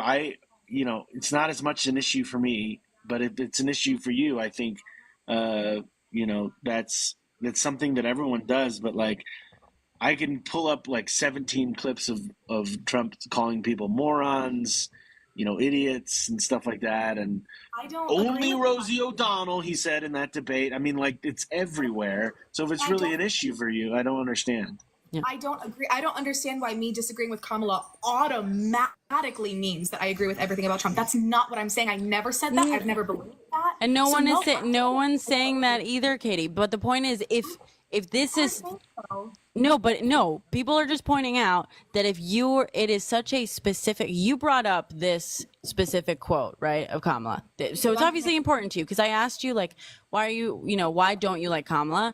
And the two things you said were first the gardening thing, and then this was the second thing you said, right? And so that are important to me. It's not that's not my number one reason for not voting. I understand, Katie. I understand, but we're just like while we're addressing this quote, right, which is obviously, I mean, it seems to be in the top two things of reasons that you don't like her, just because, I mean, and maybe not, maybe it's just something that was on the mind recently, but it's obviously important enough to warrant being second on the list. And we're just pointing out what Andrew specifically has just pointed out is like, okay, well, if that's big enough, that's a big enough issue for you, that one quote that most of us understand was in actually just like empathetic good faith and like at least partially about herself, because she had just finished talking about referring to herself as a college kid. Like she was like, you know, that's, I was a kid, you know, and like people that age like are stupid. I take that to be at least partially kind of like about herself and, you know, whatever. Okay. Most of us are like, it's 10 years ago, it's like in jest. If that is such a big sort of thing that immediately comes to mind for you, why not Trump? When we ask you, what don't you like about Trump? Like, why isn't the fact that we found out that he calls his supporters basement dwellers, that like multiple. Though no one did. So that's different. Do you want to ask me that question? I'll answer. Do you that like question. Trump? I mean, you came. Do I like Trump as a person? No, I don't agree with 75% of the things that he's ever said. I don't necessarily know if I like Kamala as a person. We're talking as like a candidate that you're going to vote for. Do you like Trump as a candidate? If I had to pick between Kamala and Trump, I would pick Trump. Not because okay, he's so let's go infinitely through better. why. Let's go through why though. Okay, why? So one of those reasons is because Kamala called young people stupid once in jest. Oh, that's actually not. Well, okay, it's one of the reasons, but it's not okay, it's not the biggest reason. Like, I'm sorry if the okay, but Katie, I'm not saying it's the biggest reason, but if it's a reason, I am going to point out that that's a little bit that it's just ironic because Trump has called people stupid a hell of a lot more and not in jest, not in a very friendly way. I mean, so believe whatever fine. you want to believe, I guess, but I mean, you believe what I want to believe. What do you mean by that? You don't think Trump? You don't think Trump thinks people are stupid? I think that everyone thinks that someone on this earth is stupid. I mean, so Katie, that's a lot more of a generous interpretation for Trump than you're willing to give to Kamala. So Kamala is just like everyone else. Rather than Kamala, or are you going to continue to interrupt? You know, I don't have time for no, this. Katie. Well, Katie. That was pretty pathetic. Yeah, that was pathetic, dude. Oh About man. an issue, and then not even bringing up one time. I really wanted the most to remind issue. her. Yeah, I wanted to remind her of when Trump made fun of the. Dude, that was evil- pathetic. I was the only. Just wanted to talk about being in that age bracket and how I perceived it, but I guess she didn't want to be there. I was like, I had no issue with it. That's dude, Katie. I was like, I had such high hopes here, dude. Like, but seriously, I mean, it's fucking classic. Yeah, I know. I saw Yankee. I was really like, dang, we got like a good faith, like, like, let's go, and then. It's so funny how they always quit as soon as like you fucking You didn't even push back that hard. Like it wasn't that like you have pushed way harder on. And listen, I do understand you being frustrated. Pushing. Thank you. I'm working on it. I do understand the frustration with getting interrupted because it drives me crazy too, especially when it's too much. But I will say I am going to interject when people, especially, and this is why sometimes I get annoyed when like everyone's jumping in because I'm like, sometimes I want to be able to just go like rapid fire back and forth with someone without having to also account for everyone else. Yeah, Izzy, I agree. She's clearly like disingenuous when she has that interpretation of what was it, Trump's son-in-law referring to all the voters as stupid, and then trying to be like, oh well, some people may be stupid. I think that could be a case that can occur. He said, I think everyone on the planet I thinks cannot someone is believe stupid. that she would ever make this gigantic generalization and call all these people Zero, stupid. How Obama? dare she? Bama, I post a shit ton about it. You should go into my. I actually recently I had to take down a video that had over 4 million views on it. That was about I had to private it because my account kept getting reported. But you're welcome to look at my playlist that's about pal analysis. It's at the top of my profile, but you can go fucking bitch just to derail another conversation, Bama. Here's what drives me fucking crazy. Sorry, I'm gonna fucking go off. No, you're good. Bama, you and I are probably way more fucking aligned politically than you are pretending to like realize, okay? Even so, you are somehow managing to quickly rise to the top of the list of people that are fucking pissing me off tonight. because what the fuck do you mean? Like, coming in every fucking 10 minutes on whatever other conversation people are having just to try to fucking derail it and make a point so that you can feel like superior to everyone. Like, you want to come in here and basically, we're talking about fucking Kamala's comments when it comes to like 21-year-olds, and you're gonna just drop a fucking APAC comment. Like, yeah, I will go hours bitching about APAC. In fact, I did a whole analysis on that shit in my fucking playlist. You'll find it. You'll love it. But like, to just drop that in to start just so you can get pissed at people for not having been talking about that when they're talking about something else. Like, I know what you're doing, dude. Like, you're a fucking dime a dozen. You guys come in here every once in a while. You keep trying to derail the conversation just so you can say that everyone else is evil or somehow below you for not having the conversation already, as though there's only one conversation to ever be had, ever. Fuck off with that, dude. Fuck off with it. What a fucking waste of everyone's energy. Nick, you need to get up in here telling us we're not using critical thinking skills. That's a whole lot of yapping. He was pulling a Chico. Yeah, right, Cottage? Does Bama want to like vote for Jill Stein or something? Bama just wants to, like, whatever we're talking about, he just wants to talk about something completely different. I don't understand his. Hey Nick, come on over, baby. Come on up to the panel. Come on up, my baby. Nick, oh my God, I'm so dramatic. Welcome, so Nick. You haven't been in here. Jesus. We just like did a comparison of quotes, and she left because she got mad, and we're emotionally driven. Yeah. Okay. She didn't do her research, and then we countered with like more relevant, more recent facts. Yeah, I just like Kamala. Literally, all Kamala was saying is like, "Hey, they're young. They make mistakes. Let's cut them some slack." She said, "How the young people are gonna? They're just gonna. How dare would she say that?" It's like, bro. Well, and it's like, listen to the room. Everybody laughed. So she read the room. She knew who she was talking to. It was clearly a joke. Like, at least partially. Yeah, like, you want to like.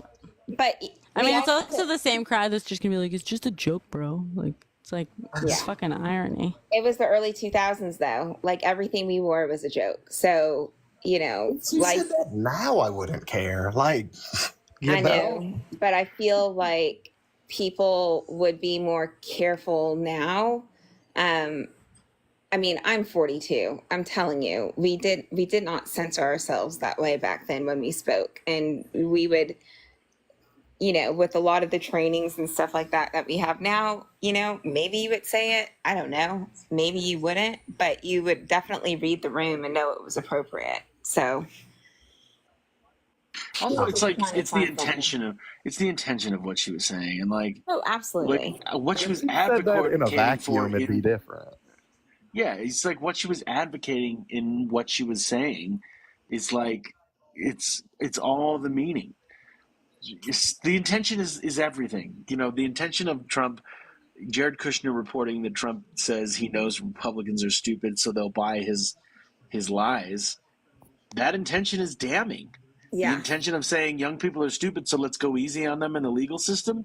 That's not. It's almost like would she rather have it be like Kamala be like, young people are very smart. We need to treat them as harshly as possible, whatever the maximum, like. No, and like, listen, also, I'm gonna say also, sorry to interrupt, but like. Oh, you're good.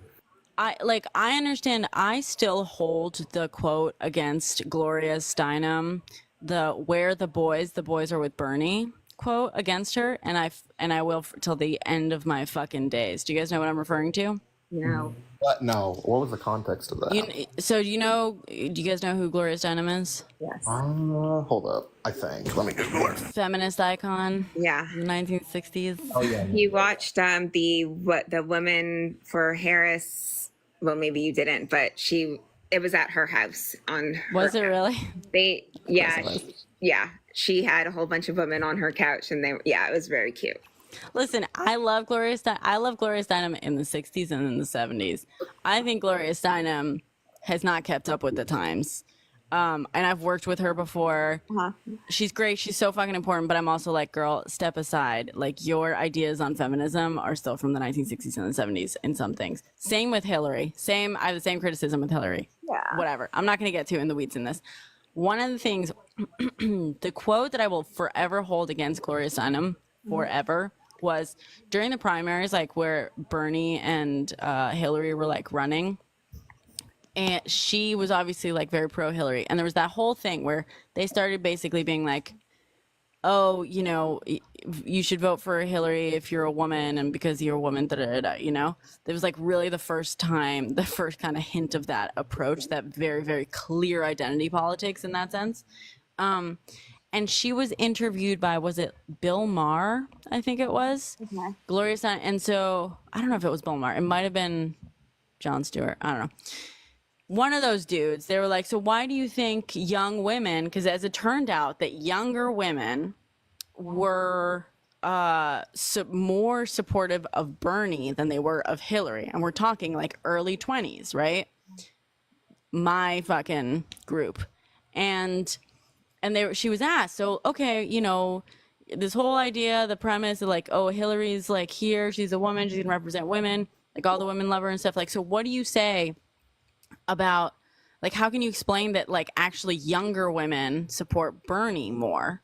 And she's like, oh, well, I get it, you know, like, it's, I don't know, Bernie this, Bernie that, and the girls, they're like, you know, where are the boys are with Bernie, and like, basically she was saying because of the Bernie bros, like all the, like Bernie had bros, that was the whole fucking narrative they were pushing. It was all just like white boys, which wasn't even fucking close to the truth, by the way. The Bernie bro narrative is actually bullshit.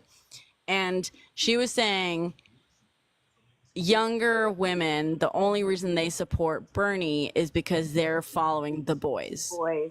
She was using that, she was applying the same thing around what I personally see with Republican women. So did you know that study that came out that like young white women will be Democrat and the moment they get like married or whatever, they start voting Republican?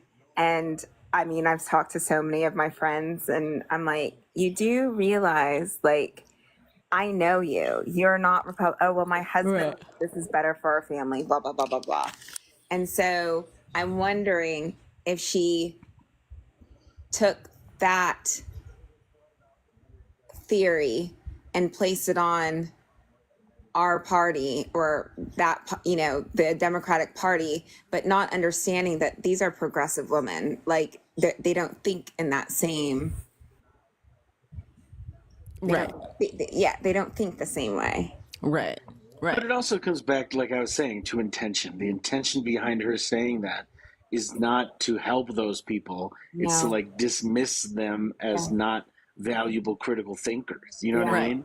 Yeah. So it comes back to the intention of why you're calling somebody stupid or, you know, in jest in the Kamala's case, or like saying that women are with Bernie because they follow their hearts or their, you know, the boys following the boys. They're just chasing the boys, which by the way is probably the most anti-fucking feminist thing one could say so casually. And I'm like, Gloria Steinem, is that really fucking you? I will never forgive her for that. And I know it's like, where are the boys? The boys are with Bernie. That was the fucking quote. I'm still so angry with her. So the point is, sorry, that was like a meandering sort of backstory to that. I understand policies. Like, did you feel that she was like just for Hillary because it was Hillary, but on a policy basis, like, was she more moderate? Because it was Hillary was moderate, Bernie was moderate. Did she agree with Hillary, or did? I think she agrees with Hillary. I think she and Hillary are of the same generation of feminists, right? Which is second wave feminism, which is like great, so important. We love it. We love our second wave feminists. But like, my God, it's like it's been fucking 50 years. Okay. And feminism has changed, right? In the same way that like the way we treated Monica Lewinsky back in the 90s would not happen today. We would never, like, we would never. Be like, get it, girl. No, I don't even know. But there would not have been any shaming. Correct. Or at least not in the same way. At least people would have been calling it out for what it was, right? But back then, feminism was like, oh yeah, like Hillary's such a strong woman, like sticking with her man. Like, oh, that's a powerful woman, da da da da. And like, boo on you, fuck Monica, the girl, da da da da. Now, 25 years later, we're like, was Monica a victim? Like, you know what I mean? Like we're starting to understand. Like it's shifting. It is shifting, and that's fine, right? Like I don't expect everyone. I'm not gonna hold that. I hold it a little bit against Hillary, but more so, you know, I hope like I cannot hold myself my yesterday's self to today's standards. I know that, right? I have to understand that like the goal is the charitable way of looking at it, right? Is like I want to be a better feminist tomorrow than I am today. Yeah. But I got in that is recognizing that like I was a worse one yesterday than I am today. And like that's okay, that's fine, but like we have to fucking acknowledge like you don't get to like stop, freeze in time and just because you were like at the forefront of something 20 years ago doesn't mean that the forefront stays where you do. You know? It's a hard pill to swallow. So like I'm in Georgia and my brother and his girlfriend teach in Washington State and we're all teachers, and they were just telling me about like I think we had a conversation about pronouns on like on your badge, and I had never heard of that. I was like, what in God's name are you guys talking about? And it just that whole weekend ended up into this spiral of conversations like, would you let your daughter wear a bikini on the beach, blah blah blah blah blah. And I then found myself and I'm like, oh my God, do you guys have me on the conservative side? Because I'm not conservative, but talking to them, I'm conservative to them. Right. And I had to check myself. I was like, oh, my head hurts. And I hate to bring up the example of Paula Deen, but in that moment, I was like, oh, dang, this is probably what Paula felt like when she got in trouble for saying the N-word. I mean, she grew up in the South. Like, this is all she knew. And when society is changing so quickly, especially because of television and social media, it's changing way faster than it changed for the boomers, right? It's changed extremely fast in the past 10 years. I mean, you talked about how we would... Who are you asking, D? Me? Yeah. Monica Lewinsky. I was looking at the age difference between Jay-Z and Beyonce and when he started dating her, and I was like, oh, that was problematic. But what's the age difference? Oh, he's like 10 years older. So she was like 19 and he was like 29. Wait, Can I ask you a question really? though, Age, just out of curiosity? Yeah.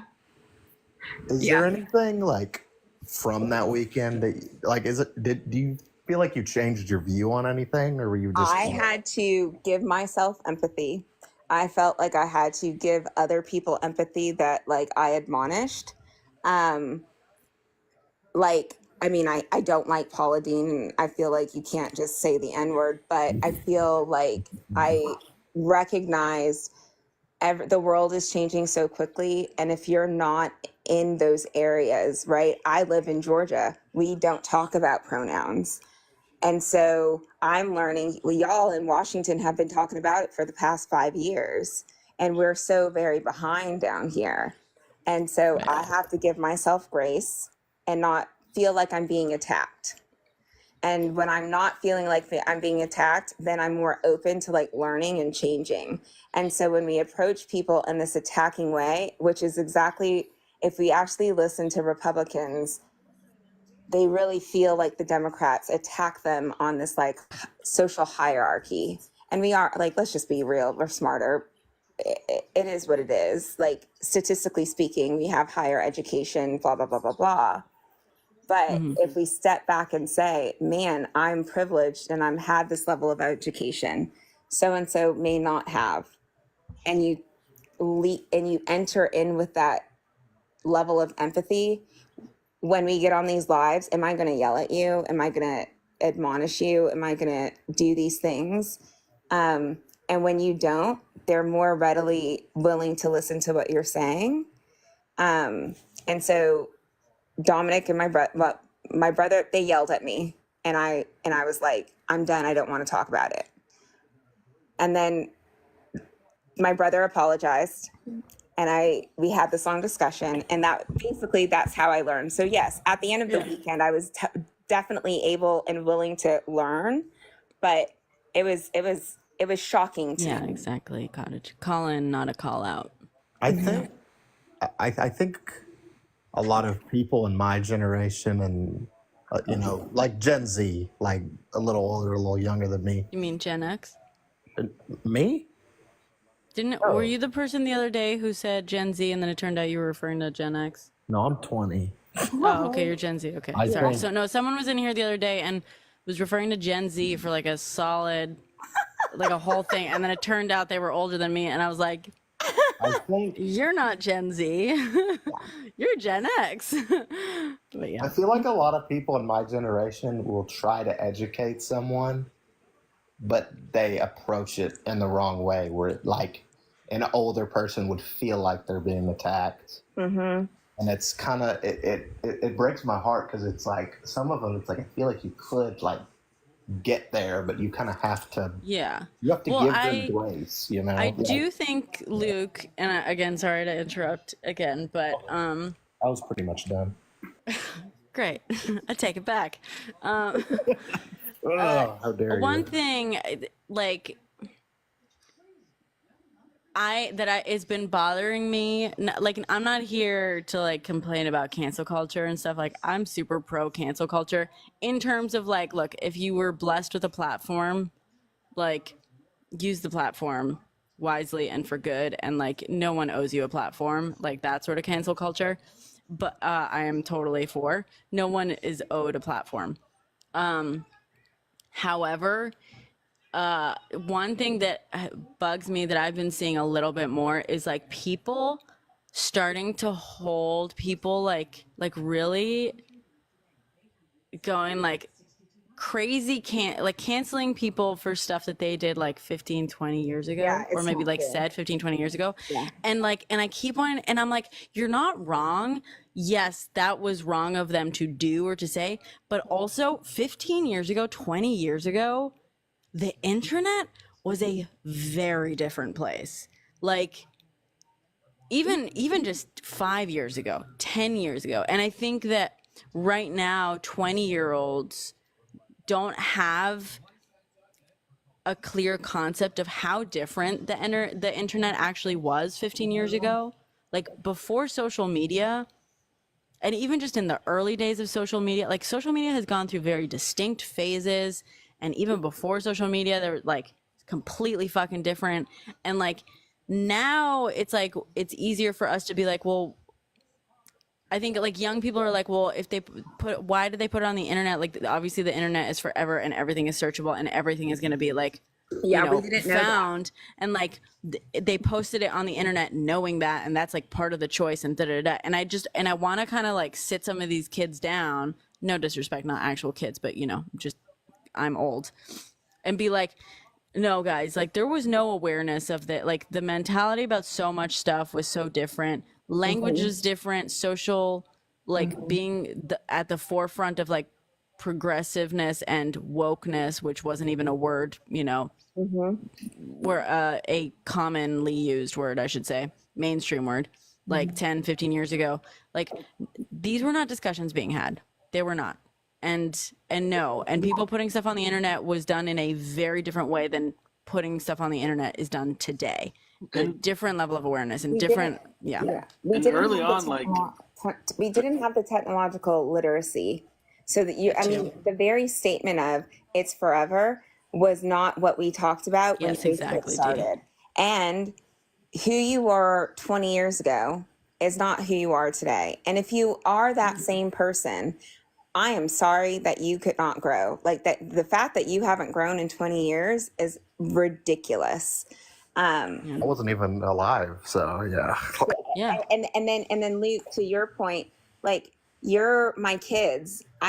It's horrible, but like, my third graders are now 20, and it's, I can take it. I'm proud of some of them, you know. I was functional during Y2K. Yeah. Yeah. I was using computers before you were born, Luke. Like that's Yeah, fucking me too. disturbing. Jeez, I'm like, y'all are making me feel young. That's, I mean, I am young. That's You are. I was 14. No, but that's I the thing. Wait, I You're was 17 when you were born. Yeah. Ooh. You were, but like, that's the thing, Luke. You are a grown-ass adult. I mean, you're a stupid adult, according to Kamala. Shit, my live's gonna get flagged for that. You know, you are still, yes, in the like brain-forming era of Carmen adulthood. San Diego, shout out. Yes, freak it. Oh my god, I fucking loved Oh Carmen my San God, Diego. Oregon Trail. Let me tell you something. I brought Oregon Trail to my students every year, and they looked at me like I had lost my mind. Hey, And I have something really fun to share with you then. They've made Oregon Trail into a board game, and it's really fun. Ooh, I play it because it's the look. I think that's dot matrix, you know, like just the format, the look of it. And they looked at me and they're like, "You thought this was fun?" And I was like, "Yeah." And you would play it for hours. You thought this was fun? It's like, bitch, like there was so little to do back then. Captain, do you remember the cartoon Captain Planet? Vaguely. I grew up in Spain, so I'm missing a lot of Take pollution down to zero. Just Google it. Just Google it. And my student looks at me and he says, "So you're making us watch something about a blue guy in a red bikini?" And I said, "No, that's his suit." They're like, "No, Miss Michaud, his skin is blue and all he has is red bikini pants on." And I was like, "Shut." But he's a fourth grader and I'm like, I'm a 40-year-old and he's a fourth grader and I just didn't see it. And I mean, I'm crying laughing. But my point is, I grew up on this. This is all normal. And because of how the generation and their perception and how they look at things now, and these are, I think he's a 10th grader or 11th grader now, they see things in a completely different way. And so canceling, again, going back to your cancel culture, canceling something for somebody said 20 years ago is, I just don't think it's fair. Now, maybe you shouldn't be getting a Supreme Court seat. You know, Judge Kavanaugh went to a party in blackface. I mean, that's different though, right? Like there's different things. Like here's the thing. If you went out and essayed someone 20 years ago, yeah, you should be fucking canceled for that shit. Yeah. Also, like Paula Deen using the N-word, like, I'm sorry, no. Like she used it well into a time when she knew not to, right? Like, I mean, yeah, we're not canceling her for something she said in the 1950s. Like we're canceling her for something that she said well into an era that she fucking knew better. But there is like, you know, there's like we should be looking at the context of like, okay, when you said this, when you did this, did you know better? Like, should you have known better? Mm-hmm. But also looking at the context of like there's that person that's what's her name? She's getting canceled right now, or like, oh, what did Rosie Barr say that canceled her? Oh, Roseanne Barr is like full QAnon. She can. Oh, is she's she? gone. Didn't she And make I like say a this. reference to like Obama and well, I She don't know said what a lot of fucked up shit. Yeah. I didn't know that. Okay. How do we draw? I don't know that we have to. Brooke Schofield, thank you, Cottage. Yeah, so she's getting canceled. I don't. The only reason I'm aware of her is because she was posting those breakup videos about Clinton Kane or whatever, and I know that blew up and stuff. I don't know this woman. I'm not like a fan of hers or anything like that. Just to be clear. But I heard discussion of it. I haven't heard or seen her say anything about it, but I heard people discussing that like, oh, she tweeted some fucked up shit, whatever. And they were like, oh, but she even acknowledged that like she was raised in like a very conservative family or something like that, or her like that's what she was raised to believe, and she had to like unlearn a lot of problematic shit in her 20s and stuff, but like early 20s. And I'm like, oh, okay, like, well, I respect that, and I can understand that, yeah, like in her early 20s, or like while her understanding of reality. Yeah. Well, again, while she was in her early 20s and still stupid. Like, I love the callback. You see, but they're all stupid. It all comes back together. Yeah. Yeah, guys, they're so Like- stupid for real. This is crazy. Can I just introduce? She defended George Zimmerman. Okay. I mean, but still, it's like. Wait, that's why she was canceled, because she defended George Zimmerman, or did she say something she shouldn't have said? I thought she said like a slur or something. That's what I thought. Defending George Zimmerman, I know a lot of people who did that and who then shifted on it. I hope she said something other than just defending George Zimmerman. Yeah, if that's what we're. The pendulum will swing back. I just think it's crazy that a dude's name is Clinton Kane. Like that had me like, whoa, that's wild. There's way wilder shit about the dude. Like your name is. She did. It was multiple things. Sure, okay. but... Here's the thing. Like that's okay. George Zimmerman. Look, today, yeah, absolutely. You don't defend George Zimmerman. No one does, right? No good person does. I'm here to tell you. I remember back when it happened, and information was like trickling out. A lot of people defended George Zimmerman. In fact, I had a very compelling case made to me originally, and I was like, oh, that makes sense. And so I was like, oh, but like, what if it's like more da-da-da-da? I didn't go out and I wasn't like out here fucking defending George Zimmerman like that. But like, I heard a defense of him and I was like, oh, okay, that makes sense. And then, a few weeks went by, or I don't know how long it was, maybe it was days, and a little bit more information trickled out. And then it was like, oh no, oh wait, that's actually more fucked up than, this. That whole thing took a while for everyone to fucking understand exactly what happened. And it went, back and forth, back and forth, back and forth. That's my memory of it. Anyway. My mother defended him. And that's my mother. Yeah, people defend OJ. Yeah, my mother defended George Zimmerman as well to me. My mom doesn't want...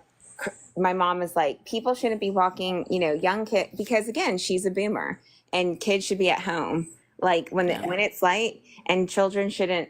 And this is the thing. She's like, children shouldn't be walking around the street, blah, blah, blah, blah, blah, blah, blah. Like, but she lives in suburbs. Like she lives in very specific areas, and that's what she's comfortable with.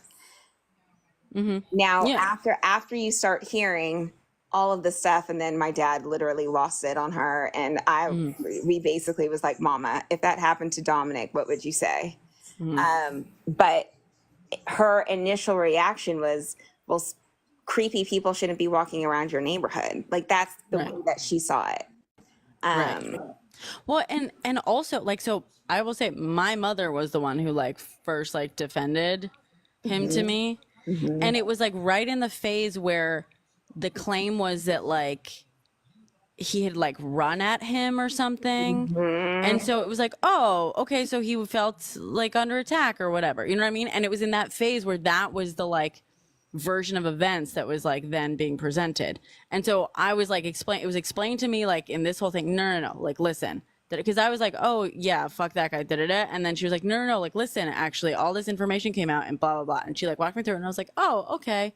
I guess so. Mm-hmm. And then, some more time went by, and then I like someone else was like, no, this is what happened.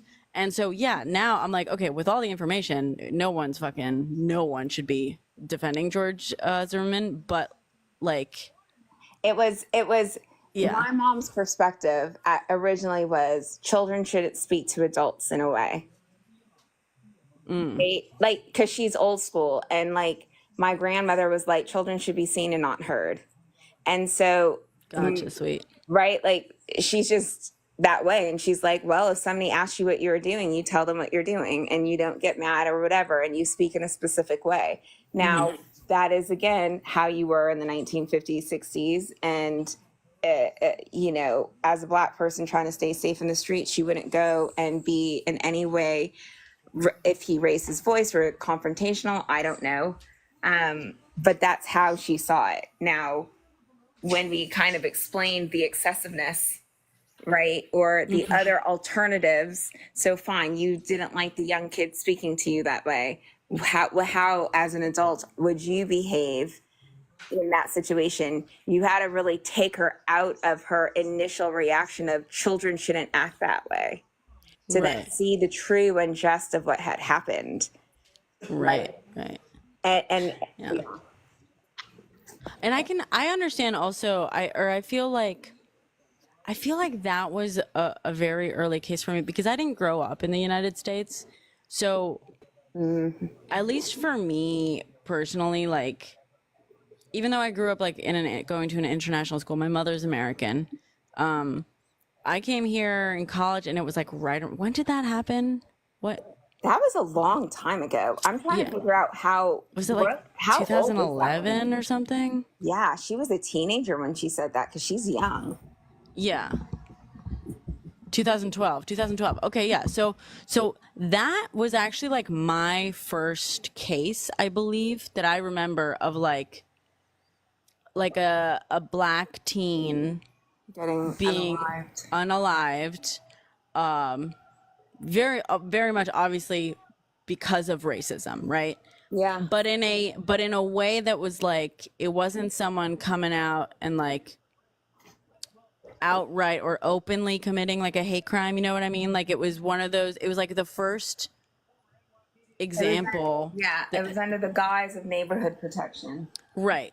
And so for me, that was definitely, that was an important case for me to learn a lot of things because I had never, like, when I came to the United States, I had no concept of like US, like race relations or, you know, issues. And I mean, I had like some concept of it because I knew like the history, but like the like built-in sort of culture and like just like how systemic it all is and just the conversations about it and all the like minutia, like that took years to learn, and I'm still learning about it. Obviously, I think we're all still learning about it. So I remember, so like that case was like a big one because that was like really the first case where I was like, oh, it sounds like a terrible accident. And it was like, no, it was like, I had to learn and it had to be kind of like, not broken down for me, but it was something that like broke down for me, like how these cases that like on the surface, it's like just a terrible accident. It has nothing to do with like any race or is actually, no, it all comes down to like systemic issues, inherent biases, you know, instincts that come from said inherent biases and like how people make worse choices. Like we can be like, oh yeah, a guy who feels threatened in the middle of the night, yeah, he's going to react however, you know, but then you're like, but there's like 5 different points where he could have made way better choices.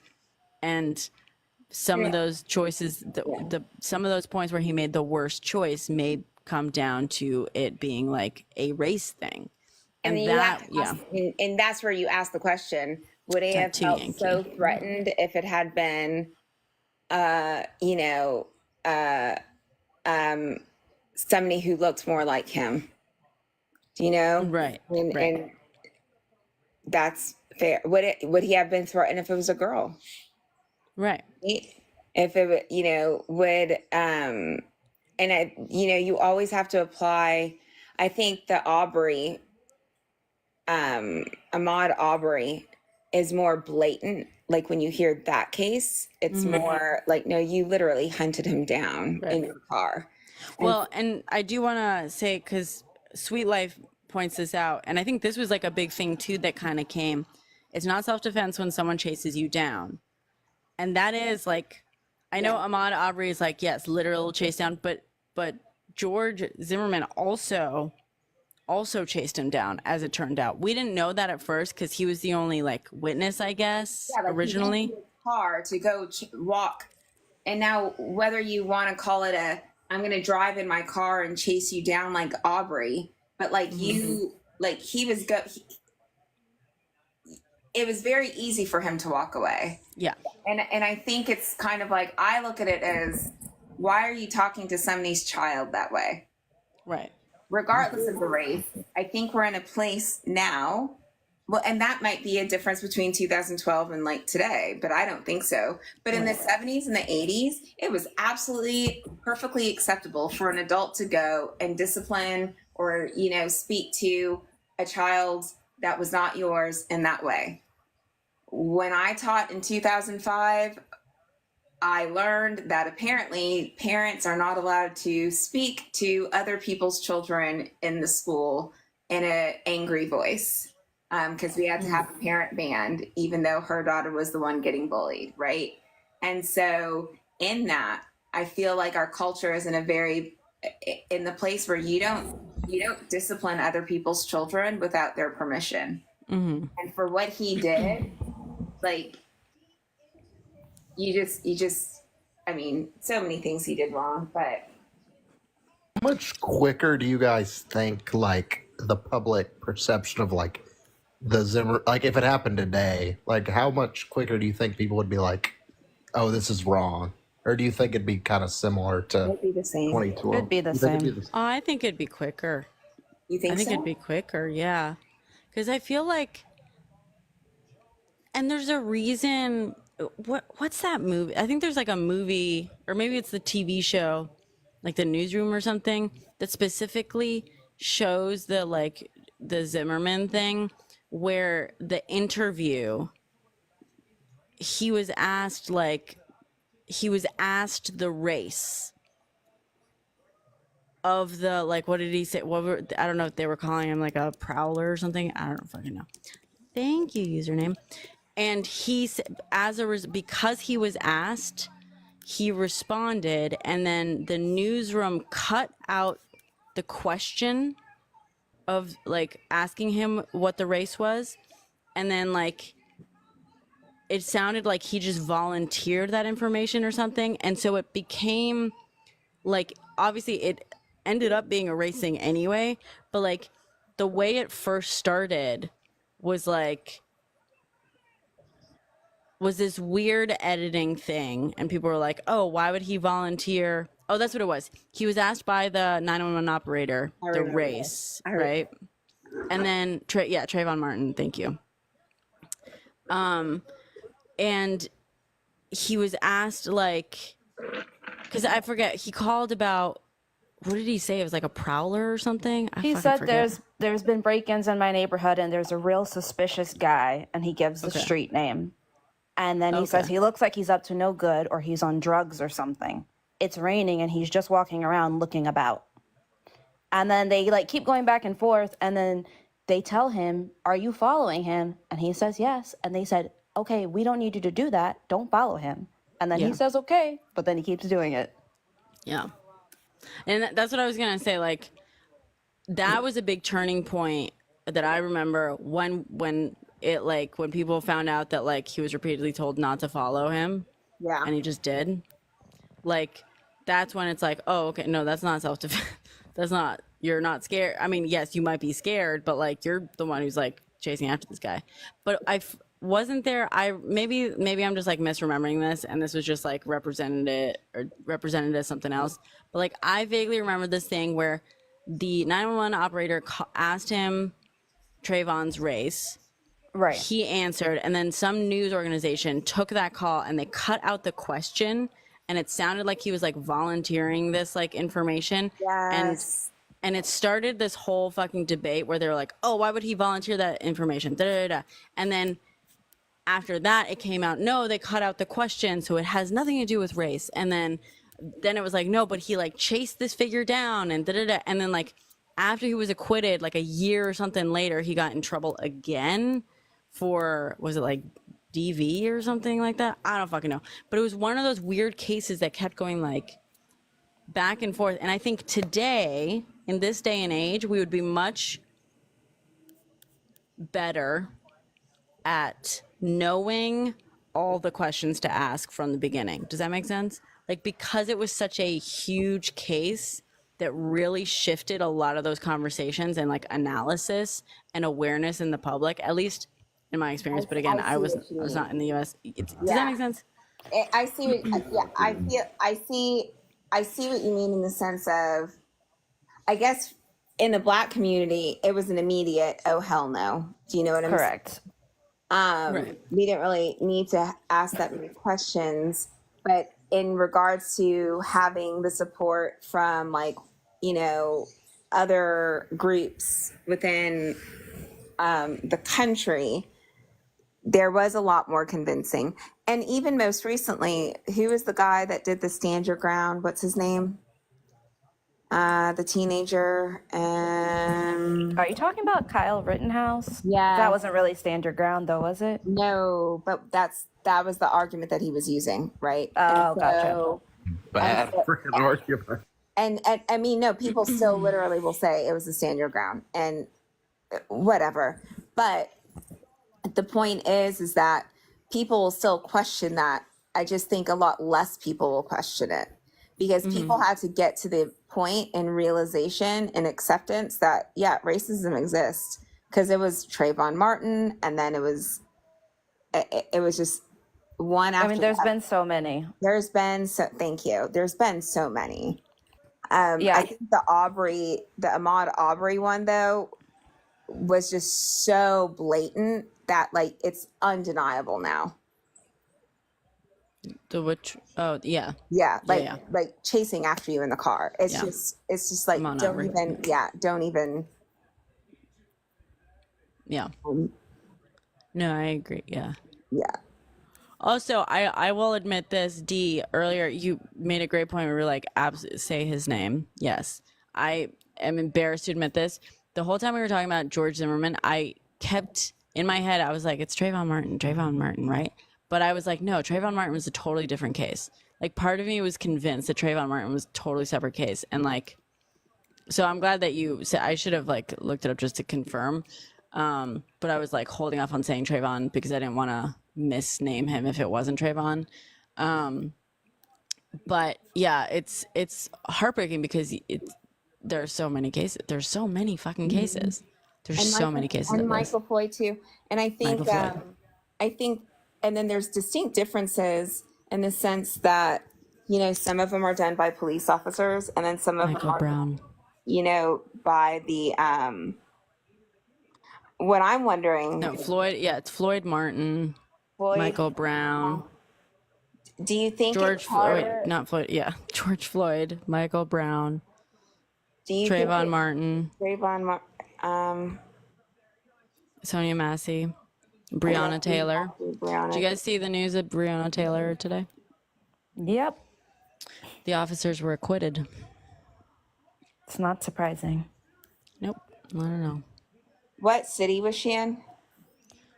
Louisville, I think. Yeah, I posted about it. I made a post before coming live. So acquitted. They said it was. So Breonna Taylor is the one where she and her boyfriend were home, like in bed already, and police served a no-knock warrant on their home. The warrant was for the wrong address that they acquired illegally because they lied to the judge to get the warrant. No-knock warrant, which means that they didn't have to announce themselves, so that basically they were breaking into the apartment. Breonna's boyfriend, Kenneth Walker, woke up, took out his firearm, fired a warning, thing. One warning, and they returned fire, and Breonna was struck and passed away. And they were basically suing because the officer shouldn't have been there in the first place. The warrant was illegal. They, logically, they caused her passing away. They caused her passing. They should not have been in that house. They should not have been forcing the entry to two unsuspecting, completely innocent people. They should not have lied to a judge to be able to do that.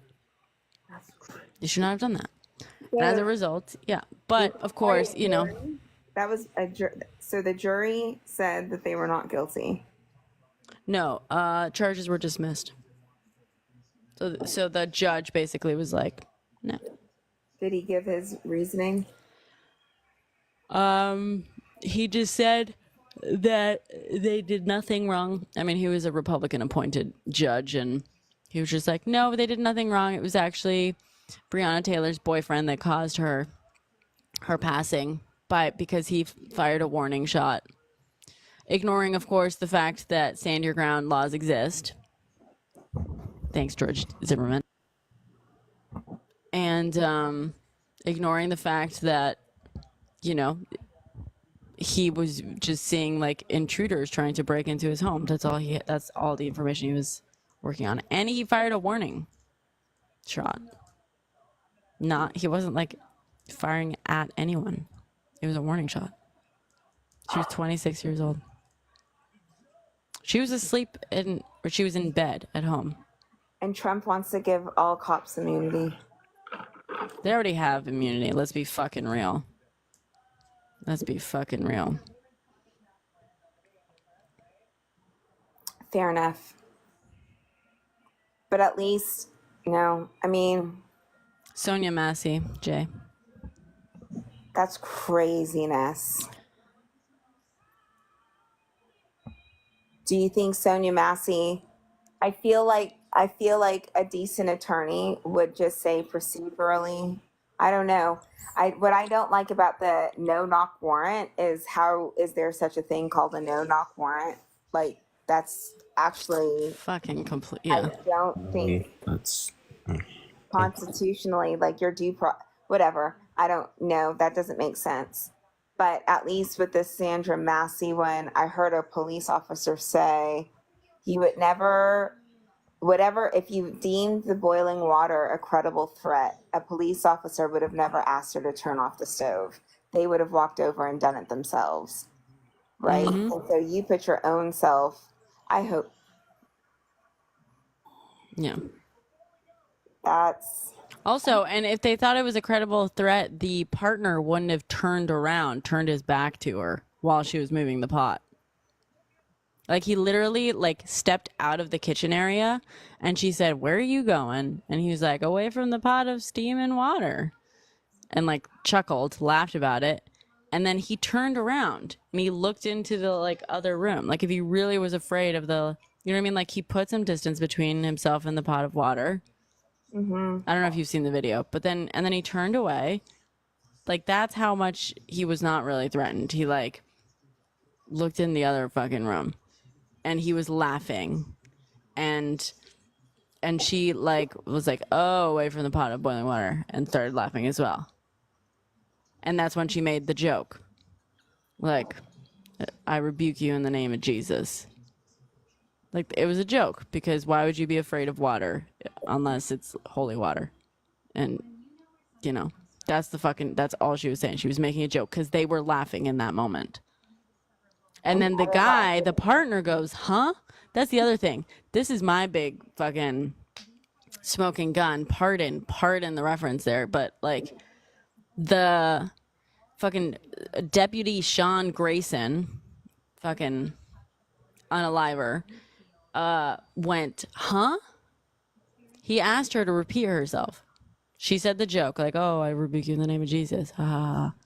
Whatever. And he goes, "Huh?" He asked her to repeat herself. And so she says it again. "I rebuke you in the name of Jesus." Because you didn't hear the joke the first time. And then he responds to that. He's like, "You better fucking not."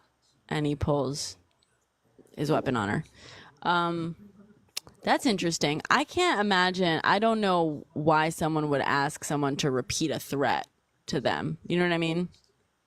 Like, if he's really worried about what's going on with this water, and she says something that he thinks is a threat so much that he's like, "Huh?" And she's like, you know what I mean? Like, there's something really fucking weird about that. Were you threatened, or did you not hear what she's, you know what I mean? It's just fucking weird. Is the president of the United States able to, I guess it wouldn't be the president. Well, maybe, I don't know. But maybe Congress able to secure any sort of rights against state police? I don't know. I know there was I think the federal government tried to make a law saying that you couldn't have a pew pew within a certain amount, like a certain feet from a school, and South Dakota or North Dakota or one of those Dakotas sued and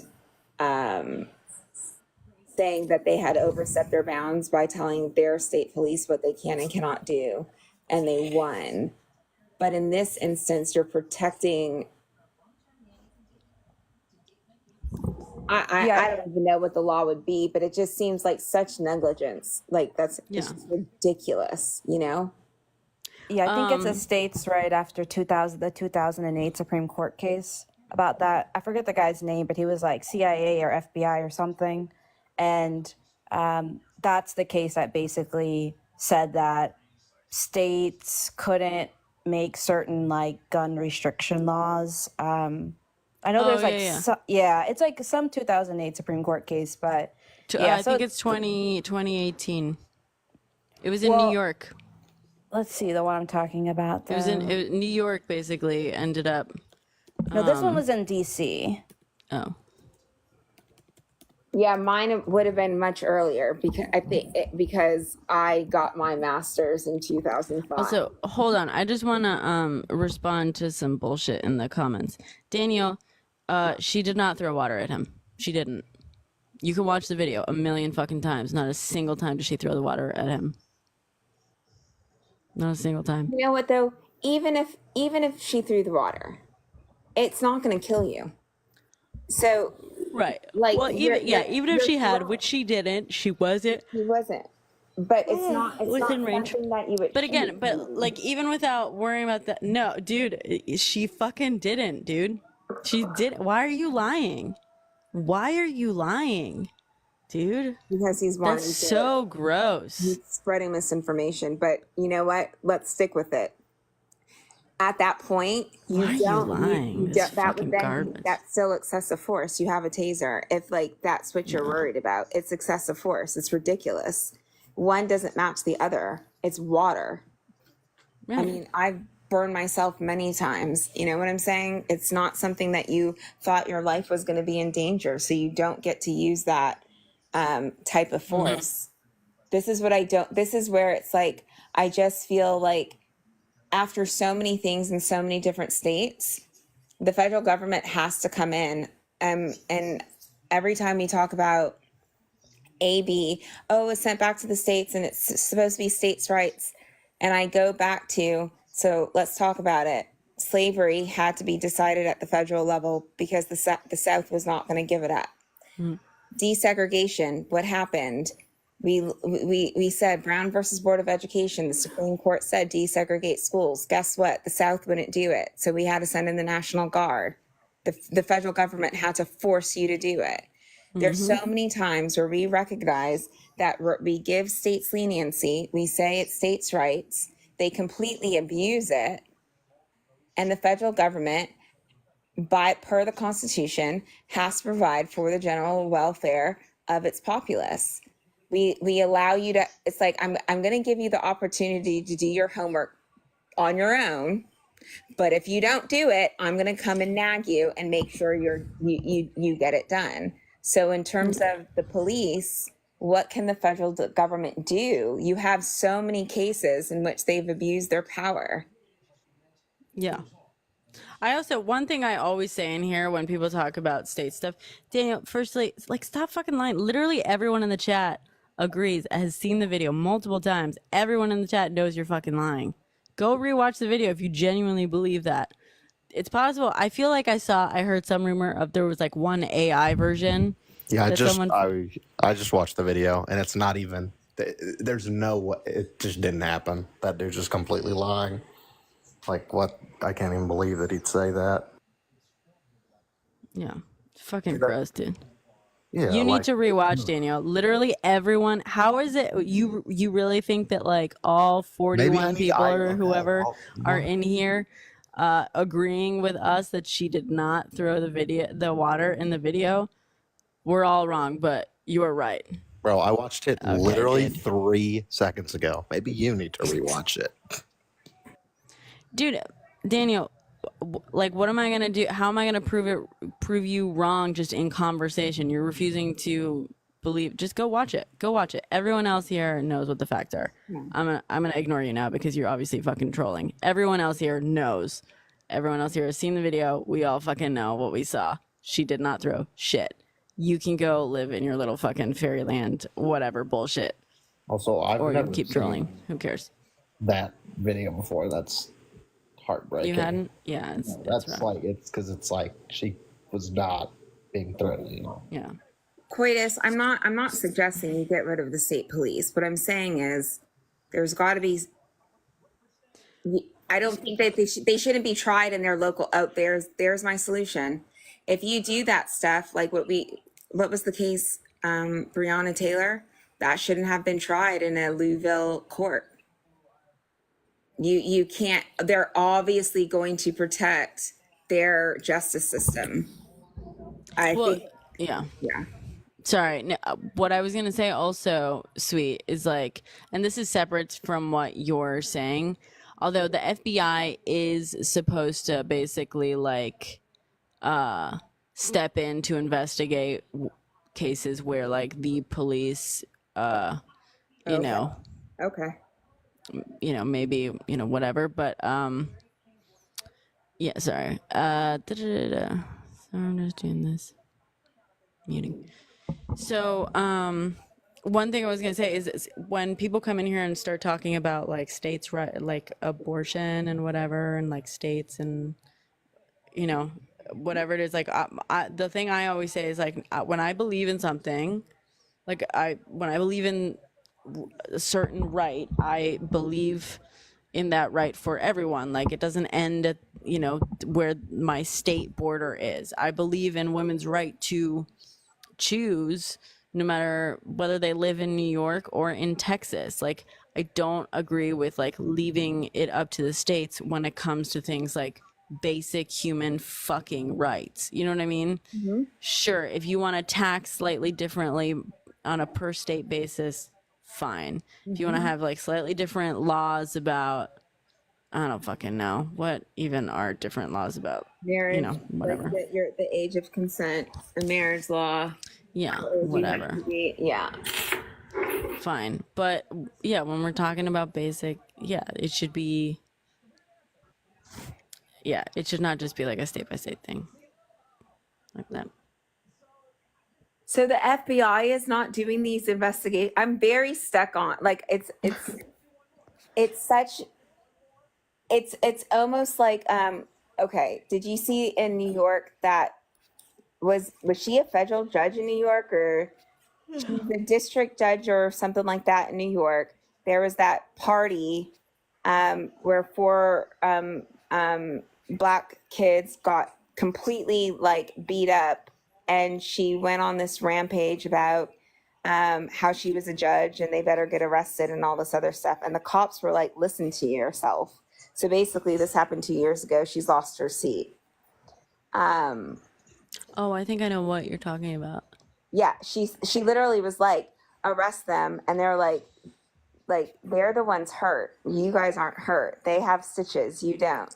And she, I think, even made a statement saying, I always protect you. She says, you know, I've always got your back.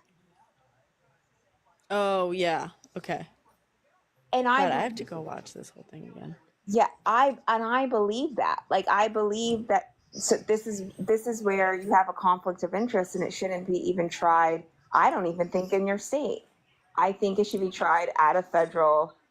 Like, if your state and your state agency can't keep control over your employees or whatever, then and they do something to like this, like to this severity, then I think it needs to either go to another state to do it. But I just don't think you'll ever have a fair trial, because how many officers ever get found guilty? Yeah. It's also like with the fucking murders and stuff. My thing is too, like, why, like, how are these, like, a lot of these people should not be police officers because they clearly have like major like anger issues that they need to work on. And it's like people are dying because of that. Oh yeah. And it's the US like, has some of the lowest requirements for police training of any developed nation. Like, really? What is least it? amount of What training. is it in Spain? What is it in Spain? That's a good question. I know in the UK they don't even carry pew-pews, at least unless you're like SWAT or something like that. Yeah, I don't think they really do in Spain. Some of them do in Spain, but I think most of them don't. Let's see.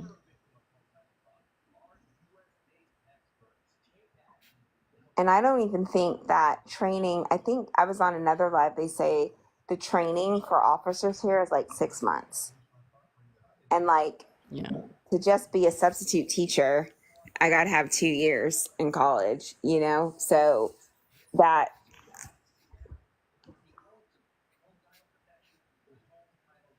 is not enough.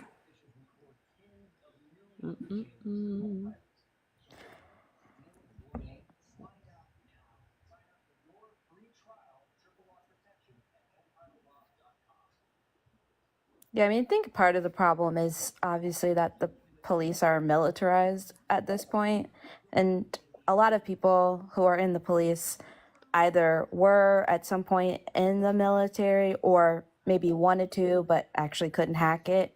And so you get kind of that oppositional feel when you're like, it's the police against people committing crimes, and they're treating the people that they're interacting with as targets, basically. Interesting. That I also think it's not like obviously it is much more to the like it's hurting the citizens a lot more, but it's also like because of this lack of training, these officers are being put in positions that they're not ready for. Yeah. And it's like I don't know, it's just like it's horrible. So sorry, just to answer your question Not to earlier. Say like it's okay, but it's like a lot of these, they should have never been in that situation in the first place. Yeah. To like make that horrible wrong decision, you know? Yep. So in Spain, So in Spain, police training hours required, it's close to 3,000. In the US, it's 500.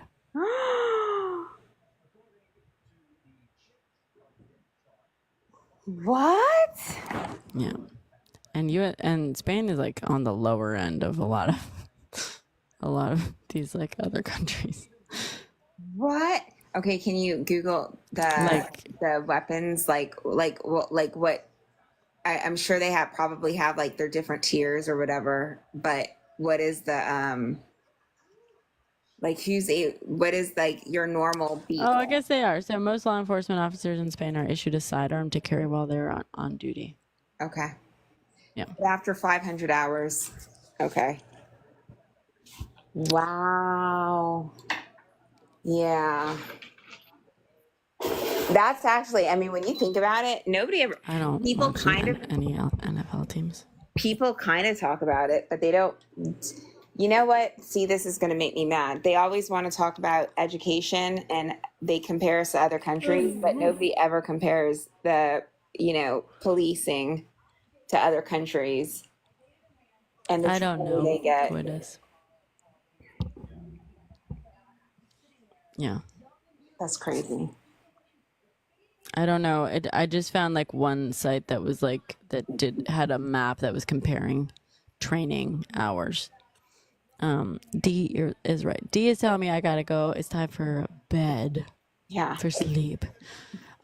Before we start, saying our goodbyes and all that, everyone say happy birthday to D. Happy birthday. Happy birthday to D. Happy birthday.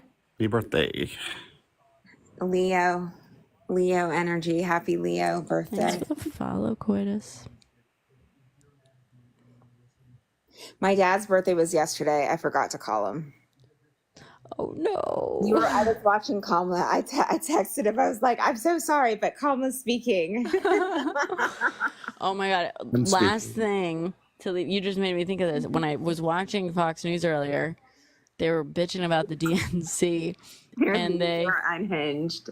And they were like, like Joe Biden like spoke so late. He spoke at like midnight. And they were like, they basically were like talking about how all the like keynote speakers were like speaking like late at night, and they were like, oh, these had like they had such terrible time slots. Like whoever planned this event was so bad, so terrible. Like you're putting like Joe Biden on at like midnight or like Obama on at midnight.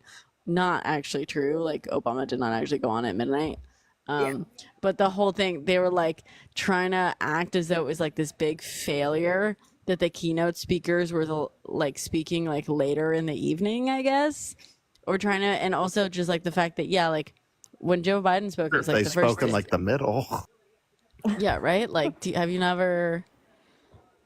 Like, I don't. What's your fucking point? It was just so fascinating to see how they spun something like perfectly normal and like reasonable, not just reasonable, but like how the fuck else would you do it? That they somehow turned that into like a criticism, and they're like, it was just wild. My favorite. When did Trump speak? Probably at the end. Like, I don't. Yeah, right. My favorite comment, and honestly, I don't remember who the comment was from, but they were like, "We're now the." I think it was a Democrat, but he was like, "We are now seen as the patriotic," or maybe it was Van Jones, but like the Democrat. I love Van.